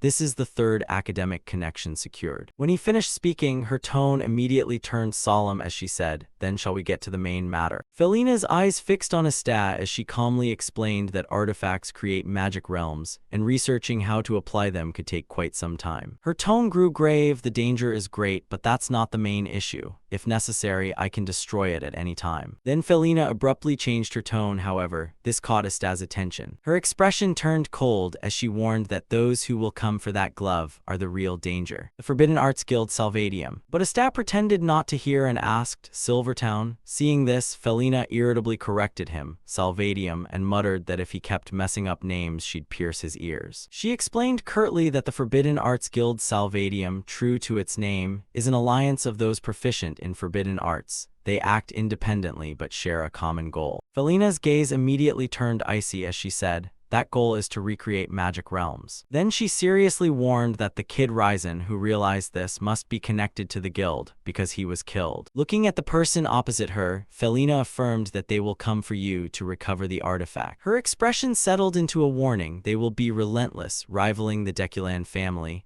I don't know what you're hiding or how strong you are, but if you've become a target of the Forbidden Arts Guild, you could die. Hearing that, Estea calmly thought to himself, could die, huh? He then exhaled and judged casually that clashes with them are unavoidable. No big deal, just kill them all. After deciding, Estea flashed a cocky smile and replied, Yes, I'll remember. Seeing his expression, Felina couldn't believe it. She widened her eyes and thought, Look at this brat. Before she could speak, Estea continued, asking her to study the artifact. The next moment, he placed a glove on the table. Seeing that, Felina smiled reluctantly and agreed, Your ambition is big, you elf. Fine, I'll take a look. Just then someone ran in from outside shouting, Professor Felina, you're here. He cried out in panic, right now at the academy. The young man's voice suddenly tightened as he announced, The head of the Deculan family has arrived. Instantly, Estea's eyes widened in terror. Outside the academy, a carriage was slowly pulling in. Seeing this, everyone immediately stirred. The head of Deculan is here. Tighten defenses, strictly control the parents of the affected students as well, and send the students back to the dorms at once. At the end of the road, a crowd was already waiting. Leading them was the school's principal. There the carriage rolled slowly along the cobblestones. On it a man sat leisurely guiding the horses. Seeing him, the principal pondered, so this brat is the current head of Deculan. Farin met his gaze directly. The principal, without fear, continued to assess.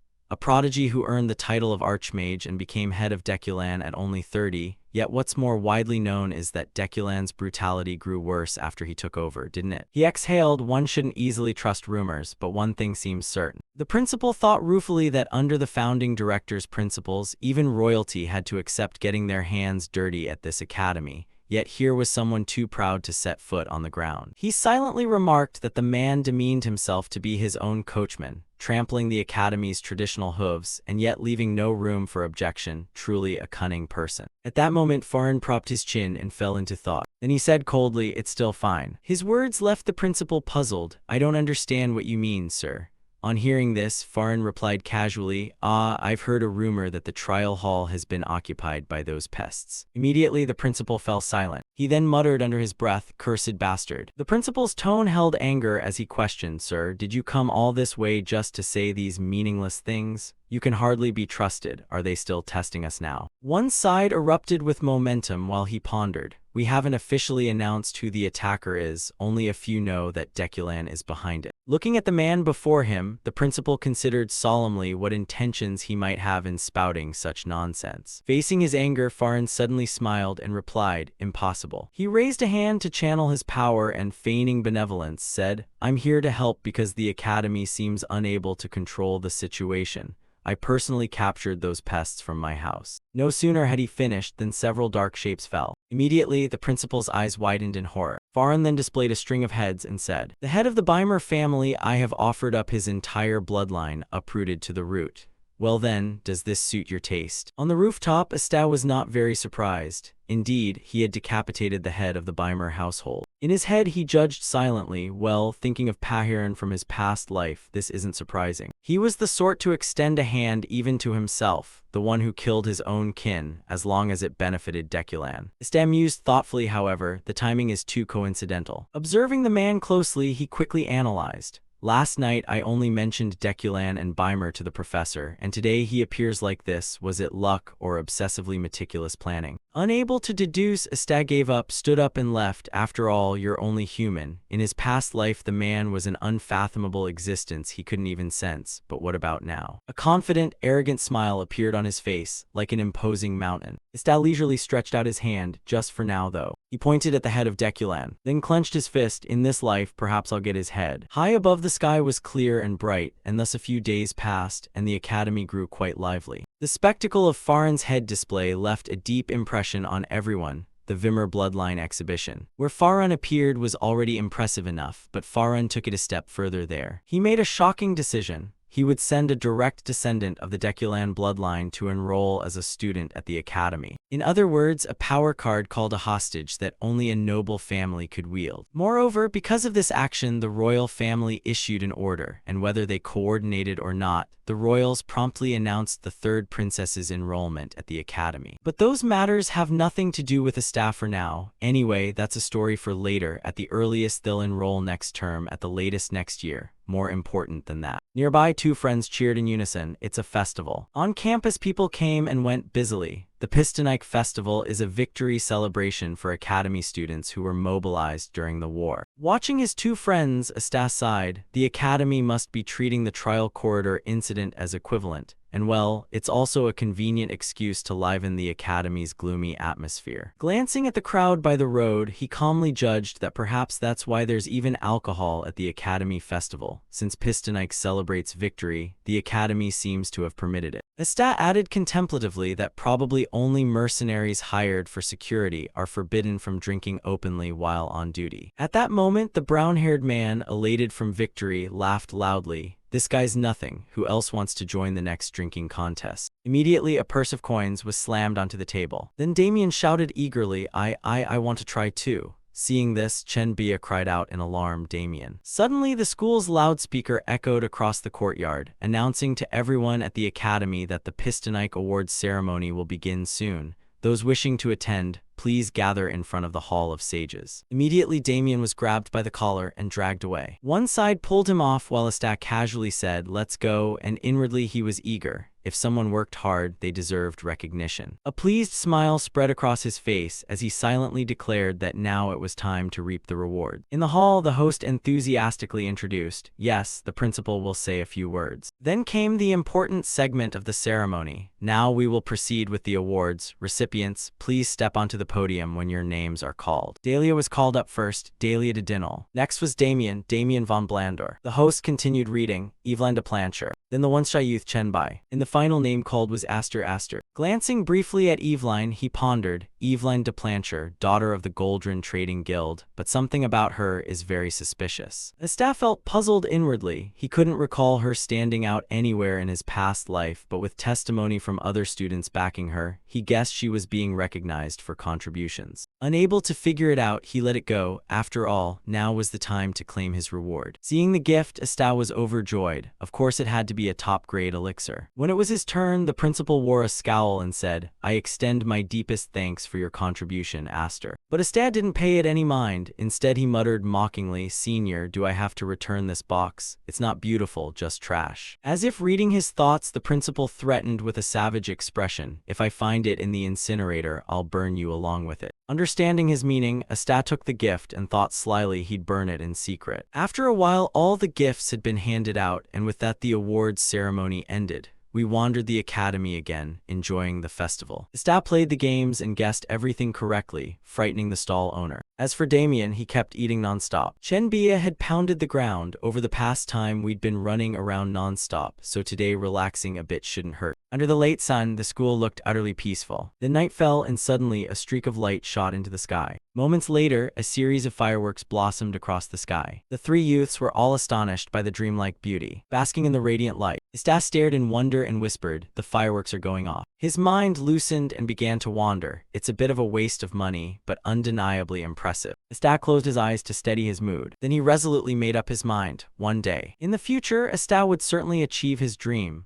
On the day he built his own tower, he'd be able to spend money like this. At the summit, there probably aren't many places with such a view, so he'd admire the scenery from the highest floor he could. He would hold a week-long festival, even if he couldn't witness every moment himself. In his head, he carefully pictured the scene, and the finale would be the ascension of the sage, grand sage Aster, riding a wyvern to open a new era for the continent. A white wyvern would look splendid. The next day, suddenly an owl carrying a letter landed on his windowsill. Seeing it, Estat helplessly thought, no, not that kind of white owl. In the end, he still got up and retrieved the letter. As he opened the paper, Estat only read two words, "The old place." His heart silently called out, "Senior." Without hesitation, Estat climbed onto the windowsill, called early in the morning right after the festival. His senior was diligent indeed. Even his summoned beast looked just like him. In an instant, he quickly leapt away. In the forest, Estat strolled forward at a leisurely pace. Looking at what lay before him, he propped a hand on his hip and remarked, "Wow, this building's been in use for a very long time." Approaching the house, he pondered. Because it was once used by troubleshooters long ago, it was abandoned and forgotten by the academy, perfect for secret conversations. He opened the door, Estat poked his head in and called out, "Senior, I'm here." A deep, dignified voice answered, "You're here, huh?" At the sound, the white owl flew off immediately. Estat paid it no mind and focused on replying, "Yes, but..." Glancing around, he asked in puzzlement, "What's all this?" At this point, it's basically an office. "I thought so too, but that damn tradition left me no choice," came the reply. The principal didn't answer and instead offered, "Want a drink?" While pouring, Estat leisurely inquired, "Is there a special occasion so early in the morning?" His tone carried a calm air. The principal answered nonchalantly, "What didn't I tell you before? I said I had something I needed help with." At once he understood the principal's intent. The request tied to the library card he'd traded for, was it? Across from him, the man rummaged in his pocket. "Ah, it's a fairly simple request," he said. Then he produced a slightly crumpled letter and said, "Deliver this letter to my friend for me." In an instant, Estat's relaxed expression vanished. He smelled trouble, a very troublesome person. He calmly queried, "Where do I need to go?" The principal put the letter on the table and reported in a serious tone, "I've asked around my old comrades and located where that bastard is hiding. He's well concealed." Then he solemnly spoke a name, the Great Forest Hammern. Instantly Estat cursed inwardly, "Damn it." From what he'd learned, the Great Forest Hammern was preserved since ancient times. That vast land contained not only all sorts of monsters but also priceless magical materials. He wanted Asta to find someone in a place like that. Sensing Asta's mood, the principal softened and reassured him, "It won't be that hard. People live there too. If you check a few camps, you'll find him soon enough." He hesitated and spoke up, "Senior, I'm sorry," but before he could finish, the principal cut in, "Right, I almost forgot to mention this." The principal produced a list and said, "I've prepared a small reward for my diligent junior."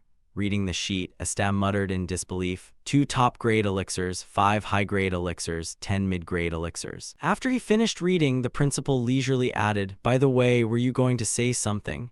At that, Asta couldn't help trembling slightly as he mumbled again, I'm sorry, but." Immediately Asta beamed and replied, "I'm late to depart and need to leave the academy now." Inwardly ecstatic, the offered price was too good to refuse. White clouds drifted slowly across the sky. Below, the entire academy basked in warm sunlight. He pulled the paper out once more to examine it. Asta felt deeply satisfied and happy. Just seeing it made him feel at ease. He quietly calculated in his head. Including the festival rewards, he'd have 3 top-grade elixirs in total. Life was really great. Not only that, Asta opened the ticket beneath it, and on top of everything else. Reading the words on it, he couldn't contain his joy. A relic crafting voucher from the Ayerkin workshop. A voucher from a renowned workshop even nobles queued for. How did something like this end up in his hands? Everything traced back to a few hours earlier when Asta was talking with the principal. The price to pay for something too good to refuse. As he suspected, his senior was hiding something. At that time, the principal's face carried sorrow as he recounted. Originally, I planned to ask him to return to the academy. With the demonic ruins, the Declan family, and all this chaos, I thought I'd need his help a bit. The principal's tone remained calm, but he said it would be awkward to have him return here. He has matters to settle, he said. Here his voice turned suddenly gentle yet commanding. So go and help that bastard finish what he left undone. Asta replied with an expressionless smile, Senior, don't you have any conscience? After stowing the 2 papers away, he sighed softly. I protested this shady mission and demanded more compensation.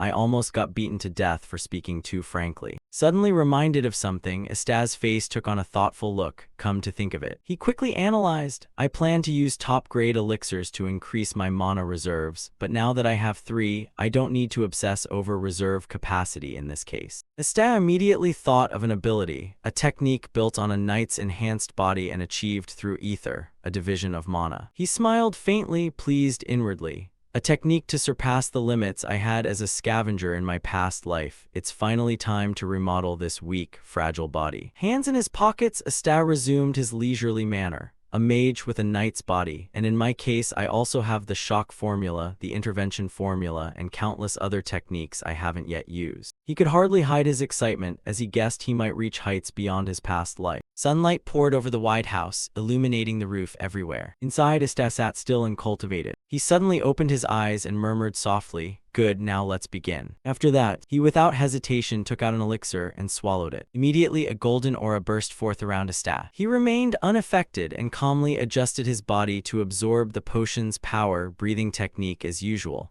But this time, he'd funnel the top-grade elixir's mana into his body drop by drop. Following Asta's movements, the aura gradually penetrated each part of his body, letting mana seep into every joint. The muscles and neural cells, these were the most important targets. Suddenly, Asta's eyes widened and veins stood out. He couldn't believe it as he glanced down. Damn it, it's you again. Seeing the mark on his chest, Asta snapped angrily, the fire sigil. But because he was at a critical stage, he hurriedly composed himself. He almost lost focus, but if the fire sigil activates like this. A broad smile spread across Asta's lips. Excitement surged in him. This time, what kind of luck will you bring me? In the next moment, Asta trained harder, calmly following his plan. First, circulate mana throughout his body instead of into the mana stone. From there, he carefully controlled the power and injected mana into each muscle fiber. Suddenly, Asta groaned. He bent over, inwardly screaming, This is insane, it hurts so much. It felt like each muscle fiber was being torn apart slowly. Veins bulged across his face as doubt crept in. Does it have to hurt this much? It's not like before, this is extreme, should I stop? A moment later, he made his choice without hesitation, train harder.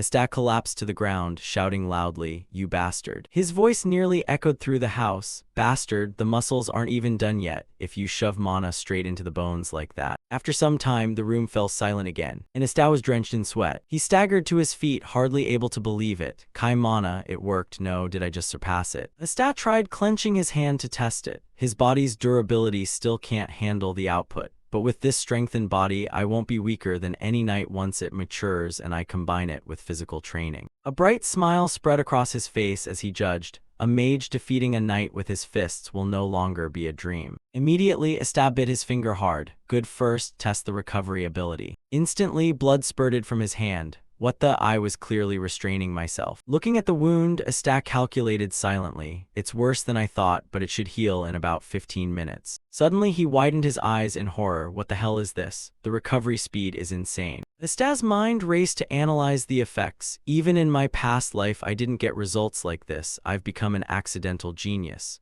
With the light healing manual I got from Henzi, I'd be on par with Damien, the monster of Blander. But that wasn't all. Asta noticed something else. He crouched to examine the blood. There was a faint trace of mana. Don't tell me it's from this drop of blood. Silently sensing the power within, Asta guessed with suspicion. The mana feels familiar. It's identical to my mana. It seems I can control it. Without hesitation, he reached out, trying to use light magic on it. In an instant, a blinding beam of light appeared before Asta. When the skill faded, he stared in astonishment. This defies logic. I cast the spell by will, but the caster wasn't me. The spell came from the blood. Momentarily, Asta grinned excitedly. If I increase the blood volume and use the shock formula, the results will be crazily unique. A flood of uses came to mind. If later I pair this with the Blander family's regenerative healing, it would be invaluable. Regeneration is very effective for rebuilding flesh and bone. Should I discuss this with Henzi? Asta quickly dismissed the idea. No, best not to get involved with those lunatics.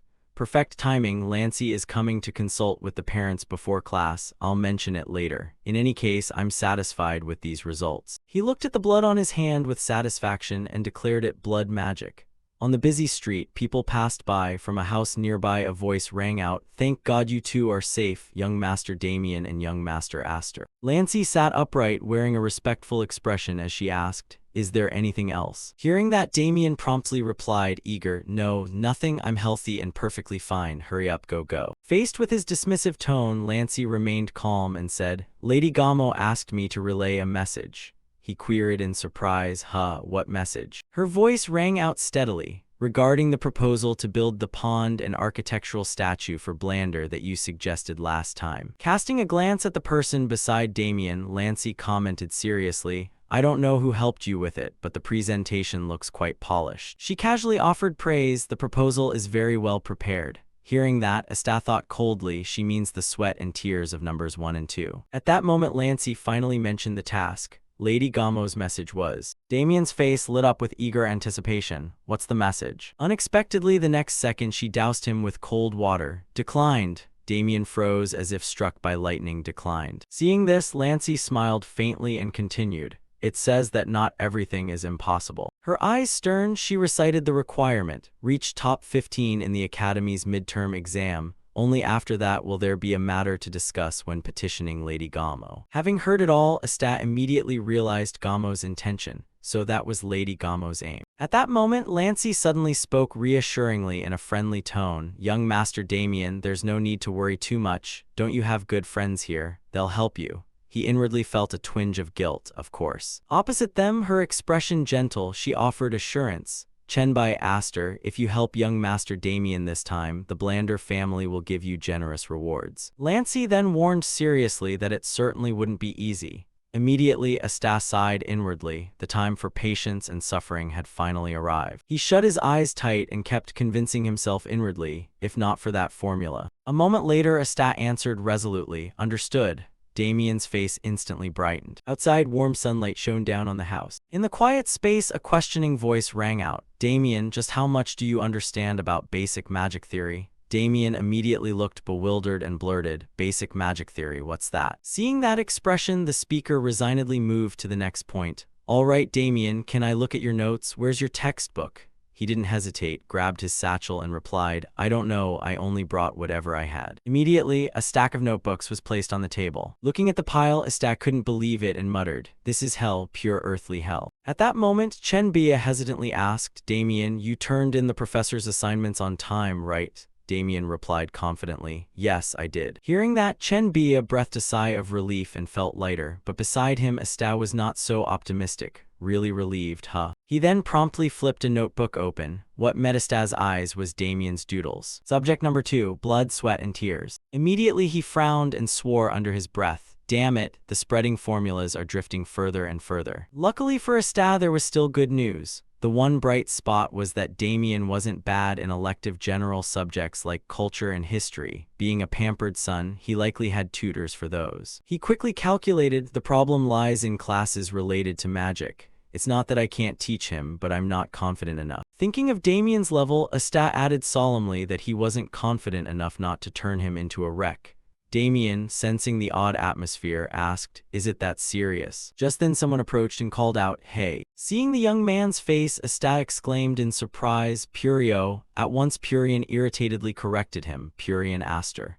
He wasn't embarrassed and calmly replied, "Right, Purion, that's what I meant." Looking at him, Purion helplessly asked the question on his mind. "I don't mean to eavesdrop, but I caught the gist. Are you guys helping Damien study?" Asta tersely replied, "So what?" Purion immediately put on a pensive look. Then he bluntly offered, "I think I can help with that." At once Damien's face lit up. Asta suspiciously questioned, "You?" Seeing this, Purion rummaged for something and answered, "You look doubtful. I wasn't going to show you this, but..." Seeing what was in his hand, Chen Bia gasped in fright. "That is..." Purion was pleased with the reaction. "As expected of Chenbai, I knew you'd recognize it." The next second he held up the paper and with a haughty tone announced, "This is a collection of the Academy's past exam papers from the last 10 years. Immediately after, Purion pulled out another sheet to show off, and that's not all. Holding a stack of papers, he said confidently, "It's a compilation of each professor's tests. I organized everything from their question structures to the specific topics emphasized in M1, M2, and M3 classes." Then Purion, brimming with arrogance, asked, "Well, is this enough to earn your respect?"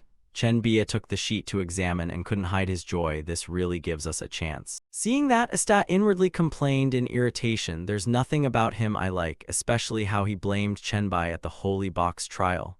Meanwhile, Chen Bia was moved to tears, finally some hope. The look in his eyes made Asta relent. He had no choice but to admit it. Staring at Purion's smug face, Asta forced himself to restrain the urge to punch him, though he really wanted to. But at that moment, Purion suddenly made a request with a condition.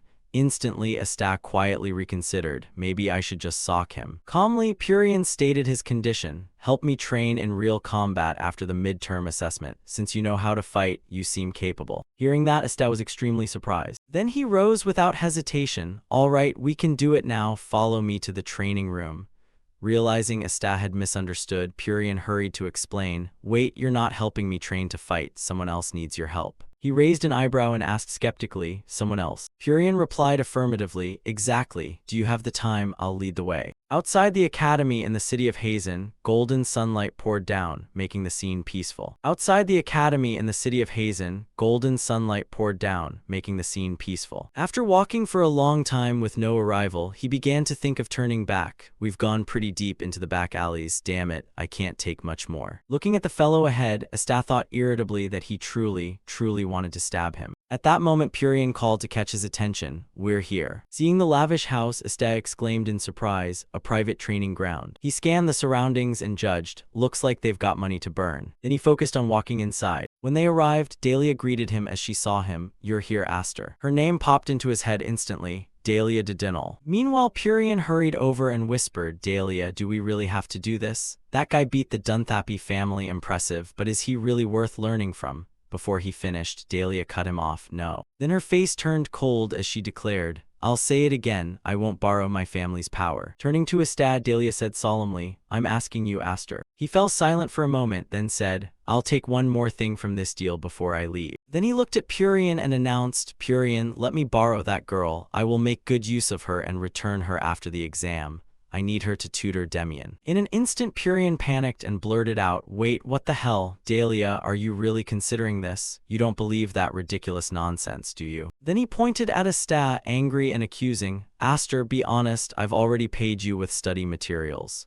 Hearing that, Asta calmly corrected him, "You repaid what you owed me." Asta's expression grew serious as he asked, "But you haven't settled the debt for framing Chenbai at the Holy Box trial, have you?" Instantly, Purion was speechless and couldn't answer. Then Dahlia suddenly spoke up, fine. In a flash, he screamed in terror, what? No, more importantly, why is Dahlia deciding my fate? I can't accept this. Purian slapped his chest and insisted anxiously, I am the proud bloodline of the great Diane family. I have the right to free will. Seeing this, Asta gave a cold, threatening smile. All right, proud bloodline, coincidentally, I need a sandbag. Are you tough enough? In an instant, Purian was silenced by the threat. He grit his teeth and dared not speak. Then decisively, he turned and left. I don't have much time. Exams are coming, so I'm off. Watching him disappear, Asta thought with satisfaction, good, this will lift a weight from Chenbai's shoulders. He sighed, then said, well then, since I've been paid, I should do my job. Glancing at the woman beside him, Asta asked seriously, you want me to teach you real combat tactics, right? Dahlia nodded calmly in response. Outside, glaring sunlight poured down everywhere. Elsewhere, a lavish meal was underway, one person carving meat while the other calmly instructed, please, give me one more chance. Once it's done, you can't turn back. Are you really sure you're okay with that? Opposite him, the other person's food remained untouched. On the other side, Evelyn fell silent and leisurely speared a piece of meat to eat. As she chewed, she expressed concern for her companion. I'm worried you might be pushing yourself too hard. Daibi didn't reply. He quietly called her name in his heart, Evelyn. When he didn't speak, Evelyn didn't notice and continued. Because of the incident at the Holy Box trial, client complaints are getting quite noisy. Someone guaranteed I couldn't get a single glove from that event. Hearing that, Daibi whispered, about that I have no excuse. Evelyn looked up at him coldly. She then smiled and said, I heard a rumor. They're saying the midterm assessment questions will be finalized by next week at the latest. Daibi was startled and blurted out, surely you don't mean for me to steal the exam papers. Evelyn feigned disbelief and scolded, oh heavens, did I say that? You're talking dangerously. I was just telling you about my business and hoping you, Daibi, could assist with it. Her gaze turned icy and threatening. That's all, do you understand? In an instant, Daibi fell silent, wary in Evelyn's presence. Seeing he understood, she calmly made a request. If you want to complete this task more thoroughly, you might want to visit this place. People say there's someone there very skilled at this kind of work. Then Evelyn smiled kindly and urged, now hurry and finish your meal. In the room, the wooden puppets shifted and the movements echoed. One party followed Dahlia while Asta stood dazed, thinking me, teach Dahlia. Staring at her retreating figure, his feelings were complicated. If in a past life he'd have beaten her near death for uttering such nonsense. Our grudge runs that deep. An image of Dahlia from a past life flashed through Asta's mind. I'll bury you right here today. Remembering those words, he thought irritably that if not for her reinforcements, he would have killed her dozens of times. However, since she became Dinai's representative mage, there was less reason for them to clash. Moreover, this change benefited Asta. Putting past grudges aside and calculating advantages, raising Dahlia was profitable. Somehow, in the end, Dahlia restrained the Deculan family. He curled a lip, amused at the calculation. Should I pull that timeline a little closer? Excitement welled up in Asta. Truthfully, if he didn't do it now, he'd never get another chance to beat her properly and still enjoy it. Seeing Dahlia stop, he set those thoughts aside and focused on the task. All right, Dahlia. Asta asked seriously, what do you think is the most important factor in one-on-one combat? She pondered for a moment and replied, I don't know, I just want to learn the moves you used against Hickster. He couldn't believe the question. You want me to teach my style? Really? She needed to find a method that suited her. Asta gave a concrete example. Look, imagine an 8th rank mage fighting a 9th rank mage. Who wins? Dahlia answered without hesitation, the 8th rank. He wiggled his finger and said, no, that's wrong. Then he tapped his head and explained, whoever smashes the other's head first wins. Dahlia immediately frowned and asked skeptically, the head. Facing her, Asta formed a small orb and continued teaching. It's called. He revealed slowly the first strike rule. In an instant, Asta's technique streaked toward Dahlia's head. Time passed, and the evening sun gradually spread everywhere. Walking down the street, Asta stretched and breathed a sigh of relief. Looking up at the sky, he marveled, is it this late already? If she keeps fighting the right way like this, she'll grow up fine. Asta relaxed and let his mind wander, wondering what Damien was doing. Suddenly, Daibi's back passed into his view. A pleased smile immediately appeared on Asta's face. 310 gold, huh? Meanwhile, Daibi strolled slowly down the street. His mind was in knots. Damn it, they want me to steal the exam papers this time. My brother wants to retire, but life isn't that simple. Daibi thought of Evelyn and fear surged inside him. Goldrin, no, Evelyn, she had enough power to crush him. He took out the paper and tried to reassure himself. No, look at it another way, this is a golden opportunity. What Evelyn hoped to gain through them was ties to the nobility. One side was pursuing the goal. Daibi persuaded himself that if he did this job perfectly, he could become that connection. He opened the door and cursed inwardly. Last time I messed things up because of that filthy rat. Entering the shop, Daibi's resolve hardened. This time will be different. Unbeknownst to him, Ista had been quietly following for a while. Up ahead, Daibi began to doubt, is this the place? It looks like an ordinary tea house. At the counter, the brown-haired young man smiled at the arriving customer and asked, what would you like? He sat down and, hesitating, ordered, please give me long jiao tea, hot at first but then frozen. The man agreed warmly, certainly, please wait a moment. Sneaking a glance at the staff, Daibi felt deeply embarrassed. This was the place Evelyn mentioned.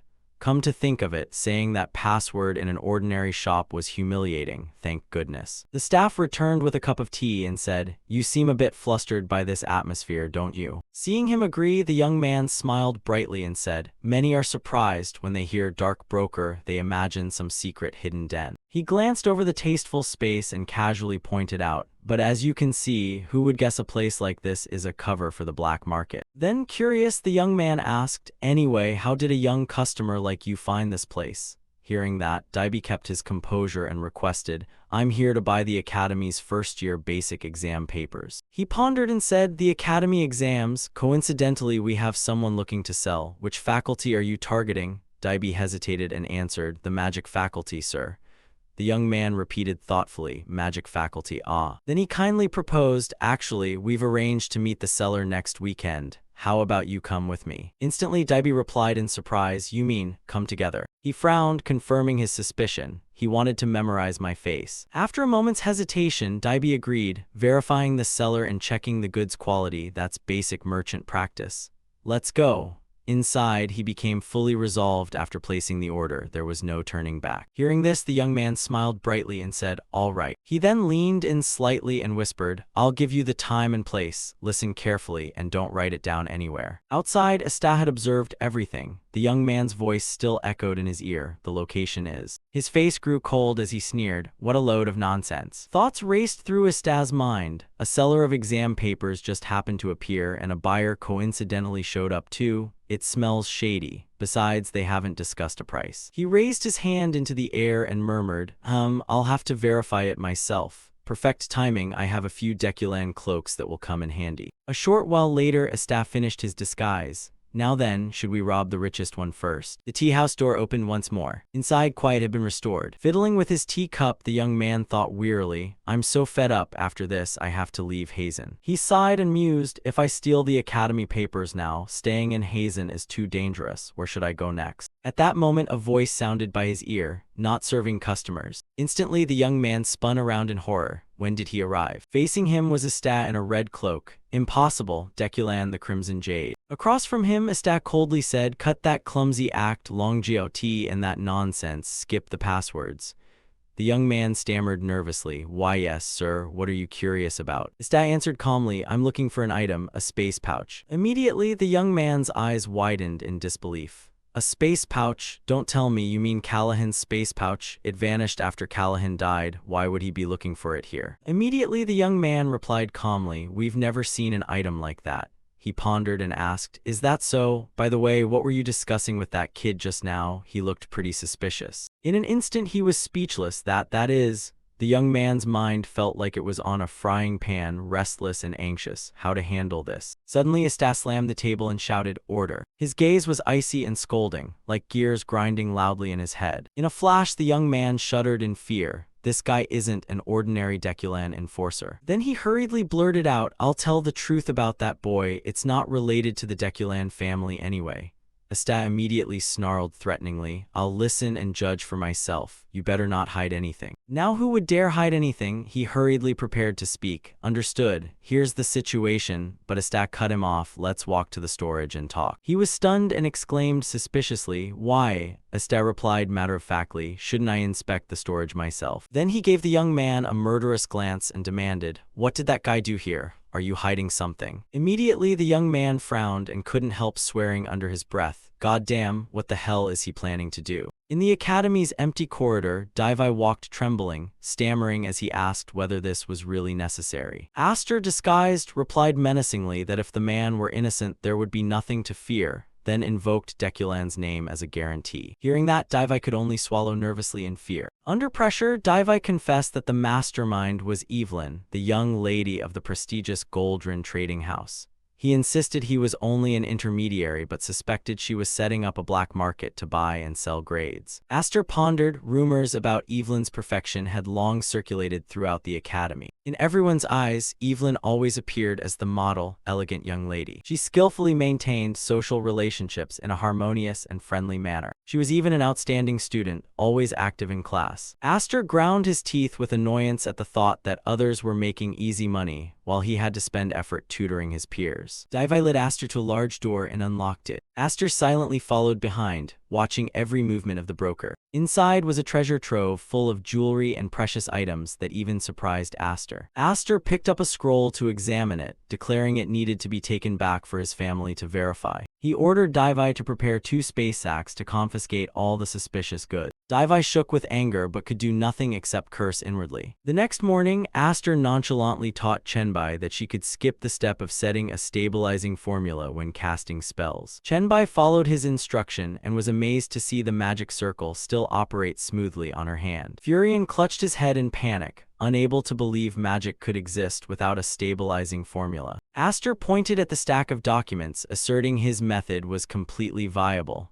Furion muttered that the place was nothing short of hell. Chenbai thought to herself that Aster truly was a mad genius, someone who challenged all conventional logic of the magical world. She also worried that if Aster taught Dahlia this way, sooner or later her friend would be corrupted by him. Footsteps sounded. Aster called for Furion and realized Dahlia had arrived as well. Dahlia appeared with her usual cold expression and bandages on her face. Furion yelled in outrage, calling Aster a bastard for the grueling exercises he had endured. A red pencil was marking a test paper filled with complex magic circles. The group sat together to check the test results. Furion, his eyes ringed with dark circles from lack of sleep, announced that every answer in his section was absolutely correct. Dahlia confirmed her results were the same, though her expression was a bit weary. Chenbai buried her face in her hands, still unable to believe she had actually gotten everything right. She breathed a sigh of relief, admitting that without the blood, sweat, and tears style practice from Aster, they surely wouldn't have survived the week. Furion raised his hand in excited celebration. Even though the questions were basic, this was a huge step forward for him. Aster curled his lips in a satisfied smile, telling himself he had done well as a tutor. Dahlia looked at Aster and asked whether he had finished his part as well. At night, Aster donned his disguise again and sat on the roof watching the academy below. He suddenly felt his ears burn, wondering if someone was speaking ill of him. He then focused on watching below, waiting for the right moment to act. On the street below, students moved about busily, unaware they were being watched. Davai glanced around furtively with an extremely tense expression, clutching the stack of exam papers tightly. Aster stared down at him from above, secretly wanting to beat Davai and Evelyn right then,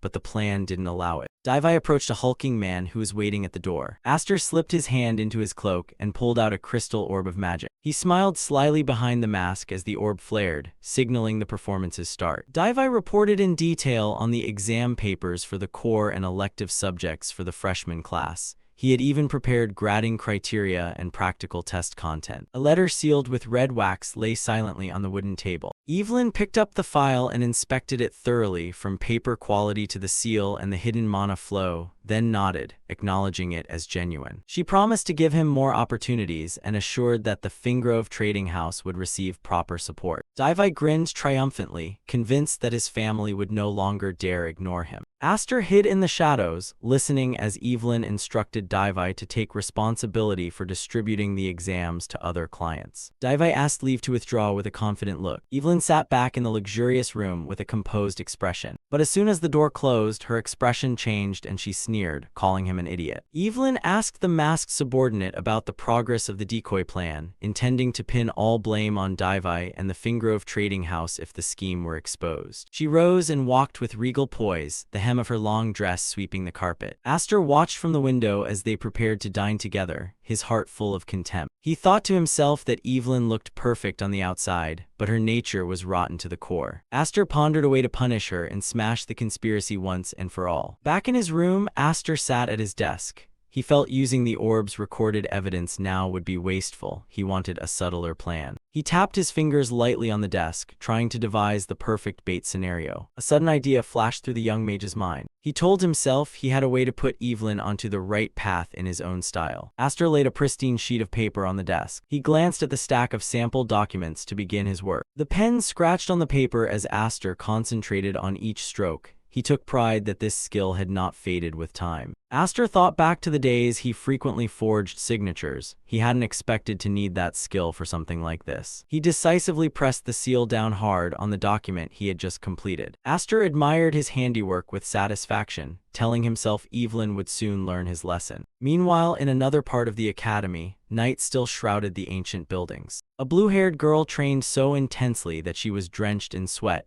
Her breath ragged in the silent space. She told herself she had to strike first to win, and that the most powerful magic was the one with the fastest activation speed. With a determined look, the girl poured her energy into activating a blazing magic circle, ready for the upcoming challenges. The bell rang to signal the end of the exam. The teacher ordered the class to stop writing, place their hands on their heads, and prepare to submit their papers upstairs. The exam room suddenly grew noisy as students began packing up and chatting animatedly about the test. A young man turned to ask his friend what theory he used for question 3, only to receive the sarcastic reply, pen and paper theory. On the test paper, the pen smoothly completed extremely complex magic circles and formulas. Their buddies gathered in surprise because this guy never bothered to study yet still did the paper, while he smugly claimed just listening in class was enough. A nearby red-haired student watched with a very disgusted expression, silently cursing the fellow's annoying arrogance. Evelyn sat in a corner, smiling triumphantly as the first deal seemed to have succeeded smoothly without a hitch. She took quiet pride in having secured Demonin, the eldest son of a powerful house wealthy to excess thanks to their control of the kingdom's food supply. Her smile grew more sinister as she thought of 3 other lucrative transactions going smoothly. She was confident she'd strike it rich this time. Suddenly, the exam room door flew open, and a mysterious stranger cloaked in black appeared in the middle of the break. Evelyn flinched, the smile on her face froze when she saw this threatening presence. Behind the stranger stood Daivai and several other students, giving her a bad feeling that something was about to go wrong. The professor ordered Demonin to come with him immediately, leaving him bewildered and unsure what he'd done wrong. The professor's face, hidden beneath the cloak, was grave as he coldly announced that the headmaster awaited him in the office. Witnessing the sudden scene, Evelyn began to sweat profusely,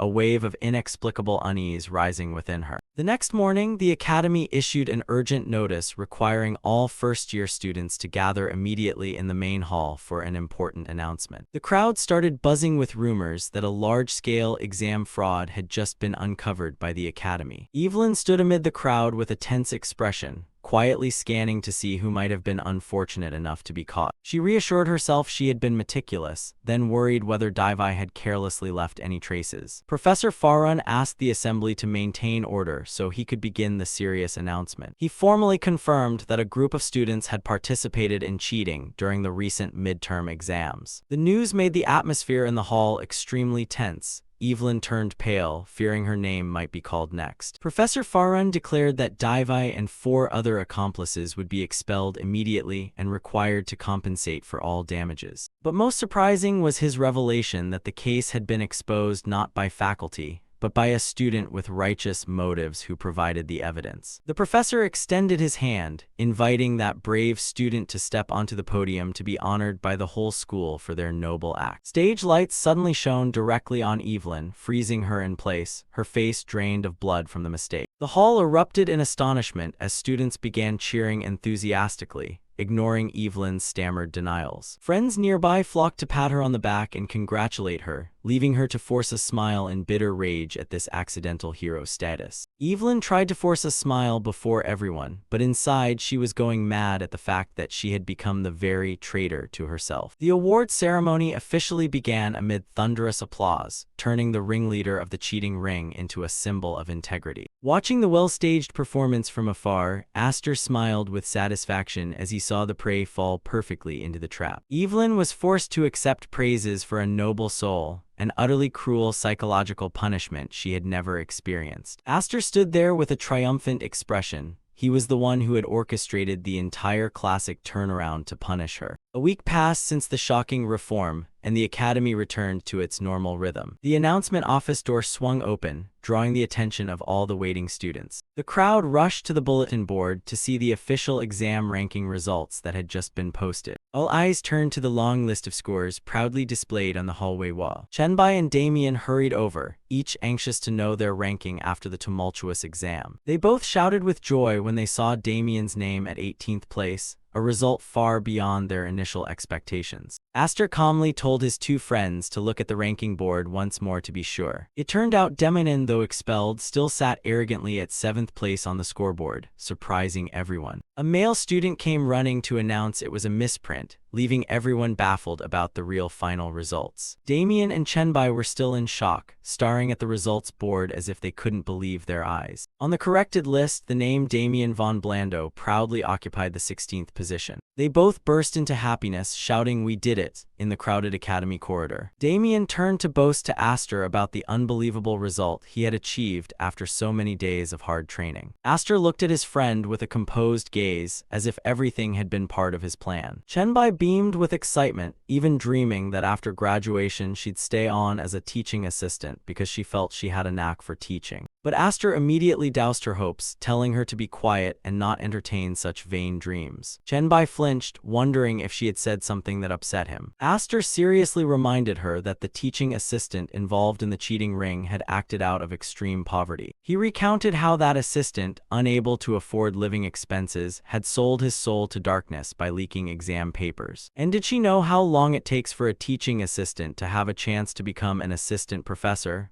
At least 3 to 4 long years. Aster asked another friend whether he truly wanted to embark on the arduous path of teaching. That friend smiled, saying that teaching others in his own way was deeply satisfying. Aster laughed, warning that if he truly wanted that, the road ahead would be nothing but blood, sweat, and tears. Seeing his friends' determined faces, Aster suggested there was another path if they truly wanted to pursue that passion. Instead of becoming a poor teaching assistant, aim to become an archmage, a figure whose power commands respect. Then she could instruct anyone with true strictness and dignity, just as she had trained Damien. The image of a powerful archmage appeared in their minds, mysterious, potent, and awe-inspiring. Aster advised Chenbai that if she's going to dream, she should dream big. Don't waste her talent on a mundane job after helping Damien improve so dramatically. Only by becoming an archmage would she have the means to repay him for saving her life, plus a rather hefty interest on top. As night fell, the peaceful city beneath a star-filled sky looked magnificent. In a quiet street corner, light from the shop windows cast faint streaks across the pavement. An old wooden sign creaked in the wind, marking this place as a secret rendezvous for those who live in the shadows. The heavy wooden door stood ajar, revealing a tranquil space inside, completely separated from the bustle outside. Kellogg waited, looking rakish. His vivid purple eyes betrayed his impatience for his partner to arrive. Even footsteps echoed steadily from the stairs as a figure slowly approached him. The alleyway mage finally appeared, his face hidden beneath a pitch-black hood.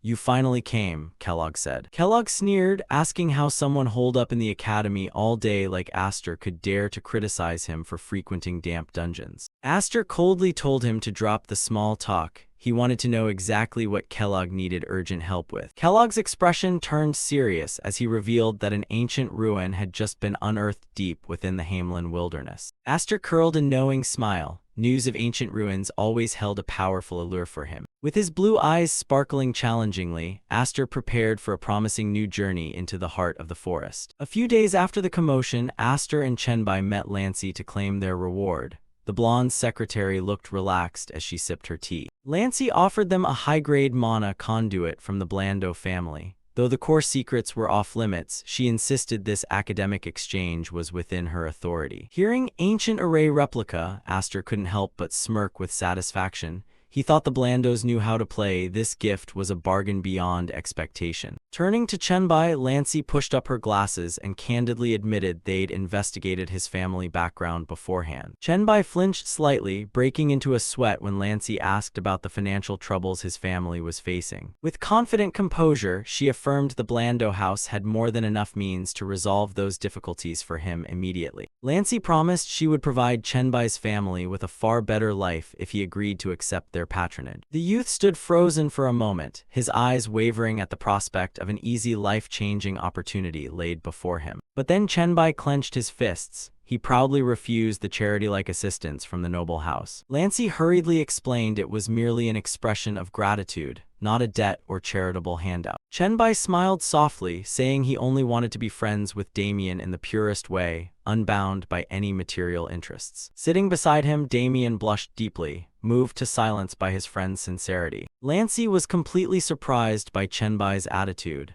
She hadn't expected an ordinary boy to possess such pride and integrity. Witnessing this noble display of friendship, Aster beside them suddenly felt his own practicality make him no less a villain. Chenbai hesitantly asked if he could request something else instead. Lancy smiled and assured him he could ask for anything. Rather than money, Chenbai wished for the opportunity to study magic under the Blando name to broaden his horizons. Lancy double-checked that this was truly all he wanted. He nodded firmly, offering a gentle smile and confirming that was all he desired. Soon after, the matter was reported to Madame Blando. She stood in the grounds of the luxurious mansion, listening to the news from her subordinate. She asked with some surprise whether Damien's friend had truly made such an odd request.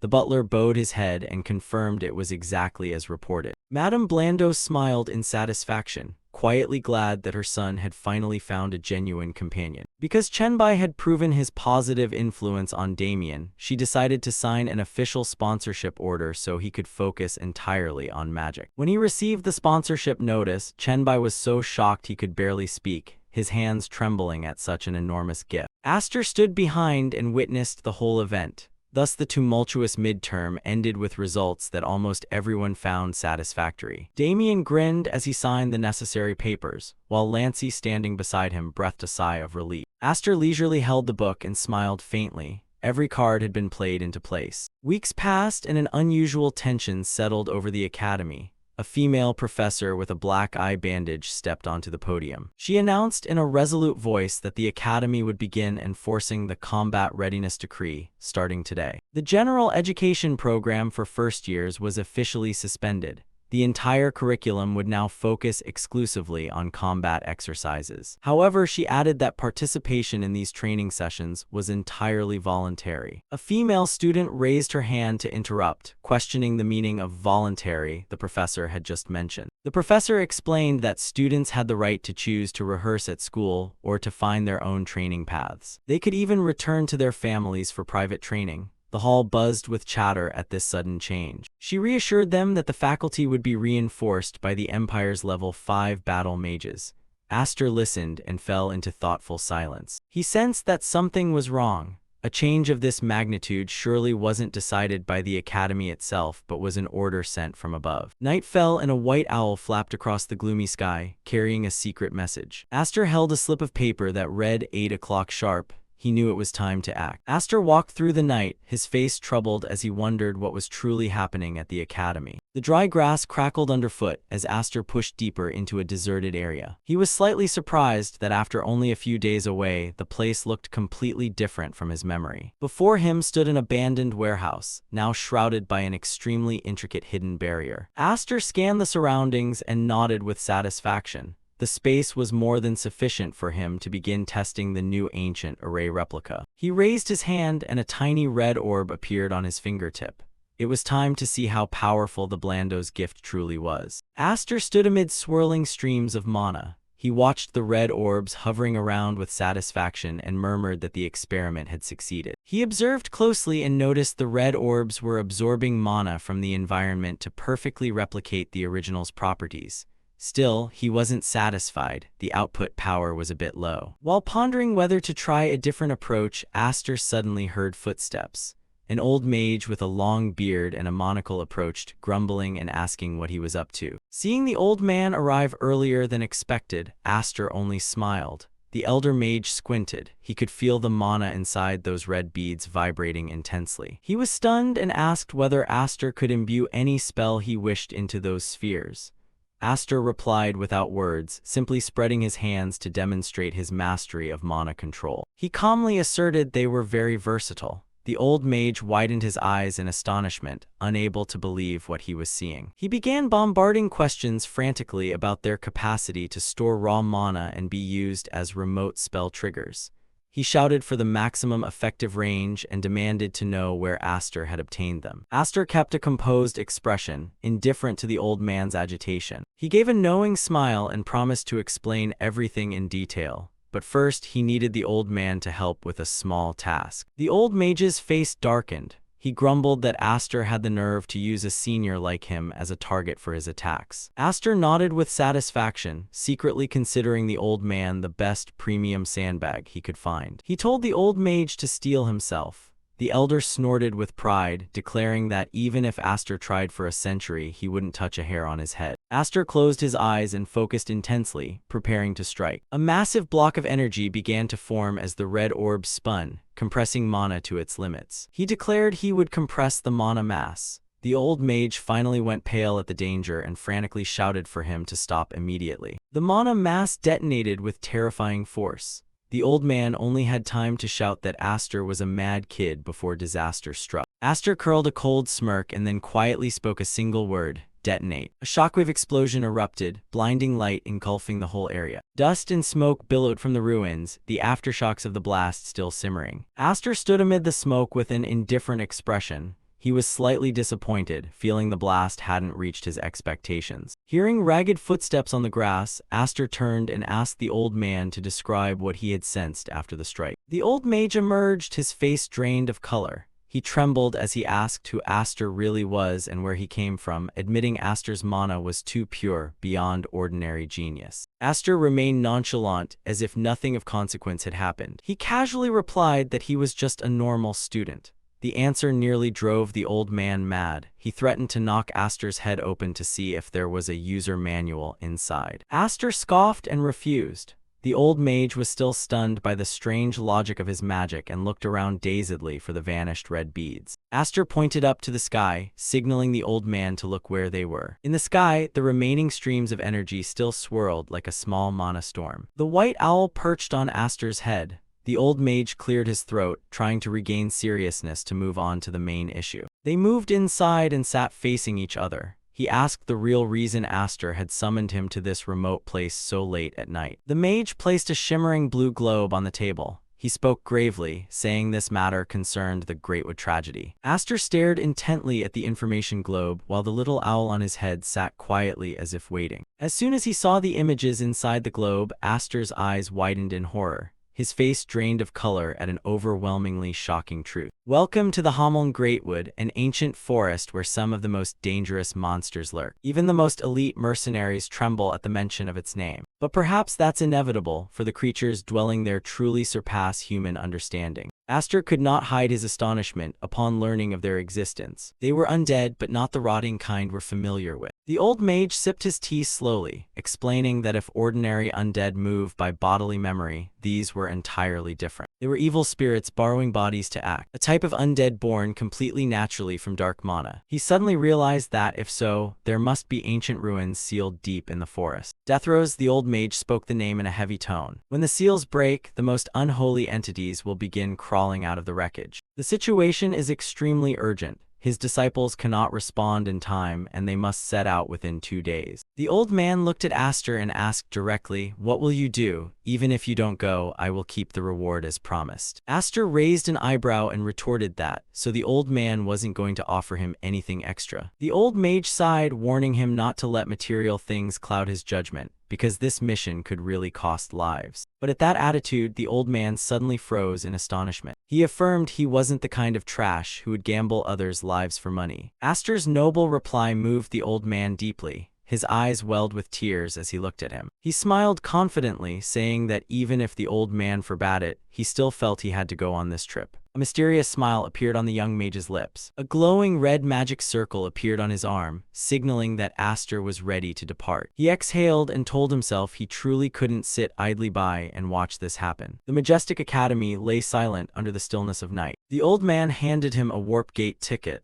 allowing instantaneous travel without waiting. Not only that, a high-grade magic cloak was given to Aster to protect him. Seeing the old man's generosity, Aster wondered if he was keeping anything back. The old man brushed it off, saying thorough preparation is never excessive. Finally, the mage produced another mysterious item that piqued Aster's curiosity. It was the new moon mask, an important token for this journey. Aster held the silver mask in his hands, somewhat puzzled by the odd-sounding name. The old man reminded him to hide his identity or dangerous enemies would come to take his life. Aster silently agreed. The old mage promised to arrange his schooling at the academy and asked what Aster intended to do about the Blando family. He just smirked, saying he'd handle that matter smoothly on his own. The next morning, a note was left: "I'm off to train, don't look for me." Furion froze when he read his big brother's careless handwriting. Meanwhile, the two-color-dyed companion beside him was thrilled and demanded to go train immediately as well. At the same time, in Green Town, the atmosphere was chaotic over rumors of monsters. Residents hurriedly carried their belongings and fled, cursing this monster wave after decades of peace. The men cursed the imperial officials who only collect taxes and stand by as people die. He barked at Hands to move quickly and stop standing there whining. The signboard of an old tavern swayed in the wind amid the unsettled town. Inside the nearly empty tavern, a young man sat slumped beside wooden barrels. It was Oberon. He looked utterly at a loss and muttered to himself about what to do next. Rayleigh tried to feign concern, saying someone would come to help since both parties were indebted to each other. He insisted they would arrive, but Oberon could only groan and pull at his hair in exhaustion. The burly guide Rayleigh pressed him, asking if Oberon had thought it through. Seeing things looked bad, Rayleigh began whining and begged for his life, claiming entering Hamel now was suicide. Oberon resentfully reminded him of the contract. He had paid 4 times the usual fee plus a deposit. Rayleigh flashed a slippery smile, pretending to sympathize while trying to wash his hands of it. He sprang up, claiming he needed to survive since the monster wave could strike at any moment. Oberon hung his head in silence, despair clear on his gentle face. A cunning glint lit Rayleigh's eyes. He was determined to take off with the fat sum. He smugly thought he was about to escape this debt. In Rayleigh's head, he painted a bright picture: money in hand and safety by traveling with a true mage. He fantasized about using the earnings to return home as a wealthy landowner, indifferent to Oberon's misery. Suddenly, a gloved hand mysteriously tapped the wooden table. Both of them jumped when a masked figure loomed up right behind them. Oberon and Rayleigh panicked and asked the uninvited guest who he was. The mysterious man didn't answer. He only asked if Oberon was Master Liheim's disciple.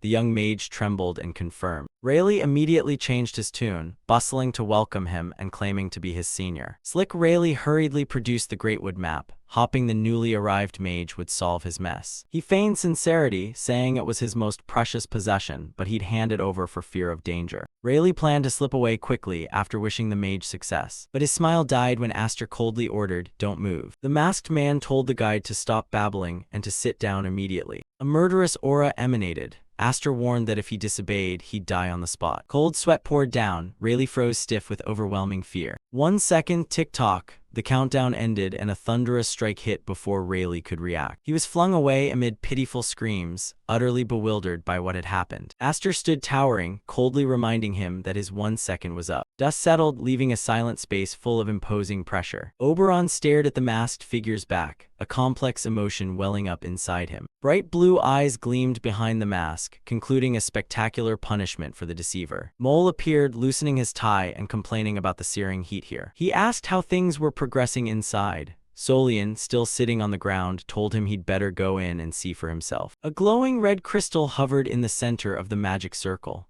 Mole stared at it and asked whether the seal had been broken and how the unsealing magic was progressing. Solian reported that the magic was active but seemed to need a bit more time.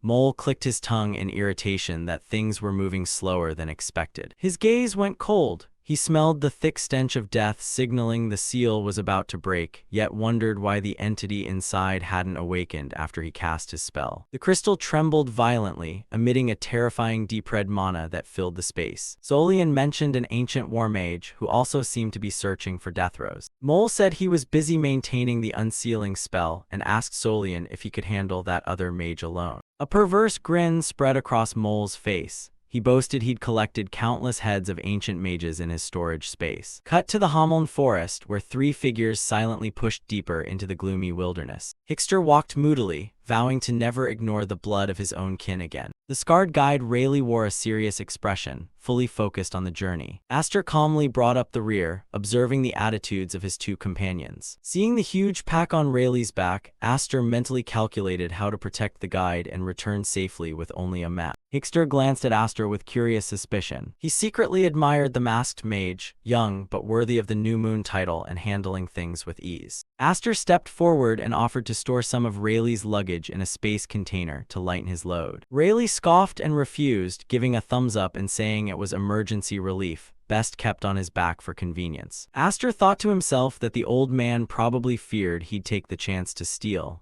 He stared into the perilous Hameln forest ahead. The group stopped to check the map, and the air around them suddenly grew oppressively heavy. Suddenly, Hickster shouted a warning for everyone to be careful. Something was happening. The sound of pounding footsteps shattered the silence as beasts charged at terrifying speed. It was a pack of Hameln orcs riding savage wolf beasts, weapons ready to take the intruders' lives. Rayleigh panicked. He couldn't understand why they appeared here when the group hadn't even reached the second rest stop. Hickster trembled at the monster's speed and hurried to channel mana for defense. Aster remained standing, frighteningly calm, as deep red mana began to coalesce around him. The masked mage stood in the center of the ring as the ferocious orc pack bore down. Aster ordered his junior Hickster to quickly raise protective shields. A blazing magic circle appeared under Aster's hands as he began casting. Blood-hued mana beams shot out like rain, hurtling toward the Orc Legion with tremendous force. The attack hit its mark. The orcs were blown away with agonized howls. A giant orc's eyes went wide in shock. He didn't even have time to comprehend what was happening. A concussive explosion detonated, sweeping everything blocking their path away in an instant. Rayleigh stood frozen, mouth agape,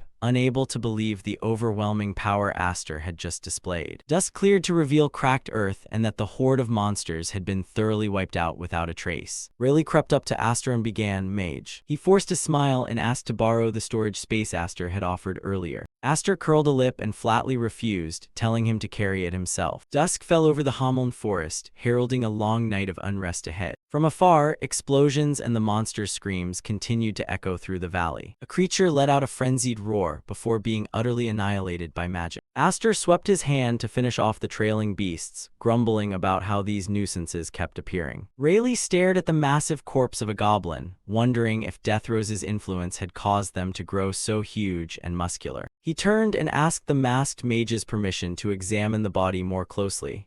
Aster calmly nodded. Rayleigh approached the pile of corpses. After a moment's inspection, he nodded thoughtfully and confirmed his suspicions. Rayleigh identified them as Kenti goblins, normally confined to the area around the second rest station. Their presence this far out surprised him. He explained they were either expanding territory or fleeing something more terrifying, and judging by their condition, he was certain it was the latter. Rayleigh pointed at the creature's claws, caked with dirt and bark, as if they'd just run a desperate race for their lives. Not just the claws, their souls were shredded. Clearly, they'd fled in mortal terror from an extremely dangerous predator. If a pack-hunting apex predator could scare these brutal monsters like that, Rayleigh suggested the group immediately alter their route. He surveyed the battlefield of corpses with a worried look. If something could terrify such savage beasts, it was no laughing matter. Rayleigh forced a smile and explained he didn't doubt the mage's abilities. He just wanted to avoid as many unforeseen variables as possible. Aster nodded in agreement. He knew sudden risks were the deadliest threat in forests like this. Observing the guide's professional demeanor, Aster privately appreciated Rayleigh's keen and precise navigation skills. Amid the gloomy woods full of lurking spirits and monsters, Rayleigh still managed to find the optimal path forward. Aster watched Rayleigh focus on the map and realized the man was better than he'd thought, deciding to trust his lead a little more. Night steadily engulfed the Hameln wilderness, bringing with it eerie, chilling sounds. The group lit torches and continued marching. Rayleigh said that after crossing the bog ahead, they'd reach the first rest station. The trail led deep into a gloomy marsh, where dampness and the smell of mud rose thickly. When night fell, the group made camp by the fire to recover after a long, tense day. Aster glanced at Hickster sitting dazed. He understood why the young man was so anxious and uneasy. Hickster hung his head, tormented that choosing the safe route had set the group back a full day. He worried they no longer had time to hesitate, since a wave of monsters could erupt at any moment. As Hickster blamed himself for letting things get this bad, Aster offered no comfort, only a cold, pragmatic confirmation. Hickster thought to himself that if he'd trained harder, he might not have become a burden. The atmosphere around the fire grew heavy. Suddenly, the bushes rustled violently. Rayleigh came charging from afar, shouting for everyone to flee at once. Rayleigh's face twisted with sheer terror. He trembled as he announced that the Swamp Lord had appeared, and if they didn't move quickly, they'd all be killed.